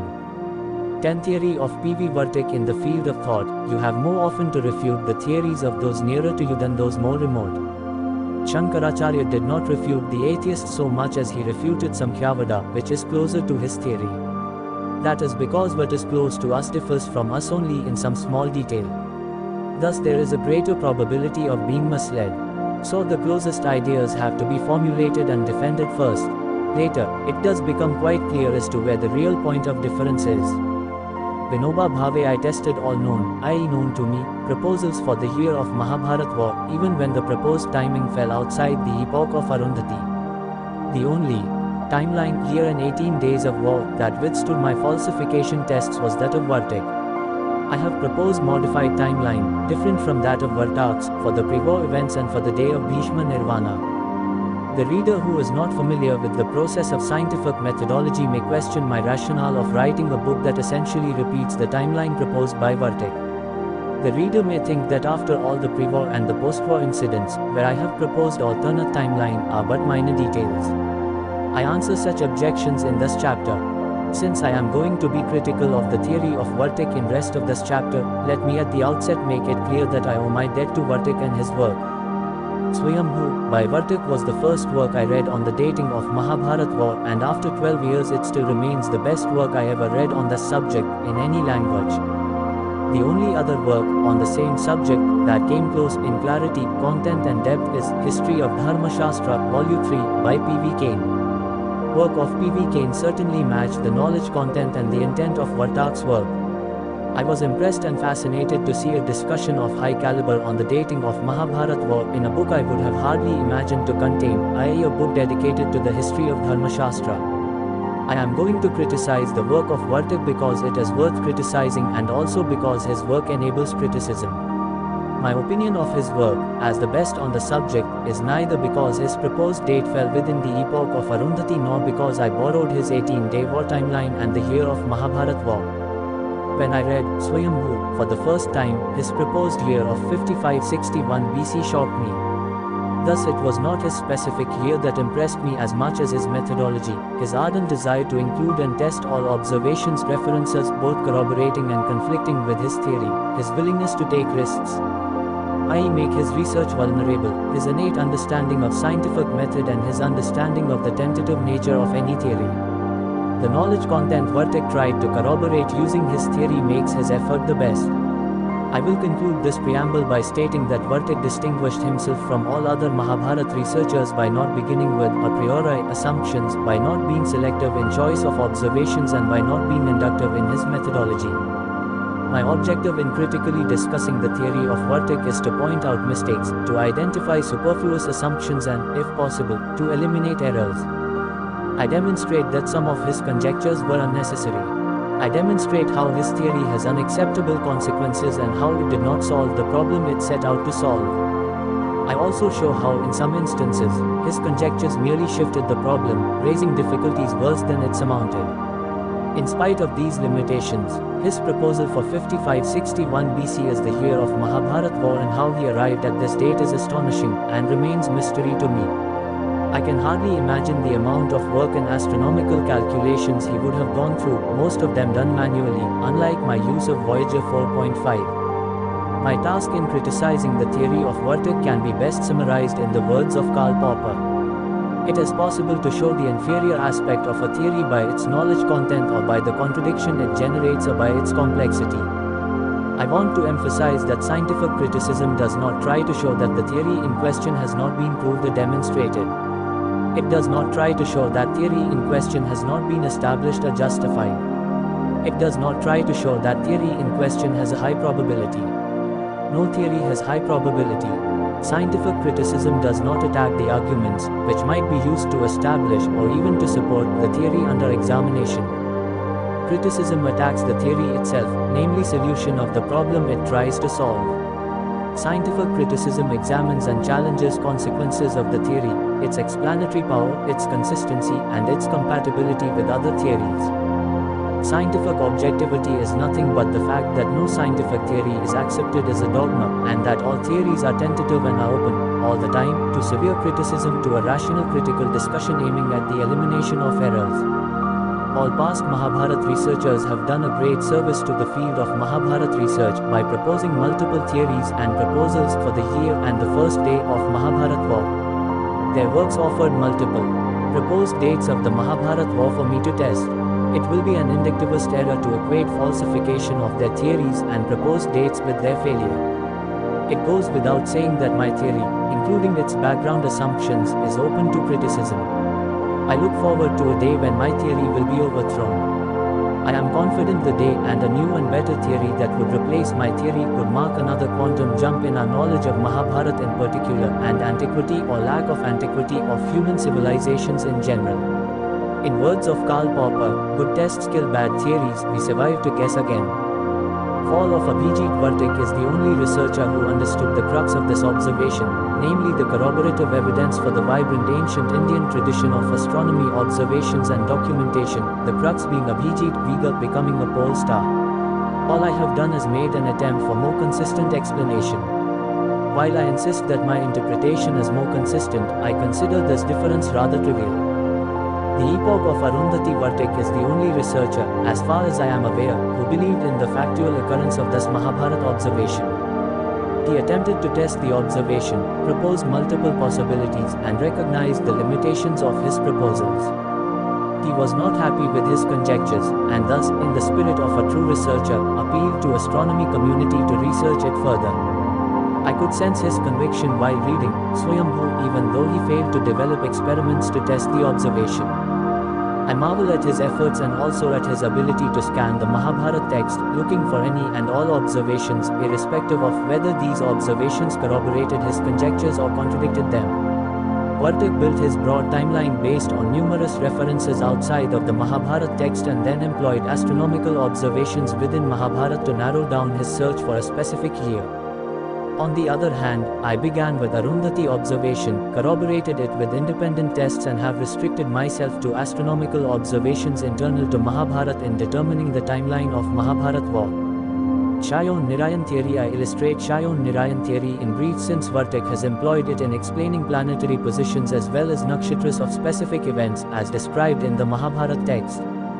The position of celestial objects, specifically planets, comets and the sun, are described using the nearest nakshatra. This is the Nirayan method. The first place, in counting of nakshatra, is assigned to a nakshatra that is at or close to the point of specific cardinal point. While some may argue over which cardinal point should be taken as the place for the first nakshatra, I will only state assumptions made by Vartik in determining position for the first nakshatra. All four researchers Vartik, Lele, Dikshit and Modik treated the nakshatra at the point of vernal equinox as the first nakshatra. Vartik proposed 5561 BC as the year of Mahabharata war. Vernal equinox was near Punarvasu in 5561 BC, however since Vartik has assigned the first position to Pushya nakshatra, I presume that he assumes the convention for his Nirayan assignment of nakshatra continued from 7440 BC. He employs Ashwini as the first nakshatra for the Shayon method, Shayon being the original reference of first nakshatra, to which Nirayan is considered a deviation, due to the precession of equinoxes. This assumption of his alludes to the time of original reference, i.e. vernal equinox near Ashwini, to 26,000 BC. Vernal equinox also coincided with Ashwini in 400 BC and may be taken as the reference, i.e. Shayon reference for Shayon Nirayan theory. However, one should realize that this event 400 BC occurred long after the proposed year 5561 BC of Vartik for the Mahabharata war, and such posterior reference for Shayon counting is inconsistent with Shayon Nirayan theory. There is also some confusion related to the number assigned 0 or 1 to first nakshatra, i.e. whether the first nakshatra at vernal equinox is counted as 0 or 1. If one assumes that the first nakshatra was counted as 0, then the timing for the beginning of Shayon system would change by approximately 1000 years to 400 AD or 26,000 BC plus or minus 1000 years, for Ashwini is the first nakshatra for Vartak's Shayon system. By same logic, the timing for Nirayan system of Vartik should then be interpreted as belonging to 6440 BC with Punarvasu as the first nakshatra. Dikshit and Modik predicted 7300 BC and 5000 BC as approximate periods for the Mahabharata war, employing Shayon Nirayan theory. Lele employed the same theory and proposed 5228 BC. First two predictions proposed only approximate time intervals. I tested and falsified proposal for the year 5228 BC. I discuss Vartak's attempt to explain planetary positions and nakshatras during the Mahabharata war, using Shayon Nirayan, with Ashwini as first Shayon nakshatra ranked number 1 and Pushya as first Nirayan nakshatra ranked number 1 in the context of 5561 BC. Jupiter and Saturn. Vartik employed positions of Jupiter, Saturn, and Rahu, node of the moon, as described in the Mahabharata text, along with their orbital periods to predict plausible year of the Mahabharata war. Vartik interpreted Saturn near Purva Falguni and Jupiter near Shravana on the first day of Mahabharata war. He assumed, correctly I think, that both Saturn and Jupiter were occupying equidistant nakshatra space on two sides of Vishakha 6 for over a year. These are visual descriptions of the sky in 5561 BC. I began testing Vartak's proposal for 5561 BC with observations of Jupiter and Saturn. Voyager simulation showed position of Saturn near Uttara Falguni. The reader should note that reference to Bhaga Nakshatra applies to both Uttara Falguni and Apurva Falguni. This location immediately corroborated to Mahabharata observations of Saturn near Bhaga, but also near Vishakha along with Jupiter, for a year. This latter description of the position of Saturn, i.e. near Vishakha, makes sense only when interpreted in the context of relative position of Jupiter. Vartik must have felt frustrated in explaining remaining observations related to Jupiter and Saturn. He invokes theory of Shayon Nirayan to explain Jupiter near Shravana Nirayan and Jupiter near Swati Vishakha Shayon. I think this was unnecessary, especially after a fine job he had done explaining them as visual observations. He also invokes theory of Shayon Nirayan to explain Saturn in Bhaga, Nirayan and Rohini Shayon, but then goes on to explain Saturn afflicting Rohini by invoking the phenomenon of Rohini Shakat Bheda.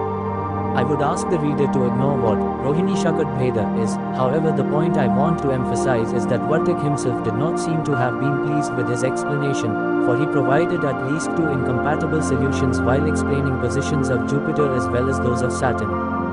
He also introduced inconsistency in his theory when he explained Jupiter near Vishakha using Shayon Nirayan theory, but did not invoke the same theory to explain Saturn near Vishakha. Mahabharata has one additional observation of Jupiter. Jupiter was seen afflicting Rohini, similar to the sun and the moon, and becoming bright like them, after the sunset on the 17th day of war.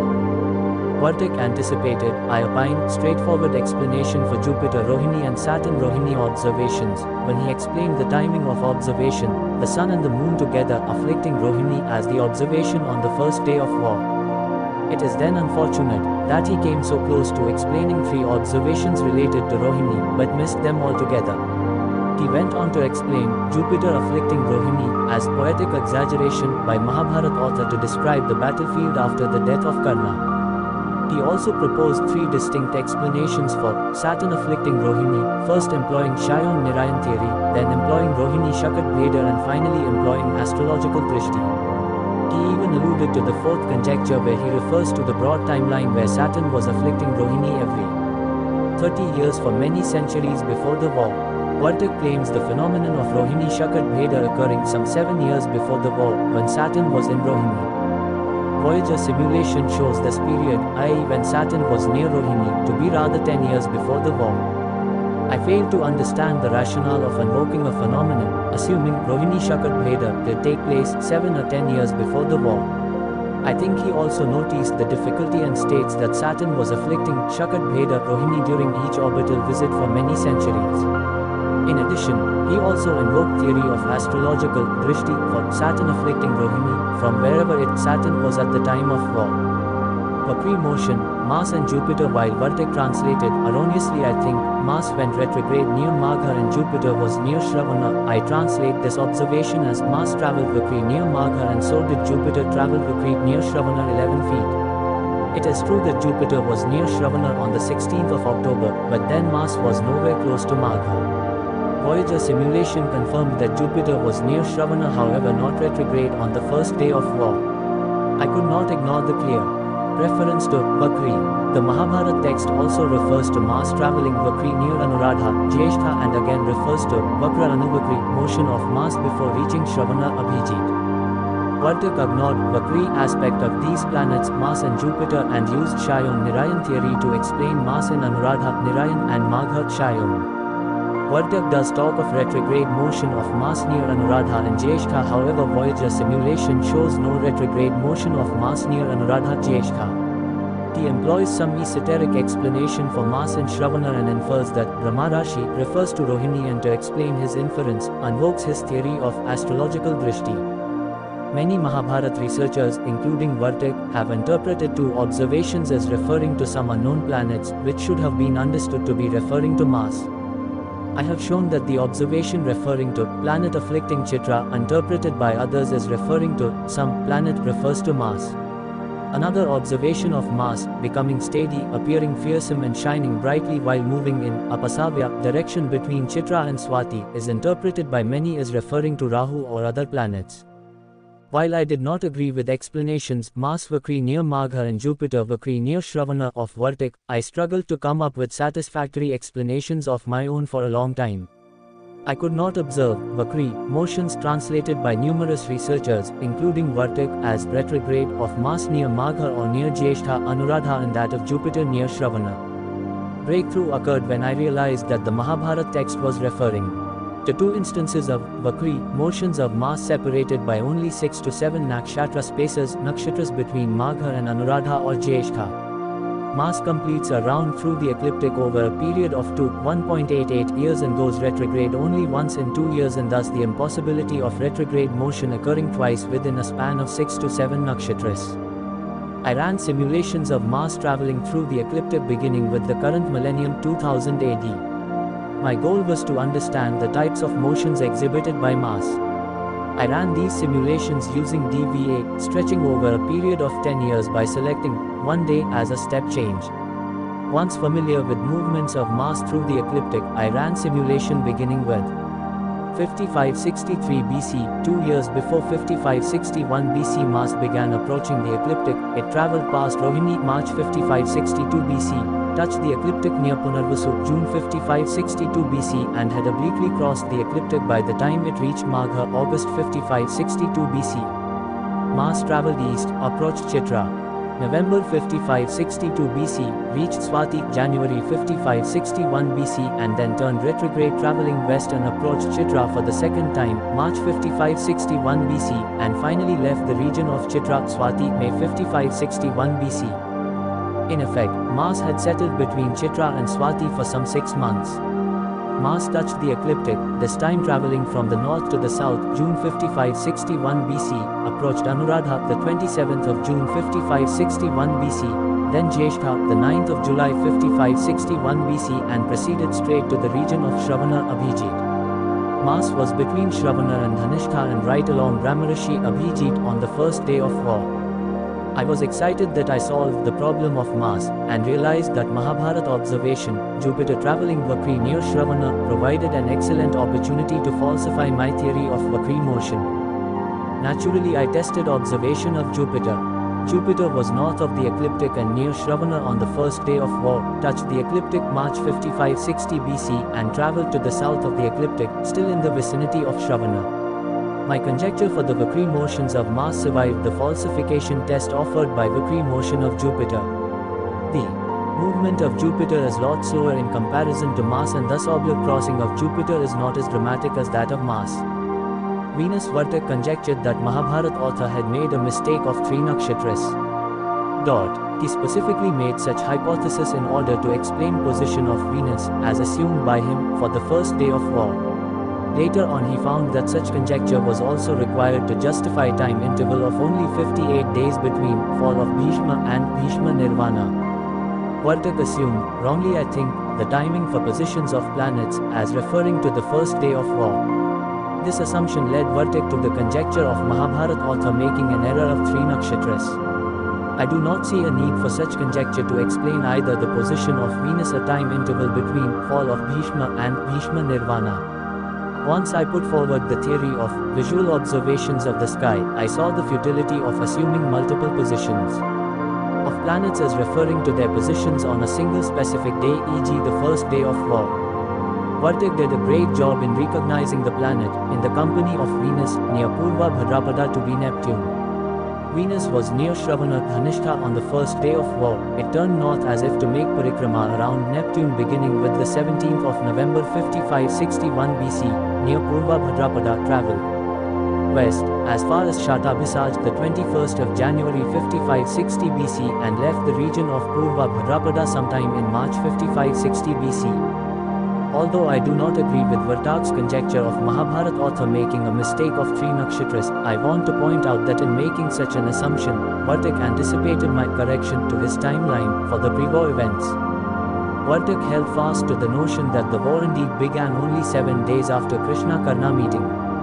Later on, Vartak hypothesized Vyasa making an error of 3 nakshatras, i.e. Uttarashadha as being correct position of the sun, instead of Jyeshtha as assumed by Vyasa to explain position of Venus, which Vartak thought, erroneously I may add, in Purva Bhadrapada on the first day of war. I have conjectured that the time interval between Krishna-Karna dialogue and the first day of Mahabharata war was rather 7 days plus 1 lunar month. I made this conjecture in order to corroborate Mahabharata observations of the events before the war.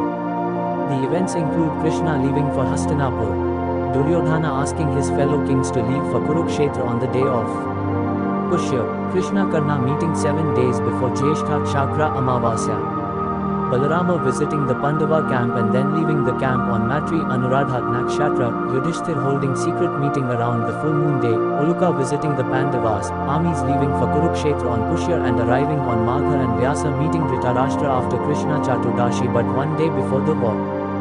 Vartak's insistence on corroboration of all Mahabharata observations led him to anticipate many of the discoveries made in this book. I speculate that random coincidence of the 22nd of December corroborating with Magha Shuddha 8, moon in Rohini, an interval of 58 nights between 25 October fall of Bhishma and the 22nd of December deceived him and sent him on a tangential path. I was immensely impressed with the corroboration of Mahabharata observations with proposed date of Vartak, to the extent I spent more than 6 months exploring alternate explanations, Adhika Masa, Kshaya Masa, color of the sun around the point of winter solstice and whatnot to justify the 22nd of December as the day of Bhishma Nirvana. Sun, Moon, Saturn and Jupiter afflicting Rohini. Vartak interpreted the sun and the moon together afflicting Rohini as the observation on the first day of war. He explained this observation not as visual observation, but rather via his theory of astrological drishti. I explained this observation as visual observation on the first day of war. However, credit goes to Vartak for suggesting the timing of this observation. The day was Amavasya, and thus at the time of sunset, when the sun and the moon were together on the western horizon, Rohini was rising on the eastern horizon. When I reread the Mahabharata text, I realized that Vyasa was observing the sky both before sunrise and after sunset, and of course at night before and during the war. Once I explained this observation, I predicted similar phenomenon for the remaining two observations of Rohini. I simulated the sky for the 17th day of war, after the sunset, and realized how appropriate the description of Jupiter afflicting Rohini, similar to the sun and the moon, was. These three observations not only corroborate 5561 BC as the year of Mahabharata war, but also corroborate Amavasya day as the first day of Mahabharata war. Although now obvious, it took me a while to visualize Saturn afflicting Rohini when he met Krishna on the 9th to the 10th of September 5561 BC. Voyager simulation shows Saturn as the only visible planet, besides the moon Krishna Ashtami before dawn, afflicting Rohini. Vartik attempted to corroborate all three observations related to Rohini. And while he failed, no other Mahabharata researcher has attempted to corroborate all three, and some have simply ignored them, especially because they could not corroborate them. Mercury and Jupiter, 17th day of the war. An astute observer would have noticed, immediately after sunset, eastward movement of Mercury through 18 days of the war, assuming Mercury could be seen, beginning with the first day of war. During the 18 days of war, apparent distance between Mercury and the Sun was increasing with each passing day. Jupiter was east of Mercury and the Sun on the first day of war, however by the end of the 17th day of war, it was between Mercury and the Sun. I interpreted this rising up of Mercury against the western horizon as Tiryak rising of Mercury. As a result, both Mercury and Jupiter were visible on the western horizon after the sunset on the 17th day of war, and their positions corroborate well with Mahabharata observations. Vartak might have been misled by Mahabharata reference to Mercury, which he translated as Mercury revolving in the region of 3 nakshatras before Jyeshtha, and thus interpreted it to mean near Vishakha Swati. No wonder he could not envision the possibility of Mercury being on the western horizon after the sunset. Subsequently he conjectured these observations as referring to Mahabharata author poetically describing impossible things after the death of Karna. I agree with Vartak when he reinterpreted observation of Mercury travelling through all nakshatras. The observation is trivial, however it does corroborate my conjecture that Mahabharata author included observations made over a period of up to a year before the war. Mass, Venus and Mercury, 18th day of the war. Mass, Venus and Mercury were seen in the western part of sky after the sunset on the 18th day of war 17.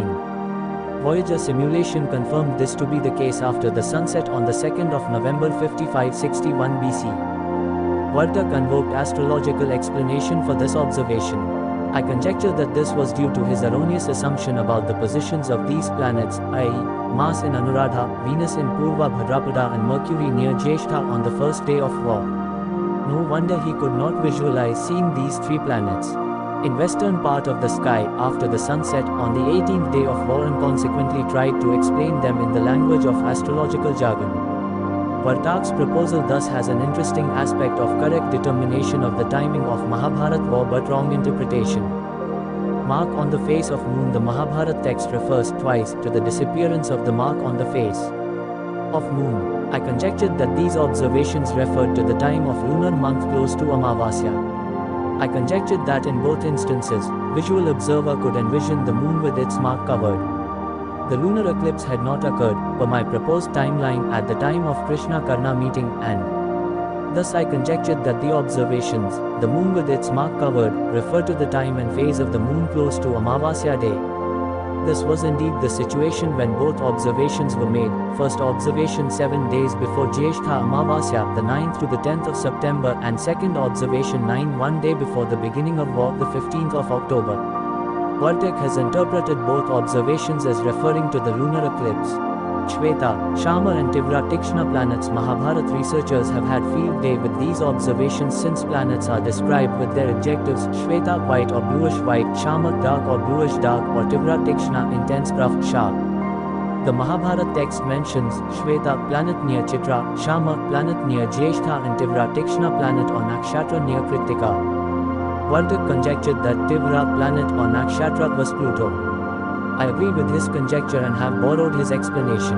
Vartik employed Shayon-Narayan theory to explain Shama and Shweta planets as Neptune and Uranus. It is an ingenious explanation and deserves much praise. However, I disagree with him because of the strong, subjective element employed in his interpretations. I do agree with Vartak's conjecture that Mahabharata author knew planets Uranus, Neptune and Pluto. Vartak's research convinced me of this conjecture, however based on different set of observations. Vartik has cited these observations as evidence for Mahabharata astronomers being aware of Uranus, Neptune and Pluto. Consequently, Vartik assumed telescopic abilities in Mahabharata times. Oli has also assumed telescopic abilities in making a case for Uranus. The Mahabharata text does not specifically refer to telescopes, however, does mention mirrors.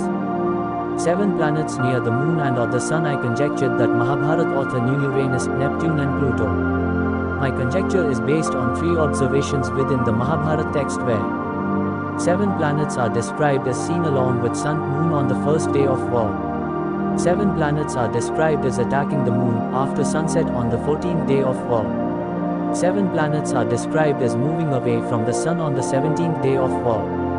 The first observation is referring to 7 planets, exclusive of the sun and the moon. There was a solar eclipse on the first day of war and the planets could have been seen during the eclipse. These 7 planets, from east, were Neptune, Uranus, Mars, Venus, Jupiter, Mercury and Saturn. Saturn is the only planet west of the sun. The timing of the second observation is after sunset, on the 14th day of war, and 7 planets are described as attacking the moon. Again, the 7 planets did not include either the sun or the moon.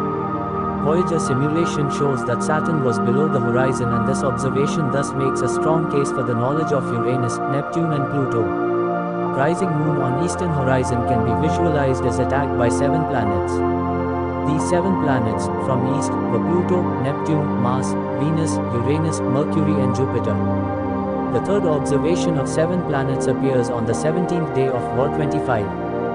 7 planets are described as moving away from the sun. I have conjectured this to be an observation after the sunset, when 7 planets could be seen in the sky, all of them east of the setting sun and also moving away from the sun. All planets have eastward motion unless they are in retrograde. Voyager simulation confirms that, beginning in the east, Pluto, Neptune, Mars, Venus, Uranus, Mercury and Jupiter were moving eastward only with the exception of Pluto, which was in retrograde motion.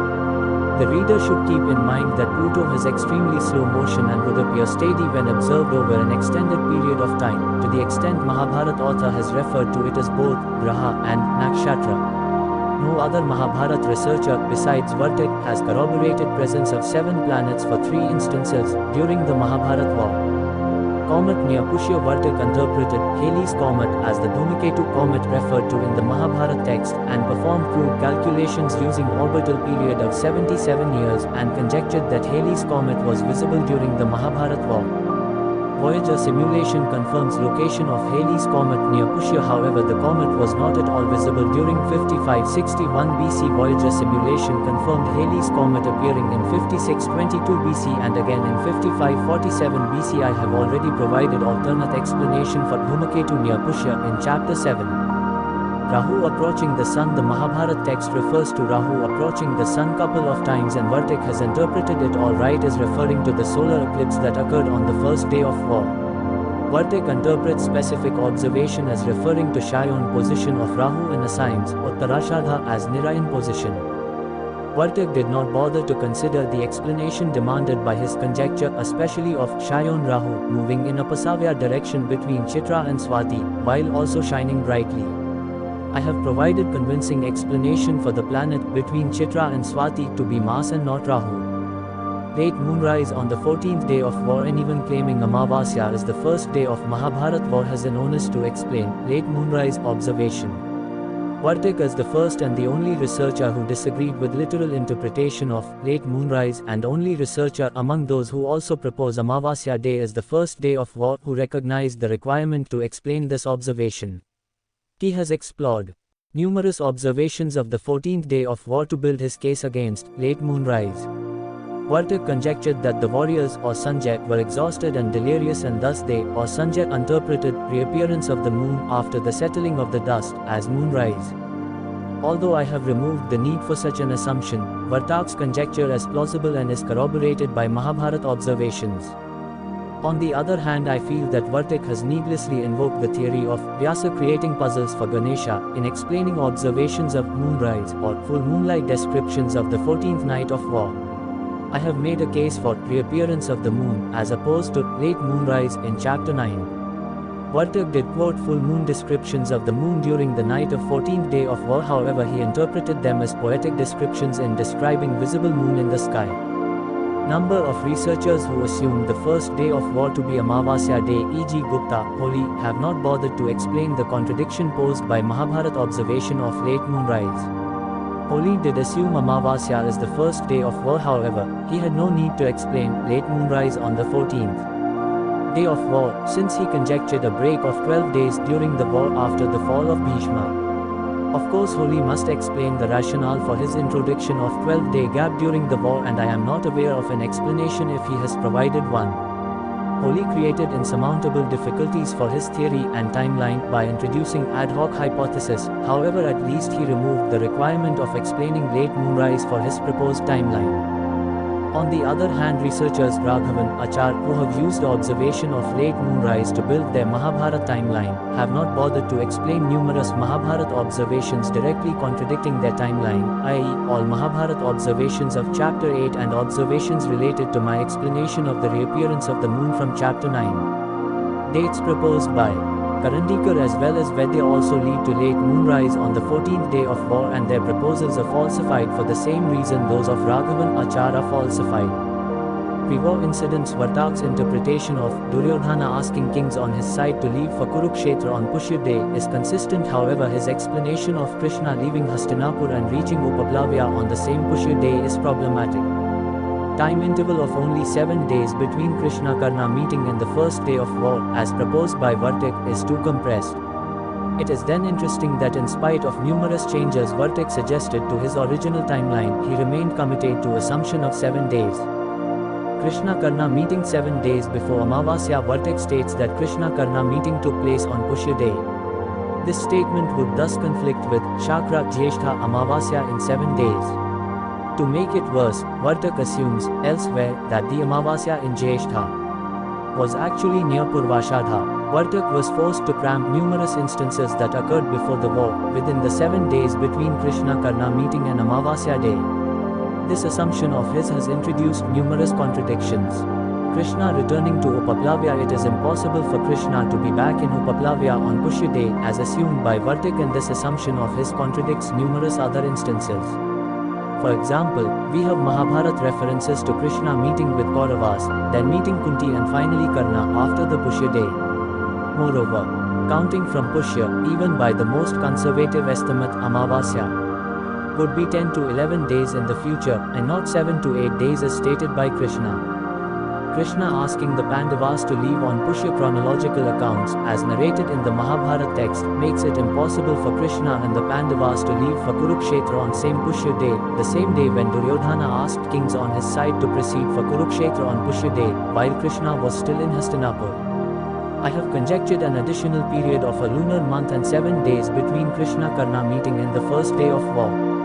There is no explicit reference to such a time interval, however the usefulness of this conjecture of mine can be seen from its ability to explain all events leading to the first day of war.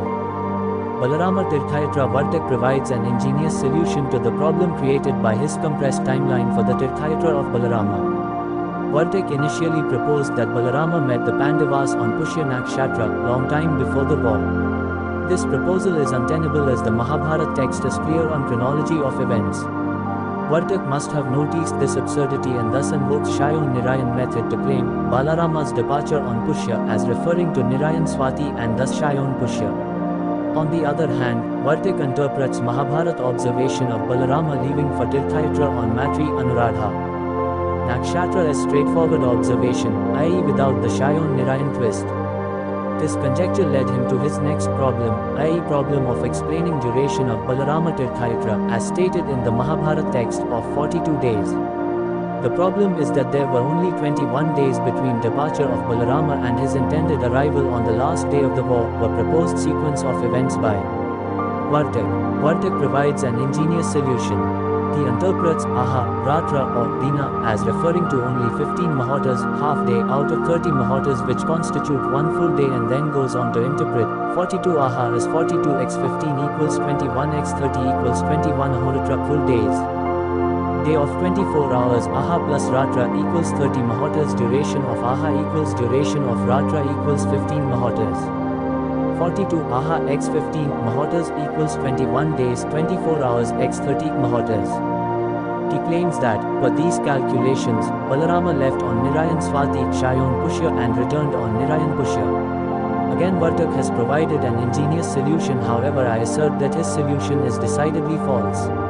I have dealt with inconsistency and contradictions generated by Vartak's interpretation of Aha, Ratra, Sharvari or Dina elsewhere in this chapter. More pre-war incidents. After Balarama left the Pandava camp, King Rukmi came to visit the Pandava camp and offered his assistance. The Pandavas politely refused and Rukmi went to Duryodhana but met with similar response, upon which he returned to his kingdom. The war preparations resumed and both parties were frantically busy establishing roads, utilities, forts and camps on the battlefield of Kurukshetra. After Balarama and Rukmi had departed from the Pandava camp, Yudhishthir held a secret meeting to discuss war strategy. I conjecture that this was around the full moon day, based on Mahabharata descriptions. Duryodhana sent Uluka to the Pandavas. Uluka visited the Pandava camp and returned. Both armies left for Kurukshetra on Pushya and arrived there on Magha. Both parties held a meeting to agree on rules and etiquettes to be followed during the war. Vyasa met Dhritarashtra day before the war began. I assert that the time interval of 7 to 8 days proposed by Vartak is too compressed either to accomplish the war preparations or to accommodate pre-war incidents described in the Mahabharata text.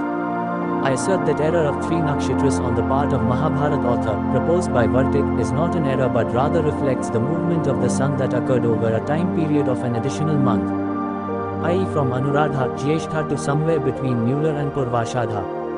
Activities after the war. Bhishma Nirvana is the only post-war activity that is critical in either corroborating or falsifying proposed date of the Mahabharata war. Almost all researchers have employed the timing of Bhishma Nirvana and many have considered it critical in determining the year of Mahabharata war. Vartak proposed the 22nd of December 5561 BC as the day of Bhishma Nirvana. He did not use, correctly I think, Mahabharata observations related to Bhishma Nirvana in building his timeline.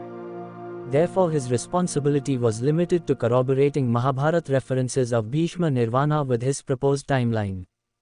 On the other hand, those researchers Gupta, Holi, and Sengupta who claimed observations of Bhishma Nirvana critical had responsibility not only to show how they employed these critical observations in building their timeline but also to show how their proposed timeline corroborates these very observations. While Gupta has indeed used them in predicting his timeline, he failed to show how these observations corroborate his timeline. Sengupta does corroborate 58 days between fall of Bhishma and Bhishma Nirvana but not the nakshatra or lunar month Atithi.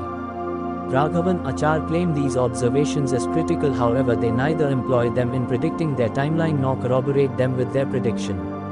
Hole's effort is as good as or as bad as that of Vartak.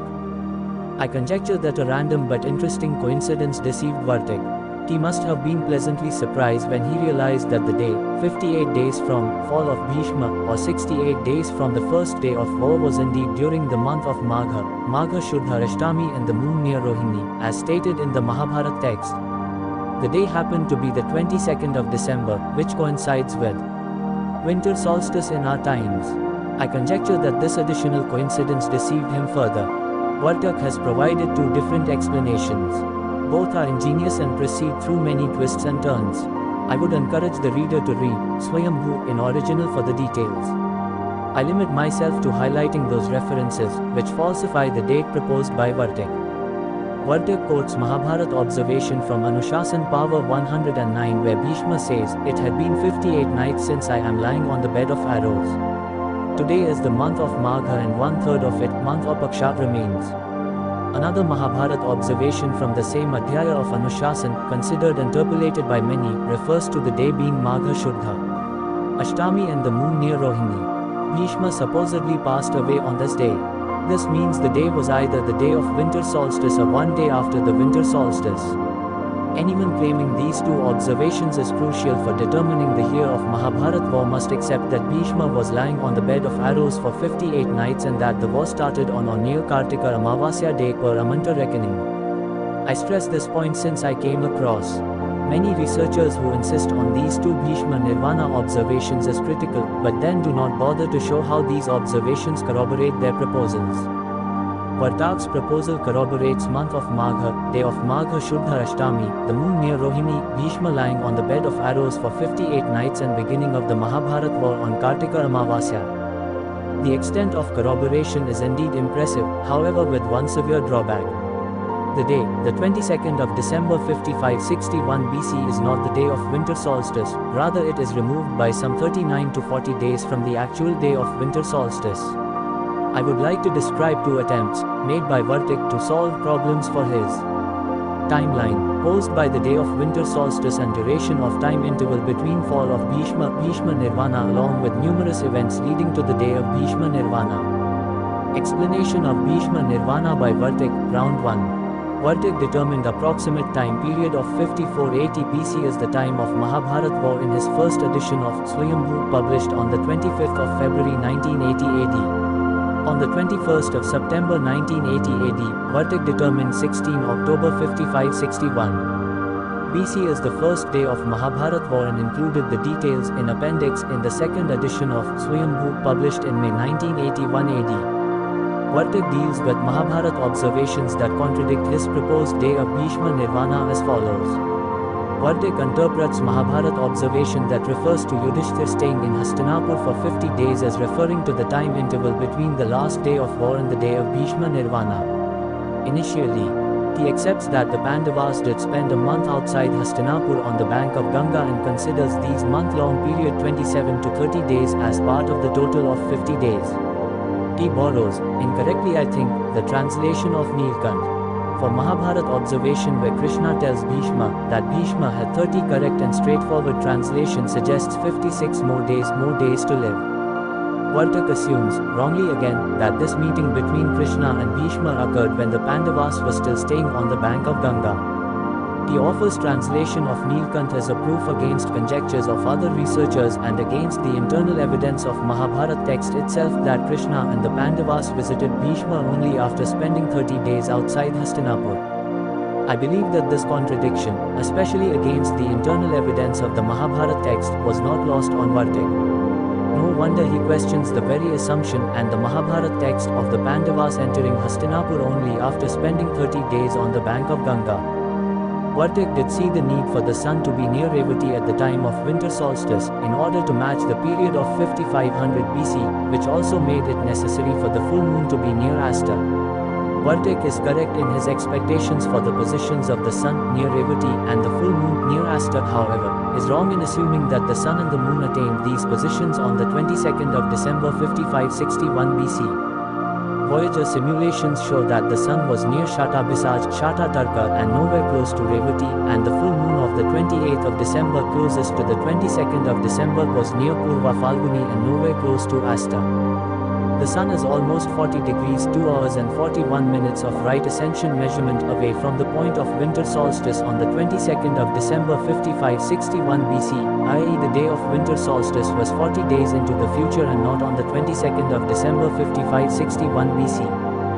The 22nd of December 5561 BC day of Bhishma Nirvana proposed by Vartik. Rasan 15h 19 meters Shata 15h 20 meters. Revati 18h 53 meters the 28th of December 5561 BC full moon day. Moon 3h 45 meters Earth shadow 3h 45 meters Purva Falguni 3h 21 meters Asta. 5h 59 meters Vartak invokes his conjecture of Mahabharata author making an error of 3 nakshatras to describe position of the sun on the 22nd of December, made previously by him to explain the position of Venus near Purva Bhadrapada on the first day of war, to explain why the sun would be near Revati and the full moon would be near Asta. I have shown that Vartak's conjecture of the error of 3 nakshatras might have been useful to his theory and timeline in explaining the events before the war, however, his conjecture has no effect in explaining events after the war such as Bhishma Nirvana. His assumption rather contradicts post-war observations. He conjectured that there was a need on the part of Mahabharata author to consider one of 3 months of Kartika, Margashirsha or Pausha as Shaya elapsed. However, he claimed that Mahabharata author failed to do so. He considers this error on the part of Mahabharata author as responsible for the confusion related to the time of Bhishma Nirvana. I have shown chapter 9 that no such conjecture, i.e. conjecture of confusion on the part of Mahabharata author, is required to explain the timing of Bhishma Nirvana. Instead, I have conjectured addition of extra lunar month Adhika Masa, Magha for those who feel very strongly about Mahabharata observation of Anushasan power, specifically the observations, month of Magha, and that, 1/3 of either month or Paksha still remaining on the day of Bhishma Nirvana. Explanation of Bhishma Nirvana by Vartik, Round 2. Vartik published his additional work, carried out after the publication of second edition, in the third edition, published in November 1987 AD. In this edition, Vartik proposed modified explanation for Mahabharata observations leading to the day of Bhishma Nirvana. He remained firm on the 22nd of December as the day of winter solstice. He is also firm regarding the need to take one lunar month as Kshaya elapsed. This time, he proposes that the Pandavas stayed outside Hastinapur, on the bank of the river, only for 12 days. Instead of a whole month, and quotes an interesting reference from Manusmriti, originally quoted by Nilkanth, in support of his 12 days proposal. The Pandavas entered Hastinapur, based on this proposal of Vartik, on the 16th of November 5561 BC. Vartik admits his acceptance of erroneous translation 120 of Nilkanth, mentioned previously in round 1, and suggests another conjecture. He conjectures word, dina, as referring to a time interval of 15 muhurtas or half day, and thus interprets 56 days as rather equal to 28 days. Vartik estimated this day, going 28 days backward from the 22nd of December, as the 25th of November. Vartik conjectured that the Pandavas were in Hastinapur during the 16th to the 25th of November before they went to see Bhishma. The second attempt of Vartik, in explaining Bhishma Nirvana, leaves as many threads open as his previous explanation. Vartik mentions a query from either a reader or a researcher who asked Vartik about the effect of leap years on his calculations, and specifically its implications for the day of winter solstice. Vartik had assumed 365.25 days for a year, and thus assumed leap year every 4 years. Modern calendar, Gregorian, does not assume leap year at the interval of 100 years, even though the number is divisible by 4, unless the number is also divisible by 400. In effect, Vartik had used Julian calendar, as is the standard practice, for researching anything historical before 1582 AD. His choice of Julian calendar resulted in additional 50 days over a period of 7,500 years. Vartik recognized the effect of this error of 50 days on the day of the winter solstice, and I believe he anticipated, in recognizing this error, the correct explanation for Mahabharata observations and the actual day of Bhishma Nirvana. The opportunity eluded him when he drew following erroneous inferences. He thought that the point of winter solstice was indeed fixed on the day of the 22nd of December. He estimated maximum deviation possible in the positions of planets over a period of 50 days. He considered movement of slow-moving planets such as Saturn and Jupiter, and showed the deviation in their positions to be minimal to have significant effect on his proposed timeline. He felt that ancient astronomers would have made appropriate corrections to adjust the points of winter and summer solstices.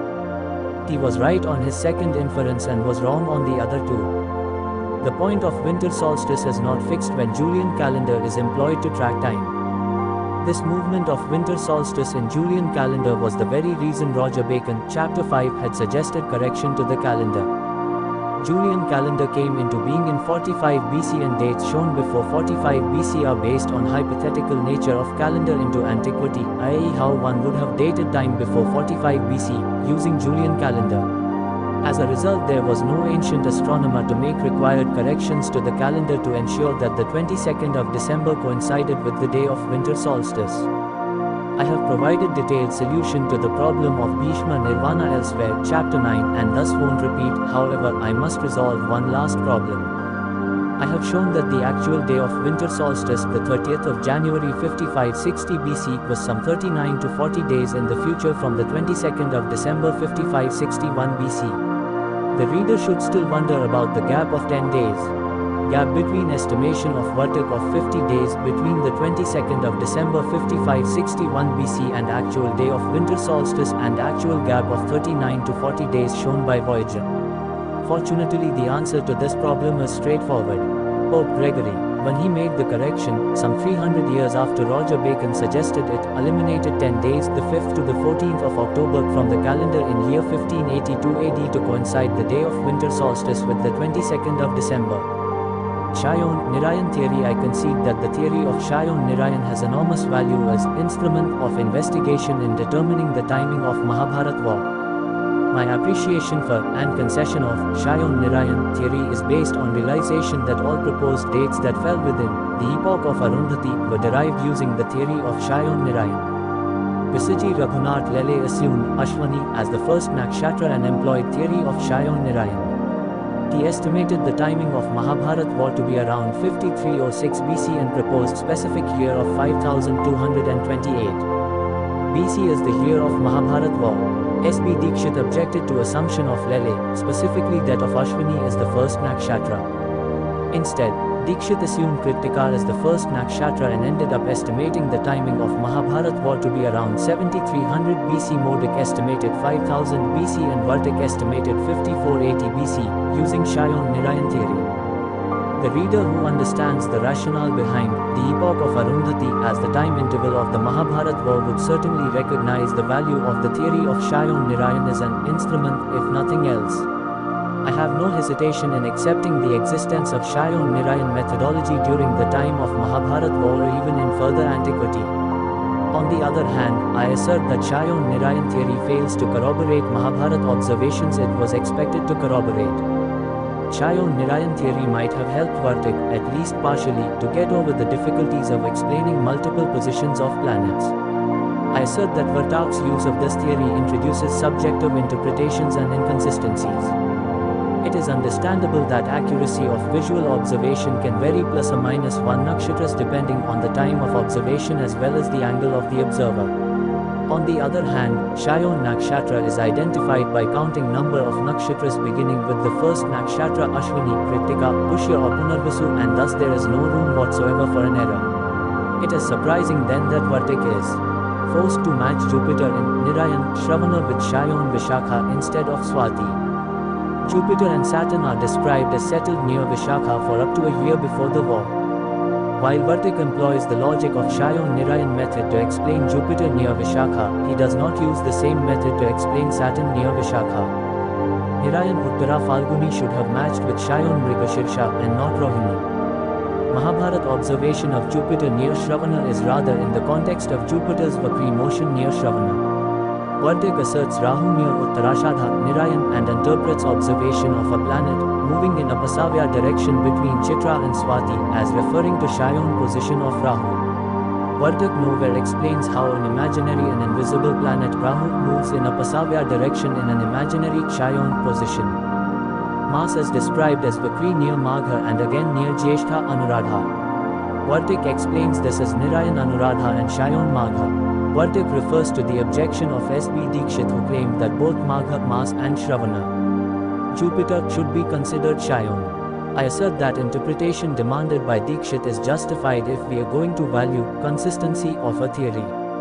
I suggest treating these descriptions as Narayan since both of these planets are described Vakri and it is lot easier to describe visual Vakri observation of a planet rather than imaginary Vakri motion near imaginary Shayon nakshatra. Dikshit also claimed that Mars, Mercury and Venus were together on the last day of war. Vartik disagrees with this claim made by Dikshit. Not only I agree with Dikshit but also have shown that these three planets were in the western part of sky and were visible after the sunset on the last day of war. Vartik interprets Mahabharata observation, Mars afflicting Chitra along with Shweta planet near Chitra as referring to Shayon location of Uranus. The Narayan location for Uranus would be Shravana by counting Abhijit as Nakshatra or Uttarashadha by not counting Abhijit as Nakshatra. While I find this explanation ingenious, I also find it subjective, arbitrary and inconsistent. Uranus is indeed near Shravana Dhanishta but is nowhere explicitly mentioned in the Mahabharata text. Vartik interprets Mahabharata observation of a planet in the company of Venus along with Shama, planet near Jyeshtha, as referring to the position of Neptune. Again Vartak proposes Shama, planet near Jyeshtha, as Shayon location and Purva Bhadrapada as Narayan location of Neptune. Vartak's effort is ingenious indeed, but it comes at the cost of introducing subjective element in his theory.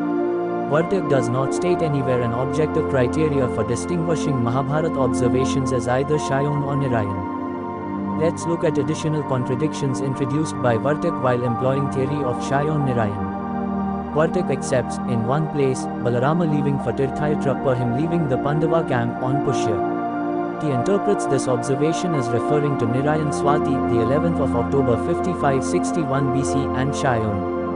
Pushya. In another place, Vartik interprets Mahabharata observation of Matri Anuradha as Narayan and as the day when Balarama began his Saraswati Tirthayatra. However, he treats Pushya as the nakshatra of the arrival of Balarama on the last day of the war as Narayan Pushya, and here Vartik introduces a contradiction galore in his explanations. He does not explain how his Shayon Narayan theory explains Shravana, reference related to Balarama's Tirthayatra.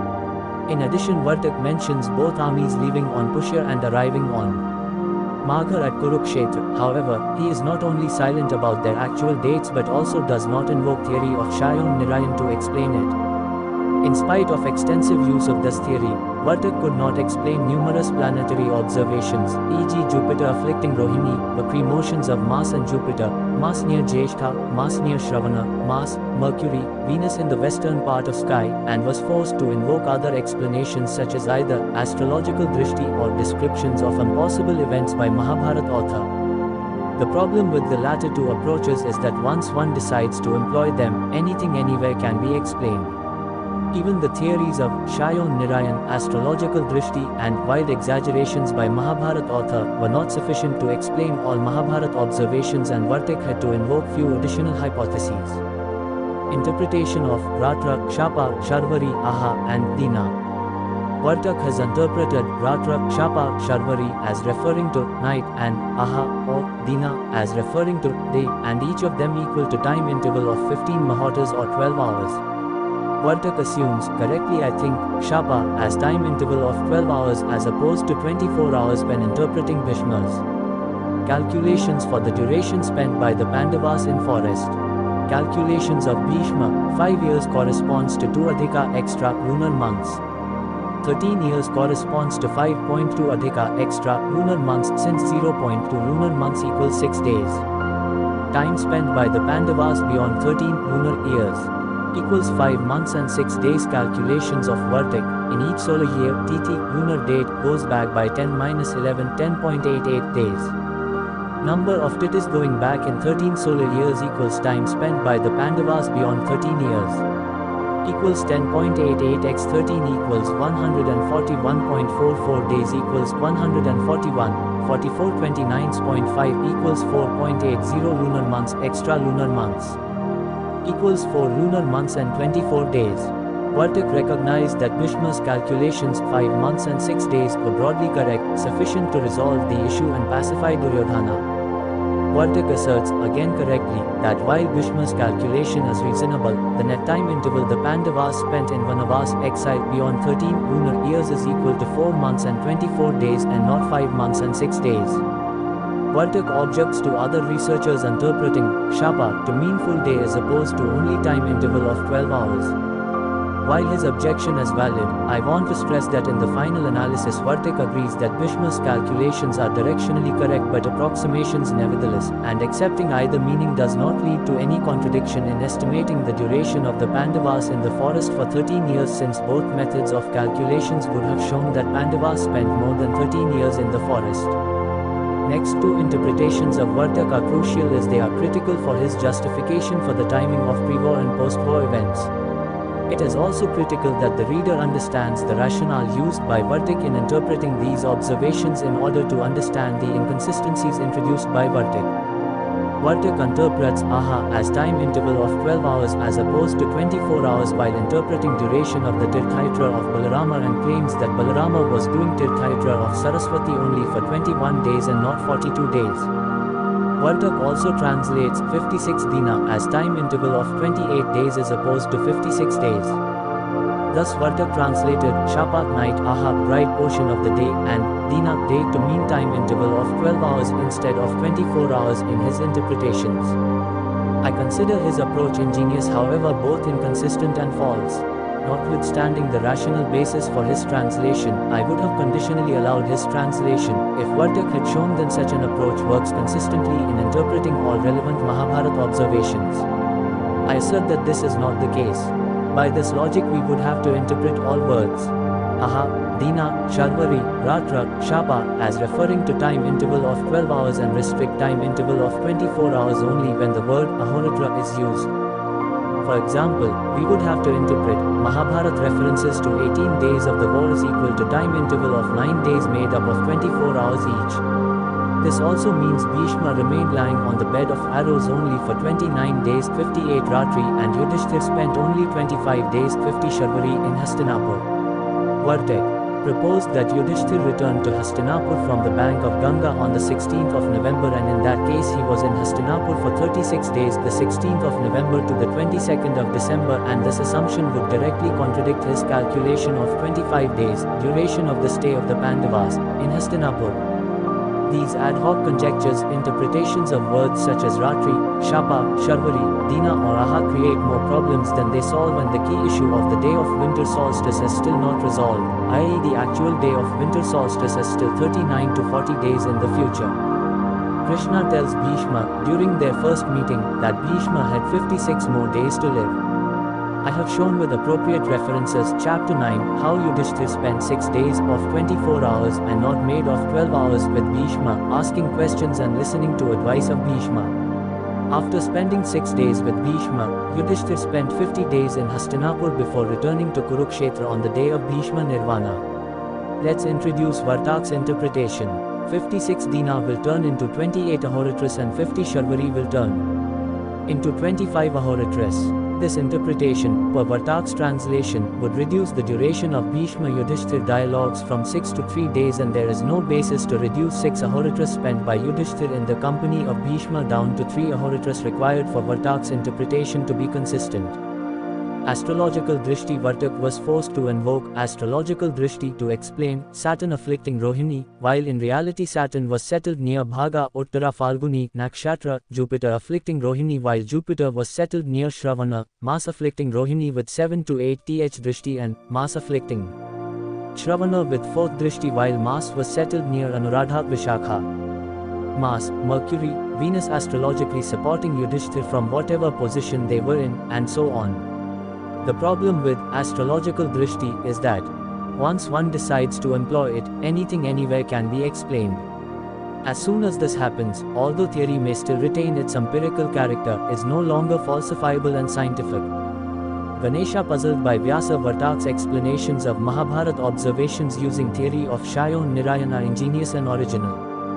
I discarded it because it introduced inconsistencies and subjectivity in determining planetary positions.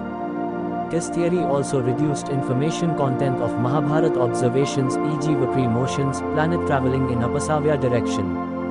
In the end, the Shayon Nirayan theory, notwithstanding the liberties employed by Vartak to make it functional, was incapable of explaining majority of planetary observations of the Mahabharata text.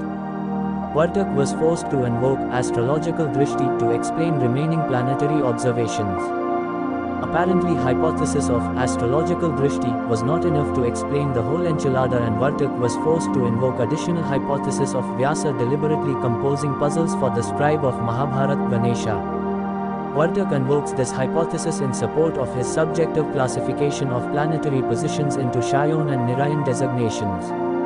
This is wonderful illustration of an effort to shift the problem. Unfortunately, the problem of subjective interpretation did not go away, however the credibility of the theory certainly went down. The incident reminds me of Indraitakshkaya Swaha. Subjectivity did not go away and credibility went down too. Exaggerations by Mahabharata author. Vartak invoked hypothesis of exaggerations by Mahabharata author to explain Jupiter afflicting Rohini 12 and Tiryak rising of Mercury 16.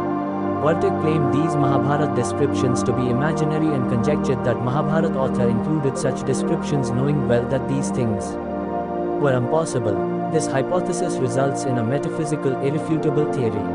Concluding remarks: I still remain in awe and reverence of Mahabharata research carried out by P.V. Vartik. In the absence of implications derived from the epoch of Arundhuti, I would have hardly dared to go as far back as 6th millennium.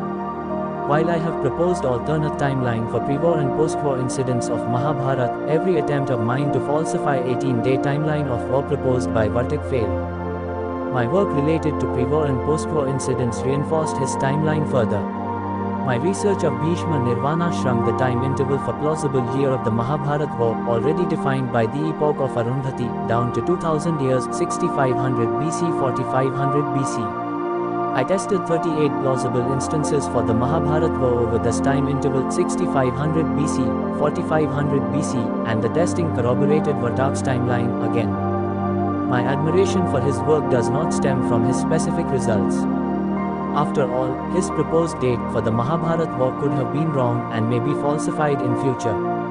In addition, I have shown inconsistency, contradictions, limitations and subjectivity of his Shayon Nirayan theory. He was forced to employ numerous patchworks such as astrological drishti, forced interpretations of Ratra, Shapa, Dina, Aha, Vyasa creating puzzles for Ganesha, awkward interpretations and modifications of Mahabharata passages leading to the day of Bhishma Nirvana. My admiration for him and his work stems from his approach to the problem. Published in 1980-1987 AD, his work was definitely an improvement over the past Mahabharata research in any language. His work appears to be improvement over the research conducted in last 25 to 30 years. Stated alternately, I am asserting that no significant improvement or growth of knowledge occurred in last 30 years. To be fair to other researchers who contributed in last 30 years, I am willing to admit that I benefited immensely from their work. Works of these researchers provided me with alternate scenarios to test.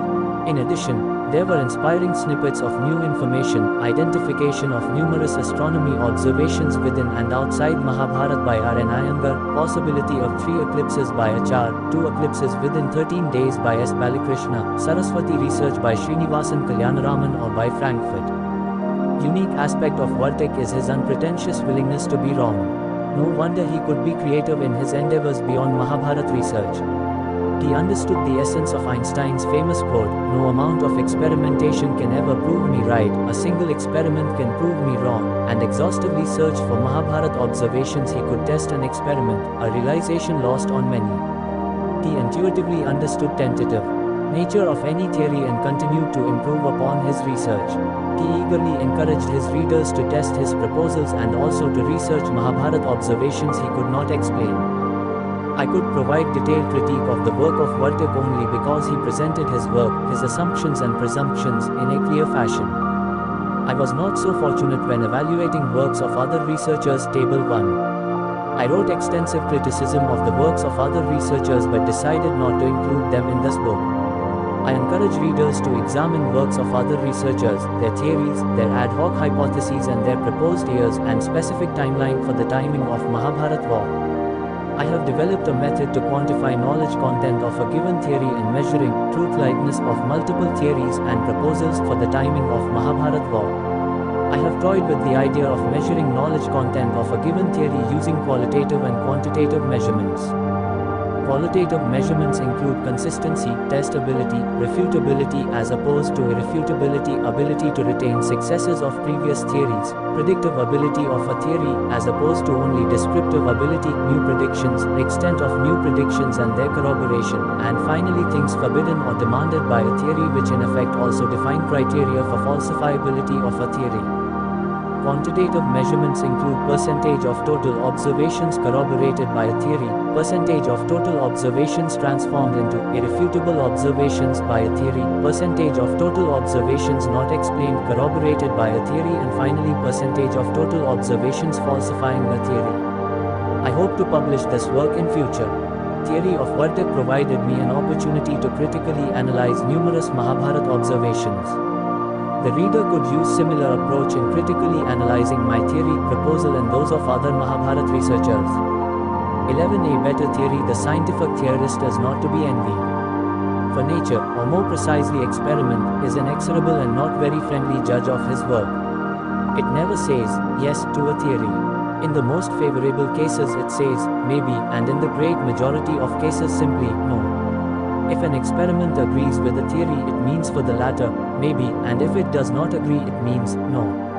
Probably every theory will someday experience its, no, most theories, soon after conception. Albert Einstein. Once I started critically discussing work of others, I feared that my book would fill only with the criticism of others and my original work would get lost. I was also disappointed by the cocksure attitude of number of researchers, especially those who made their proposal based on only those Mahabharata observations that they presumed supported their timeline.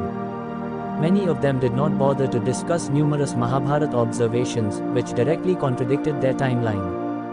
I began writing criticism, i.e. criticism of the theories and corresponding proposals for the year of Mahabharata war as propounded by 20+ researchers. They all had predicted the first day and the year of Mahabharata war. I realized that these researchers, with the exceptions of Vartik and Kane, have been selective in quoting Mahabharata astronomical observations. Many of them ignored vast number of Mahabharata astronomical observations. Still others claim to have included certain observations in building their timeline they thought critical, and I could demonstrate how their theories were contradicted by these so-called critical observations. These researchers appeared to be blissfully unaware of this fact. I decided, only with great reluctance, to exclude the discussion of the works of other researchers, i.e. the criticisms of their theories and timelines for the Mahabharata war, with the exception of Vartik, from this book. What follows is a summary of my theory and my proposed timeline of the Mahabharata war and why it should be considered a better theory, i.e. better than all existing theories and proposed timelines. My theory: all astronomy observations in Mahabharata are visual observations of the sky. Mahabharata astronomers were meticulous and patient empirical astronomers. They were inheritors of even farther ancient tradition of astronomy observations. Mahabharata astronomers had means to observe objects in the sky, which would not be otherwise visible to a naked eye.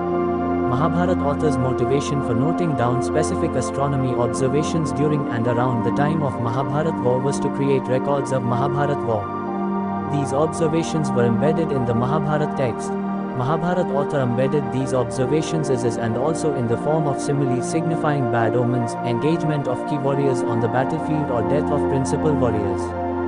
I had also stated that one would, very likely, find numerous additional astronomy observations within the Mahabharata text. I found numerous astronomy or chronological observations and corroborated them with the predictions of my theory.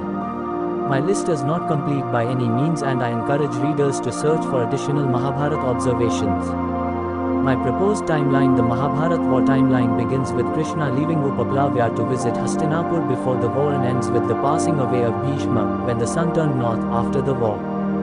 Krishna left Upaplavya on Matri Anuradha Muhurta, Revati Nakshatra. And in the month of lotuses, the 31st of August 5561 BC, Duryodhana ordered his royal friends to leave for Kurukshetra on the day of Pushya, the 6th to the 7th of September 5561 BC. Krishna Karna meeting, 7 days before Jyeshtha Amavasya and before. Krishna left for Upaplavya, the 9th to the 10th of September 5561 BC. Chakra, Jyeshtha or possibly Vishakha Amavasya, the 16th to the 17th of September 5561 BC. Balarama left the Pandava camp to proceed on Saraswati Tirthayatra on Anuradha Matri Nakshatra, the 17th of September 5561 BC. Balarama began Tirthayatra of Saraswati around the 22nd of September 5561 BC. Kartika Purnima full moon, the 30th of September to the 1st of October 5561 BC. Krishna left along with the Pandavas for Kurukshetra on Pushya, the 4th to the 5th of October 5561 BC. Both armies arrived at Kurukshetra on Magha, the 6th to the 7th of October 5561 BC. Vyasa met Dhritarashtra, the 15th of October 5561 BC. The first day of Mahabharata war, the 16th of October 5561 BC. Bhishma fell in the battlefield on the 10th day of war, the 25th of October 5561 BC. Abhimanyu was killed on the 13th day of war, the 28th of October 5561 BC. Arjuna killed Jayadratha and the fight continued into the night at the end of the 14th day of war, the 29th of October 5561 BC. Drona was killed on the 15th day of war, the 30th of October 5561 BC. Arjuna killed Karna on the 17th day of war, the 1st of November 5561 BC. Shalya was killed by noon and Bhima killed Duryodhana at the end of the day on the 18th day of war, the 2nd of November 5561 BC. The Pandavas spent a month on the bank of river Ganga, 2 to 3 November 30 November 5561 BC. The Pandavas entered Hastinapur after spending a lunar month on the bank of Ganga, the 30th of November 5561 BC. Coronation of Yudhishthir, assignment of offices and palaces, and honoring of Krishna, 30 November 5 December 5561 BC. Yudhishthir and his brothers, Krishna, Satyaki, Yuyusu, Kripacharya and Sanjay go to Kurukshetra to visit Bhishma, 56 days before passing away of Bhishma, the 5th to the 6th of December 5561 BC. Yudhishthir along with his brothers, Dhritarashtra, Gandhari and ministers visits Bhishma for last but one time, 51 days before passing away of Bhishma, the 10th to the 11th of December 5561 BC. Yudhishthir leaves for Kurukshetra after spending 50 nights at Hastinapur to meet Bhishma when the sun turned north, 30 to 31 January 5560 BC. Bhishma Nirvana, 30 to 31 January 5560 BC. My key contributions. My theory proceeds from a simple, almost trivial, unifying idea that all astronomy observations around the time of Mahabharata war are visual observations of the sky. My theory is independently testable. Anyone can access astronomy software such as Voyager 4.5 trademark, follow through my book and test each Mahabharata observation. I sought explanation for Arundhuti observation, based on my theory, an observation otherwise considered absurd by entire research community albeit with one exception as visual observation at the time of Mahabharata war.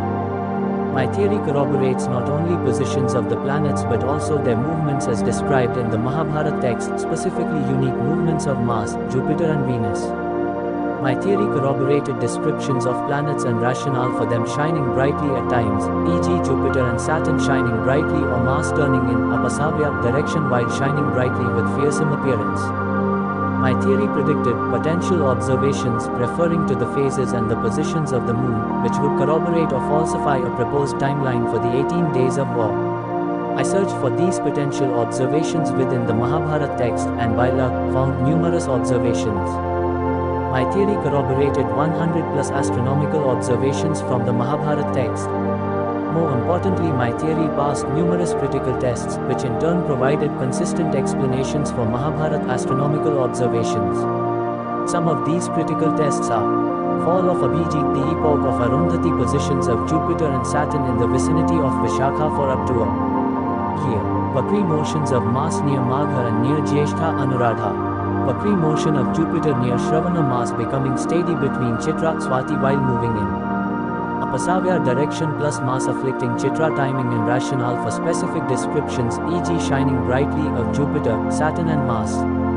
Circular motion of Venus near Purva Bhadrapada in the company of another planet.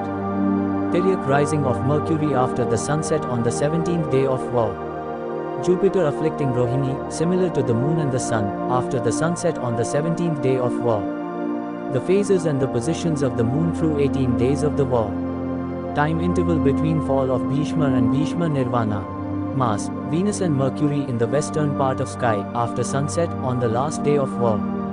War diary: Krishna left for Hastinapur, from Upaplavya, on the 31st of August 5561 BC. The nakshatra was Revati and the month was that of lotuses, i.e. end of rainy season. Krishna reached Hastinapur in 2 to 3 days and stayed at the house of Vidura. Krishna held many rounds of negotiations with the Kauravas. Angry Duryodhana urged his royal friends to leave for Kurukshetra on 6 or the 7th of September 5561 BC. The nakshatra was Pushya. Krishna met Karna on 9 or the 10th of September 5561 BC, 7 days before Shakra Indra Amavasya. Shakra Amavasya refers to an Amavasya occurring near the nakshatra of Indra, Shakra, and that means on Jyeshtha nakshatra. However, Vishakha may also qualify since deity of Vishakha is Indra and Agni. Shakra Amavasya, Jyeshtha or Vishakha occurred on the 16th to the 17th of September 5561 BC. Krishna suggested that the war preparations begin on this day. Krishna returned to Upaplavya and met with the Pandavas. Balarama arrived at the Pandava camp, decided not to participate in the war, and left for the Tirthayatra of Saraswati on the 17th of September 5561 BC. The nakshatra was Anuradha Matri. Balarama began his Tirthayatra on the 22nd of September 5561 BC. Kartika Purnima occurred around the 30th of September to the 1st of October 5561 BC. Yudhishthir held secret meeting to discuss war strategies, and this meeting was around the time of Kartika Purnima. Uluka came to the Pandava camp with message of Duryodhana and returned to the Kaurava camp with message from the Pandavas. Krishna left for Kurukshetra along with the Pandavas on the 4th to the 5th of October 5561 BC. The nakshatra was Pushya. Both armies arrived at Kurukshetra on the 6th to the 7th of October 5561 BC. The nakshatra was Magha. Both armies held a joint meeting to decide on the rules and etiquettes of the war. Vyasa met Dhritarashtra on the 15th of October 5561 BC, one day before the first day of Mahabharata war. The war began on the 16th of October 5561 BC. The day was Amavasya. Solar eclipse occurred on this day and 7 planets could be seen in the sky. The fighting ended with sunset, and when no one could see anything in the darkness. The fighting continued on any given day as long as there was light on the battlefield or until the warriors were exhausted and could fight no more. Bhishma fell in Thay battlefield on the 25th of October 5561 BC, 10th day of the war. Bhishma requested bed of arrows and Arjuna fulfilled this wish of Bhishma. Drona became the general of the Kaurava army and the war continued. Abhimanyu was killed on the 28th of October 5561 BC, on the 13th day of war. Arjuna killed Jayadratha in the evening on the 29th of October 5561 BC, the next day, i.e. 14th day of the war. The moon along with 7 planets could be seen in the sky. The fighting continued into the night. Ghatotkacha was killed around the midnight. Fight resumed for another hour when Arjuna suggested that warriors of both sides take some rest. Both sides agreed and rested for a while. When the dust settled and the full moon reappeared in the sky, warriors woke up and resumed the fight. The warriors took a short break at sunrise to offer their prayers. The fight began and Drona was killed. This was the 15th day of war and the date was the 30th of October 5561 BC. Lunar eclipse occurred on this day and was visible at Kurukshetra in the evening, after sunset, for 90 minutes. Karna became the general of the Kaurava army and the war continued. Arjuna killed Karna on the 1st of November 5561 BC, 17th day of the war. 7 planets could be seen in the sky after the sunset. Shalya became the general of the Kaurava army on the 18th day of war. Shalya was killed by midday and Duryodhana ran away from the battlefield. Mars, Venus and Mercury could be seen in the western part of the sky at sunset. The Pandavas discovered hiding location of Duryodhana and Bhima killed Duryodhana at the end of the day. The nakshatra was Pushya. Ashwatthama attacked the Pandava camp at night and killed many along with the 5 sons of Draupadi, Drishtadyumna and Shikhandi. The Pandavas tamed Ashwatthama the next day and the Kaurava women approached the battlefield in search of their beloved. The Pandavas arranged the funeral of dead warriors and then left for the bank of Ganga, along with Dhritarashtra, Gandhari and the rest. The Pandavas spent a month on the bank of Ganga from the 3rd of November until the 30th of November 5561 BC. They entered Hastinapur around the 30th of November 5561 BC. Coronation of Yudhishthir, assignment of offices and palaces, and honoring of Krishna took place between the 30th of November and the 5th of December 5561 BC. Krishna suggested Yudhishthir to visit Bhishma. The Pandavas, along with Krishna, Satyaki, Ryusu, Kripacharya and Sanjay visited Bhishma. Krishna told Bhishma that the latter had 56 more days to live. The day was the 6th of December 5561 BC, 56 days before the day of winter solstice, the 30th of January 5560 BC. Yudhishthir visited Bhishma the next day only with his brothers, Krishna and Satyaki. This was the 7th of December 5561 BC. Yudhishthir did the same on the 8th of December 5561 BC. Yudhishthir went to see Bhishma alone for 2 days, 9 and the 10th of December 5561 BC. He went to see Bhishma for last but one time on the 11th of December 5561 BC, this time along with Dhritarashtra, Gandhari and his ministers. Bhishma asked Yudhishthir to return to Hastinapur and requested him to return to Bhishma when the sun turned northward, i.e. one day after the day of winter solstice. Yudhishthir returned to Hastinapur, stayed in Hastinapur for next 50 days and returned to see Bhishma on the 31st of January 5560 BC. Bhishma passed away on this day. Duration of time interval of greater than 92 days between fall of Bhishma and Bhishma Nirvana falsified all previous proposed timelines for the Mahabharata war. The duration of 92 days is a conservative estimate, since actual number has to be indeed higher than 92. Additionally, Arundhuti observation falsified all but 4 proposed timelines of the Mahabharata war. Arundhuti observation presents ready falsification for any proposed date proposed in the past or that might be proposed in the future. For the Mahabharata war that falls after 4508 BC, peculiar journey of Mars through 13 nakshatras, oblique motion of Jupiter near Shravana, retrograde motion of Venus near Purva Bhadrapada, presence of Mars, Venus and Mercury in the western part of the sky after sunset on the last day of war, and 20 additional planetary observations present near unique scenario that must be corroborated by any proposed year of the Mahabharata war. Mahabharata observations of chapter 8 falsify any timeline for the first day of Mahabharata war that does not begin on Amavasya day. Information, truth and falsity content. A theory that corroborates more information is a better theory where information refers to set of observations that lead to growth of knowledge, ceteris paribus. Let C A be the content of observation, and C B be the content of observation, B. C A less than C ab greater than C B. A theory that corroborates both A and B is better than a theory that corroborates only A or only B. All theories under comparison should use identical set of observations in evaluating corroborative truth and contradictory falsity content, i.e., critical tests of observations. A theory with higher truth content and lower falsity content is better theory than other theories whose truth content is lower and falsity content is higher. Measurement of information, truth and falsity content becomes more useful when comparing 2 or more theories, and especially for 2 different predictions, in this case 2 different years for the Mahabharata war. I have included Mahabharata observations employed by all past researchers and have added many more. Mahabharata observations employed by me become the baseline, which I plan to use in critically discussing the work of other researchers in future. For now, I encourage readers to do their own comparison of my work with those of other researchers.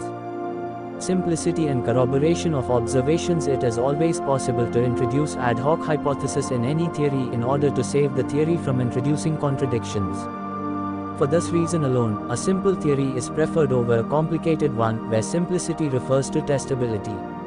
If ad hoc hypothesis leads to explaining away observations, rather than explain them, such a theory becomes inferior, especially when an alternate theory can corroborate observations without an introduction of ad hoc hypothesis.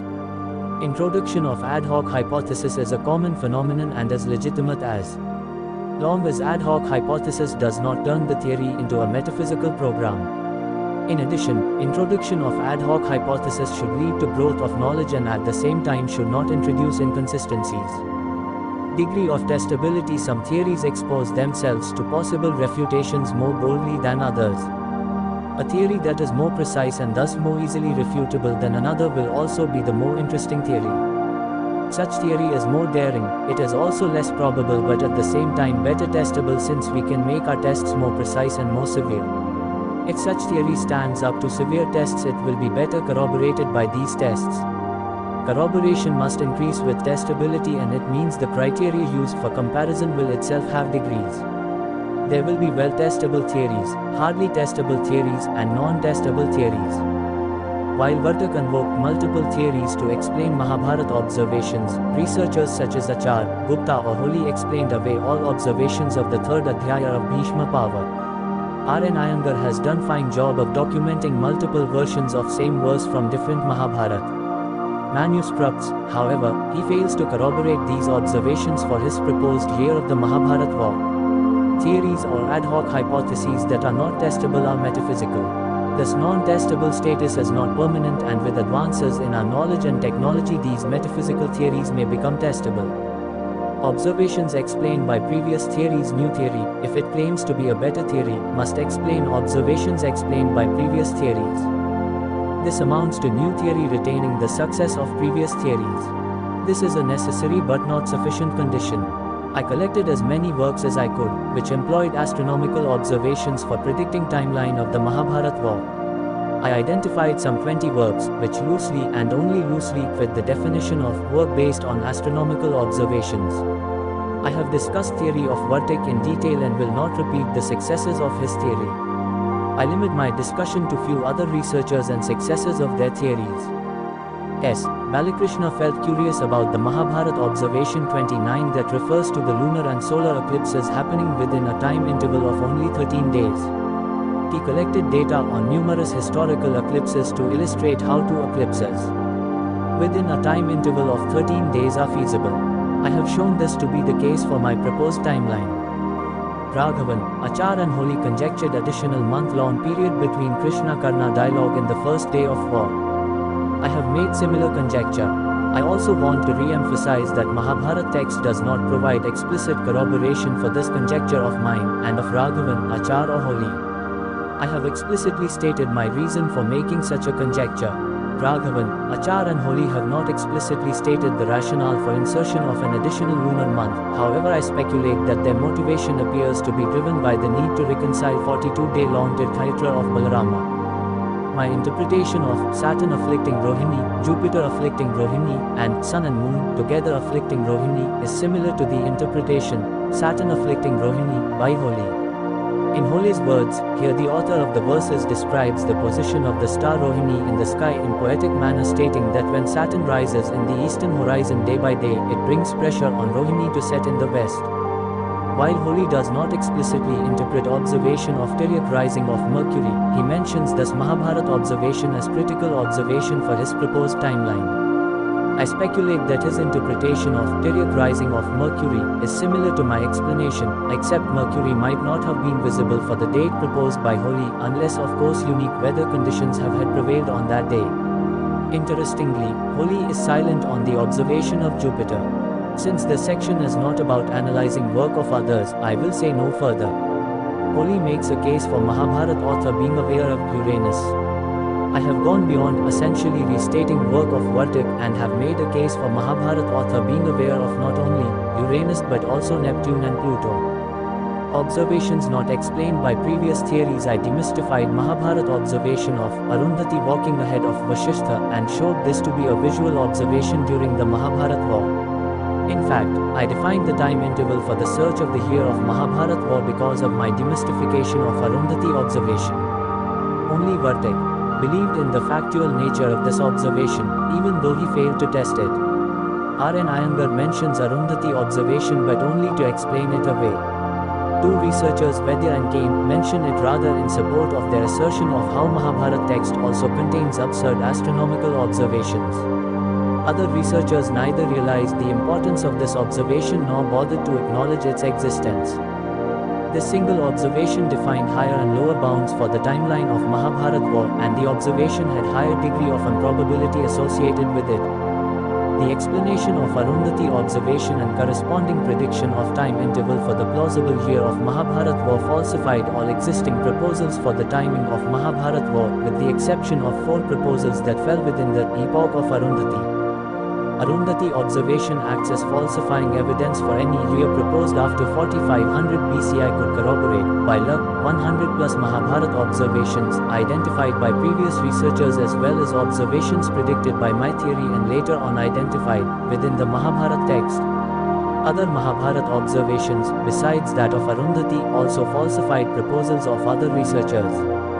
Numerous Mahabharata observations, when analyzed, infer a time interval of not less than 92 days. 9 plus 27 plus x plus 56 equals 92 plus x between fall of Bhishma and Bhishma Nirvana. This requirement of minimum time interval leading to Bhishma Nirvana has placed a limit on the duration of time interval within which plausible year of the Mahabharata war is to be searched, not unlike the limit placed by Arundhuti observation. This inference falsifies all known proposals for the day of Bhishma Nirvana and for the year of Mahabharata war.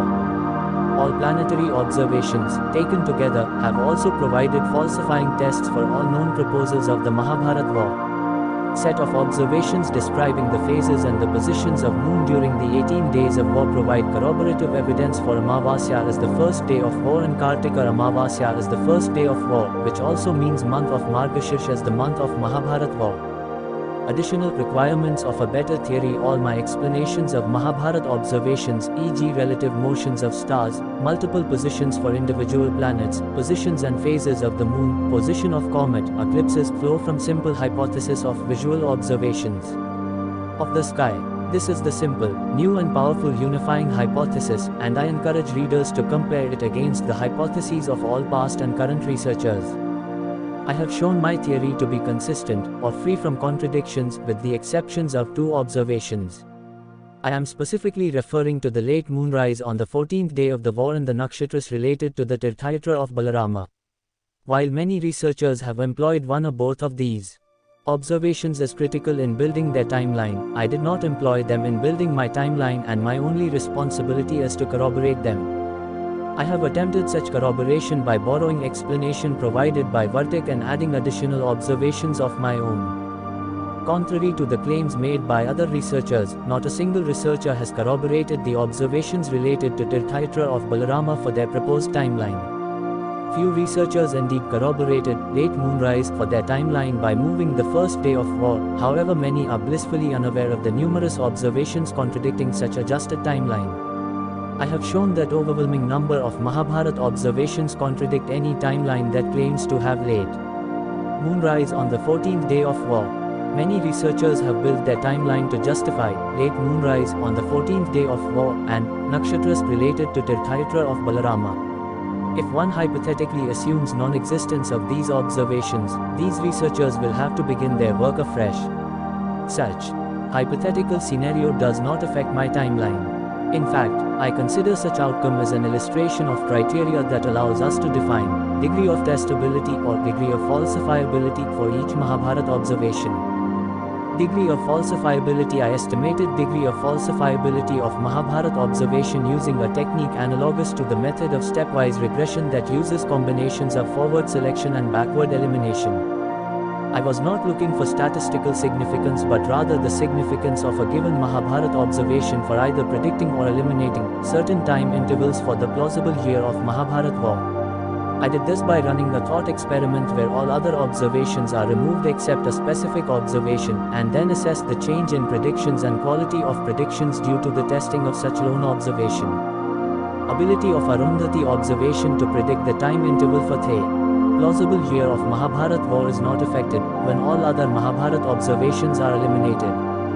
When all other references, other than those related to fall of Bhishma and Bhishma Nirvana, are removed, the set of Bhishma Nirvana observations defines an approximate time interval of 6500 BC through 3500 BC for the plausible year of Mahabharat war. When all other observations except Arundhati are removed, set of planetary positions lead to a unique timeline for the Mahabharat war. It is laborious to test the set of planetary observations for each plausible year of the Mahabharat war. As a result, while I would not claim 5561 BC to be a unique instance corroborating this set of planetary positions, nonetheless, the set of observations has falsified all existing and known to me proposals of the Mahabharat war. Preceding 3 sets of observations provide falsifying evidence, explanations, tests for any proposed year of the Mahabharat war. Any proposed timeline has to corroborate following sets of observations. The positions and the phases of the moon, together, define the first day of war as well as the lunar months of Mahabharat war. Season of 2 eclipses, lunar and solar eclipses, must exist for a proposed time interval with solar eclipse on the first day and the lunar eclipse around the 15th day of war. Next set of observations is related to the descriptions of the sky and the seasons. Proposed timeline must corroborate these observations. Many of the proposals, but not all, for the Mahabharat war corroborate Mahabharat descriptions and observations of the season. While descriptions of the season cannot be used to predict the year of Mahabharat war, they are still capable of falsifying a proposal that would propose timing of the war far removed from the season of Sharad. Descriptions of the sky and the seasons. The observation of comet could be used to falsify a proposal for the year of Mahabharat war. This observation would falsify a timeline if it could be shown that Halley's comet was an apparition and thus not near Pushya. Position of comet Halley's disallows 1 year in every 77 years for the timing of Mahabharata war.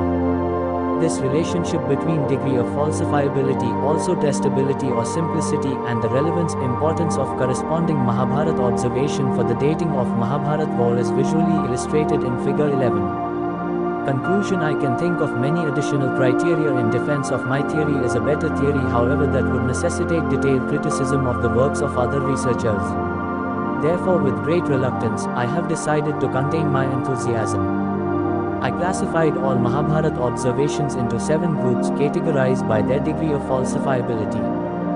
First, 3 of 7 sets of observations have very high degree of falsifiability. For example, observation of Arundhuti falsifies all but 4 proposals for the year of Mahabharata war, while group of planetary observations falsifies all but 1 out of remaining 4 proposals proposed year verdict for the Mahabharata war. While group of planetary observations did not falsify year proposed by verdict 5561 BC, this group of planetary observations does falsify his theory. Set of observations related to Bhishma Nirvana falsifies proposals of all researchers and also day of Bhishma Nirvana proposed by verdict. 12 implications, predictions and new problems. It might be well for all of us to remember that, while differing widely in various little bits we know, in our infinite ignorance we are all equal. Karl Popper superior theory explains more and is better tested. If I have convinced the reader that this is indeed the case for my theory, then I want to make the reader aware of the implications of my theory for our current understanding of antiquity of astronomy observations and human civilizations. Every worthwhile new theory raises new problems, and frankly the worth of a new theory can be measured by new problems, i.e. problems of an ever-increasing depth and an ever-increasing fertility. The most lasting contribution to the growth of scientific knowledge that a new theory can make is the new problems which it raises. World civilizations. Many ancient civilizations such as Sumerian, Greek, Egyptian, Sindhu Saraswati, Babylonian, Mayan and Incas have been discovered and studied. Traditional scholarship considers Sumerian civilization as the earliest known civilization and also the cradle of civilization, and assigns 3500 BC as roughly the timing of the civilization. Egyptian civilization is considered as old as 3100 BC and Sindhu Indus Valley civilization as old as 2600 BC. Minoan ancient Greek civilization also goes as far back as 3000 BC.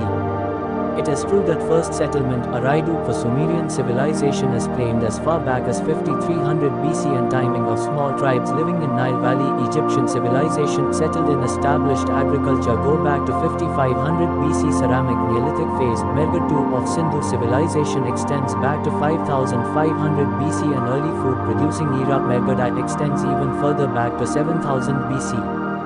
I am asserting Mahabharata civilization as an established civilization with chariots and horses, elephants and camels, explosives and weapons. I am also asserting Mahabharata civilization with caste-based social system, well-established system of religious rituals, advanced visual astronomy, palaces and boats, clothing made out of cotton and silk, advances in metallurgy, gold, silver, copper, iron, all of this during and before 5561 BC. Thus my date, or my claim, of the Mahabharata war predates all known civilizations of the world, based on social and technological development and based on traditional scholarship dates for these ancient civilizations. While I do not know how traditional scholarship arrived at the timing of these civilizations, all I want to emphasize is that the Mahabharata civilization turns out to be the earliest, based on the dates proposed for all other civilizations. I hope that my work will encourage other researchers not only to analyze my work and claims but also to revisit the observations and methods employed by traditional scholarship in determining the timing of world civilizations. Mahabharata has stray references to faraway lands, richer in resources, and I hope that my work will lead to researching the traditional dates assigned to other civilizations. Archaeology research at Sindhu Saraswati Indus Saraswati sites leads to a period as early as 7000 BC. However, the state of civilization claimed from such archaeological data nowhere compares with the advancements described in the Mahabharata text. There are allusions to antiquity of other world civilizations, Incas, Maya, Aztec, and also plausible connections of these civilizations with Indian civilizations. There is a need to make bold conjectures and corresponding predictions, which in turn should be subjected to rational criticism. Dating of Ramayana and Veda Mahabharata observations fall of Abhijit allude to the events of the ancient past as far back as 14,500 BC and 22,500 BC. The Mahabharata text contains references which indicate Veda and Ramayana predating the Mahabharata. Although exact timing of Ramayana is uncertain, what is certain is that Ramayana occurred long before the Mahabharata war. Ramayana and Mahabharata both contain references to Veda. The Mahabharata war, as a chronological marker, pushes the timing of Ramayana and that of Veda in further antiquity. Saraswati, the Mahabharata text, states that rivers began flowing only after hiding themselves under the sand, in describing the time of the destruction of Vrishni dynasty. This Mahabharata observation may refer to disappearance of rivers, such as Saraswati under the sand. We do not have to depend on such indirect references though. Numerous references to Saraswati appear in Vana, Bhishma and Shalya Parvas. The Mahabharata text refers to benefit of taking bath in Saraswati where it meets the sea, and also refers to benefit of taking bath where Sindhu meets the sea. The Mahabharata text describes Vinashan as the place where Saraswati disappeared from the surface and Plikshapravana as the place for the origin of Saraswati, the best of best rivers. Romesh describes Saraswati as magnificent and fast-flowing river. Romesh also describes Saraswati meeting the sea. It is not clear if his description refers to the time of Yajna of Prajapati he is narrating or the time of his conversation with Yudhishthir. This is critical because in the same line Romesh also refers to Vinashan, the place where Saraswati went underground in the desert and thus disappeared. Romesh also mentions Chamasod, another place where Saraswati reappeared and also where all sea-going rivers had come together. Romesh describes Saraswati as the river that disappears and reappears multiple times. Romesh goes on to describe river Sindhu after describing Saraswati. Descriptions of the Tirthayatra of Balarama mention an unnamed city on the bank of Saraswati, a big city with active international marketplace, filled with people of different types races. Balarama purchased horses originating from various countries, chariots, cows, jewels, pearls, and corals, plates made out of pure gold, silver, iron and copper. Balarama purchased these to distribute to Brahmanas. Balarama visited Udapana, a place of pilgrimage, and the Mahabharata text mentions that experts recognize the existence of underground Saraswati at Udapana, based on wet soil and moisture content generated by medicinal plants and trees. Saraswati turned east at one location and Balarama was awestruck at the magnificent view of the river, which shifted its direction at this location. One could infer from above references that Saraswati was indeed a mighty river before Mahabharata. The existence of mythologized stories in Mahabharata times also alludes to ancient nature of Saraswati, i.e. ancient with respect to Mahabharata. One could also infer that Saraswati was still flowing in many places during the Mahabharata war, but it had also appeared and disappeared in many places including disappearances at Vinashan and at Udapana, and Saraswati merging with Ganga, and thus it is reasonable to assume that Yamuna might have stopped feeding its water to Saraswati by the time of Mahabharata.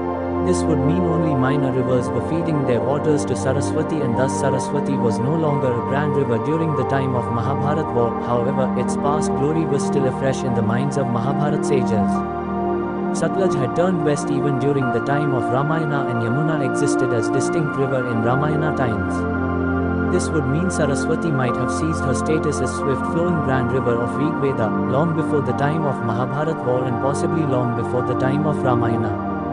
Mahabharata observations of Saraswati and my proposed timing of the Mahabharata war corroborate well with inferences of Frankfurt, who thinks that the Hakra-Bhaggar river Saraswati predated the entire pre- and Proto-Harappan period. Landsat satellite images show 8 km wide course of the former river. It is interesting to note that when the protohistoric, as defined by traditional scholarship, people settled in this area, no large perennial river had flowed there for a long time.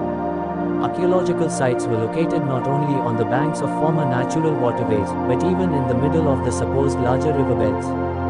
One such excavated site situated on a dune in the middle of ancient riverbed is at least as old as 2000 BC. Frankfurt's research team concluded that the actual large paleocourses of the river have been dry since the early Holocene period or even earlier. It is important to recognize that pre-Harappan settlements exist from 3700 BC. Early Holocene refers to time interval 10,000 BC 7000 BC. Out of India OIT, migrations Indo-Aryan speaking civilizations such as Mitanni were established in northern Syria and southeastern Turkey by 1500 BC. Many other civilizations from this region have allusions to them migrating from the east. These civilizations need to be studied in the context of my Mahabharata timeline. These could be, but not necessarily, post-Mahabharata migrations to the west. On the other hand, King Pururava had two sons from Urvashi, Ayu and Amavasu. Ayu migrated to the east and his descendants were known as Kuru Panchala and Kashi Videhas. Amavasu migrated to the west and his descendants were known as Gandharas, Parsu and Ariddas. King Pururava is listed as descendant of Elar and Elar is descendant of Manu. It is true that genealogy of kings lists only prominent kings. Still, with limited list of kings available, the Pandavas are listed after a gap of 55 plus descendants of King Pururava, from the line of Ayu Kuru Panchalas. As a result, one has to search for Amavasu migration, long before the Mahabharata war. Sindhu civilization acceptance of my Mahabharata timeline also means Harappa civilization should be accepted as post-Mahabharata civilization, at least based on currently accepted dating of Harappa civilization. BISAC BISAC stands for Book Industry Standards and Communications Categories, and only ancient civilizations listed under BISAC classifications were Egypt, Greece and Roman. Thankfully I did find the fourth category termed General. Lack of BISAC classification for ancient civilizations such as Indian, Sindhu Sarasvati, Mayan, Aztec, Incas, Olmecs and many other civilizations is a new problem that can be fixed easily, at least in theory. Ages: Stone, Copper, Bronze, Iron. Traditional scholarship holds that Stone Age began 3 million years ago and ended with the beginning of Copper Age 7700 BC. Bronze Age began around 3300 BC and continued until 1200 BC, while Iron Age began around 1800 BC and continued until 400 AD. Each new discovery in archaeology extends these ages further into antiquity. Descriptions of metals used in the Mahabharata text along with my proposed timeline of the Mahabharata war contradict time intervals of at least the Bronze and Iron Ages.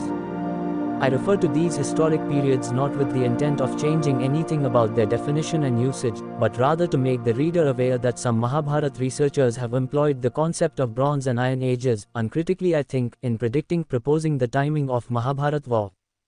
Domestication of horses. While I do not accept lack of evidence for domestication of horses as evidence against my Mahabharata timeline, I consider my theory and proposed timeline of the Mahabharata war untenable if it could be proved that domesticated horses did not exist in India during 6th millennium BC. In fact, my timeline demands presence of domesticated horses in India long before 6th millennium BC, since nothing can be proved per se. I am rather predicting existence of domesticated horses in India, definitely around 5561 BC, long time before the earliest date proposed 4000 BC for domestication of horses, and that too only outside India. By traditional scholarship. In fact, I am predicting existence of domesticated horses long before 5561 BC, based on my assertion of Ramayana before Mahabharata and Vedas before Ramayana, and the fact that Mahabharata, Ramayana and Vedas have descriptions of domesticated horses, Ashwamedha sacrifice and horse-drawn chariots. Invention of writing Mahabharata preserves numerous details of empirical astronomical observations of Mahabharata times and of times earlier to Mahabharata. Ability of these ancient civilizations to document empirical data amazes me. I conjecture that writing skills existed long before 3500 BC, the date accepted as invention of writing by traditional scholarship. I do not know where to look for such evidence or the type of empirical evidence that will convince us of the antiquity of writing skills. Rig Veda, Ramayana and Mahabharata contain indirect allusions to existence of writing. Nevertheless, I desire independent evidence. Astronomy observations. While I feel as if I am stuck on the subject of antiquity of writing skills, I have shown that ability to make accurate visual astronomy observations existed for a long period of time, much longer than traditional scholarship is willing to comprehend. I predict that additional corroborative evidence will come from astronomy. References within ancient literature and also from archaeoastronomy researchers of pyramids or such man-made structures. My work has obvious implications for the history of astronomy. I have made a case for history of astronomy in India as far back as 22,500 BC and beyond. Even by conservative estimate of 5561 BC, i.e., the timeline of Mahabharata war, we must consider Babylonian, Egyptian, Greek and other schools of astronomy as only recent. There are allusions to knowledge of astronomy in Egypt that would parallel my proposed timeline for the history of astronomy in India. However, additional research is required to make a convincing case for such antiquity in Egypt. Future research I suggest that genealogies of kings, astronomy, genetics and archaeology are promising areas for additional insights into antiquity of civilizations in general and Indian civilization in particular. Puranas contain references to multiple incidents of Mahabharata, and it would be interesting to investigate extent of corroboration of these Purana references, keeping in mind that lot that is in the Puranas is conjectural. Harivamsha, an appendix to Mahabharata, was another source I wanted to investigate for additional observations related to Mahabharata. While I have already begun my work on Harivamsha, I encourage readers and other researchers to bring forth all astronomy observations within ancient Indian literature. Hypothesis non-fingo. One of my friends, conversant in astronomy but otherwise not familiar with Mahabharata, asked me, after he had read draft of this book, what if the Mahabharata and the Mahabharata war is proved to be a myth and not a fact? He was curious to know how I would explain, in such case, fascinating corroboration of 100 plus Mahabharata observations for the year 5561 BC. He was equally curious to know how I would explain existence of certain astronomy observations within the Mahabharata text, epoch of Arundhuti, a fall of Abhijit, which can only be understood, at least with our current understanding of ancient civilizations, as visual observations. Hypothesis non-fingo, I replied. On a second thought, I told him that if such a scenario presented itself, one would be forced to search for that unknown great astronomer and a poet in India who wrote the Mahabharata. This unknown astronomer must have had in his possession Newton's laws and his formulae, corrections suggested by Lagrange, accuracy of astronomy data that would equal NASA database, documented empirical astronomy observations of multiple millenniums and advanced telescopic capability. I told my friend that the timing of this person cannot be later than 200 BC 400 AD, the timing, albeit speculative, for the last recasting of the Mahabharata text. My friend was satisfied with my response, however his satisfied look lasted only for a moment. Suddenly his eyes widened, he stared at me and asked, why would this great Indian astronomer and poet generate series of astronomical statements to fit 5561 BC as the timing of his fiction, the Mahabharata? Hypothesis non-fingo, replied I. Introduction. Notes: I had direct access to works of P.V. Vartik, P.V. Holi, Srinivas Raghavan, B.N.N. Achar, P.V. Kane, Anand Sharan, Mohan Gupta, R.N. Iyengar, Kota Venkatachalam, S. Balakrishna, C.V. Vaidya and Subhash Kag. I came to know works of other researchers Ketkar, P.C. Sengupta, Karandikar, Siddharth, Velindi Iyer, Kochar, V.R. Lele, P.S. Shastri and R. Vaidya only through above-mentioned direct sources. I have quoted numerous passages from works of Karl Popper. These quotations are from his diverse works, however I predominantly consulted three: the logic of scientific discovery, conjectures and refutations, the poverty of historicism. Quotes listed at the beginning of each chapter are from multiple sources, readily available on internet. Chapter 3. The content of this chapter, Astronomy Basics, is readily available, and in extensive detail, on numerous public sites including Wikipedia. Brief descriptions are presented in this chapter to eliminate the need for the reader to access other sources for basics of astronomy. I encourage readers to access other resources on astronomy if they so desire.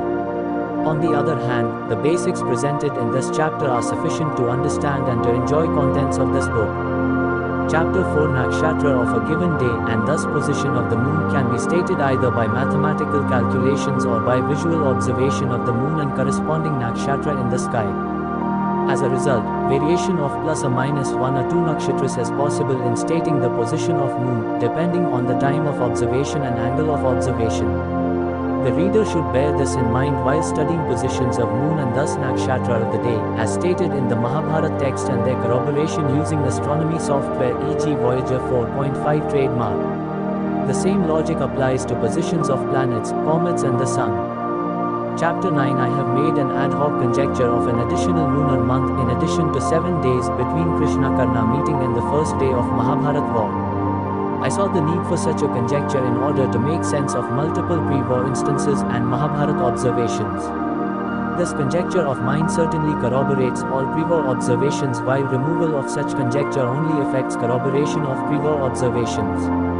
All observations related to 18 days of the war and all post-war observations are not affected by this conjecture of mine. Srinivas Raghavan, B.N.N. Achar as well as P.V. Holi have also made a conjecture of additional lunar month between Krishna-Karna meeting and the first day of war. In both cases I could not ascertain their motivation for such a conjecture. I guess that they made conjecture of additional lunar month to accommodate duration of Balarama Tirthayatra. Holi makes additional conjecture of a gap of 12 days, i.e. war stopping for 12 days after fall of Bhishma.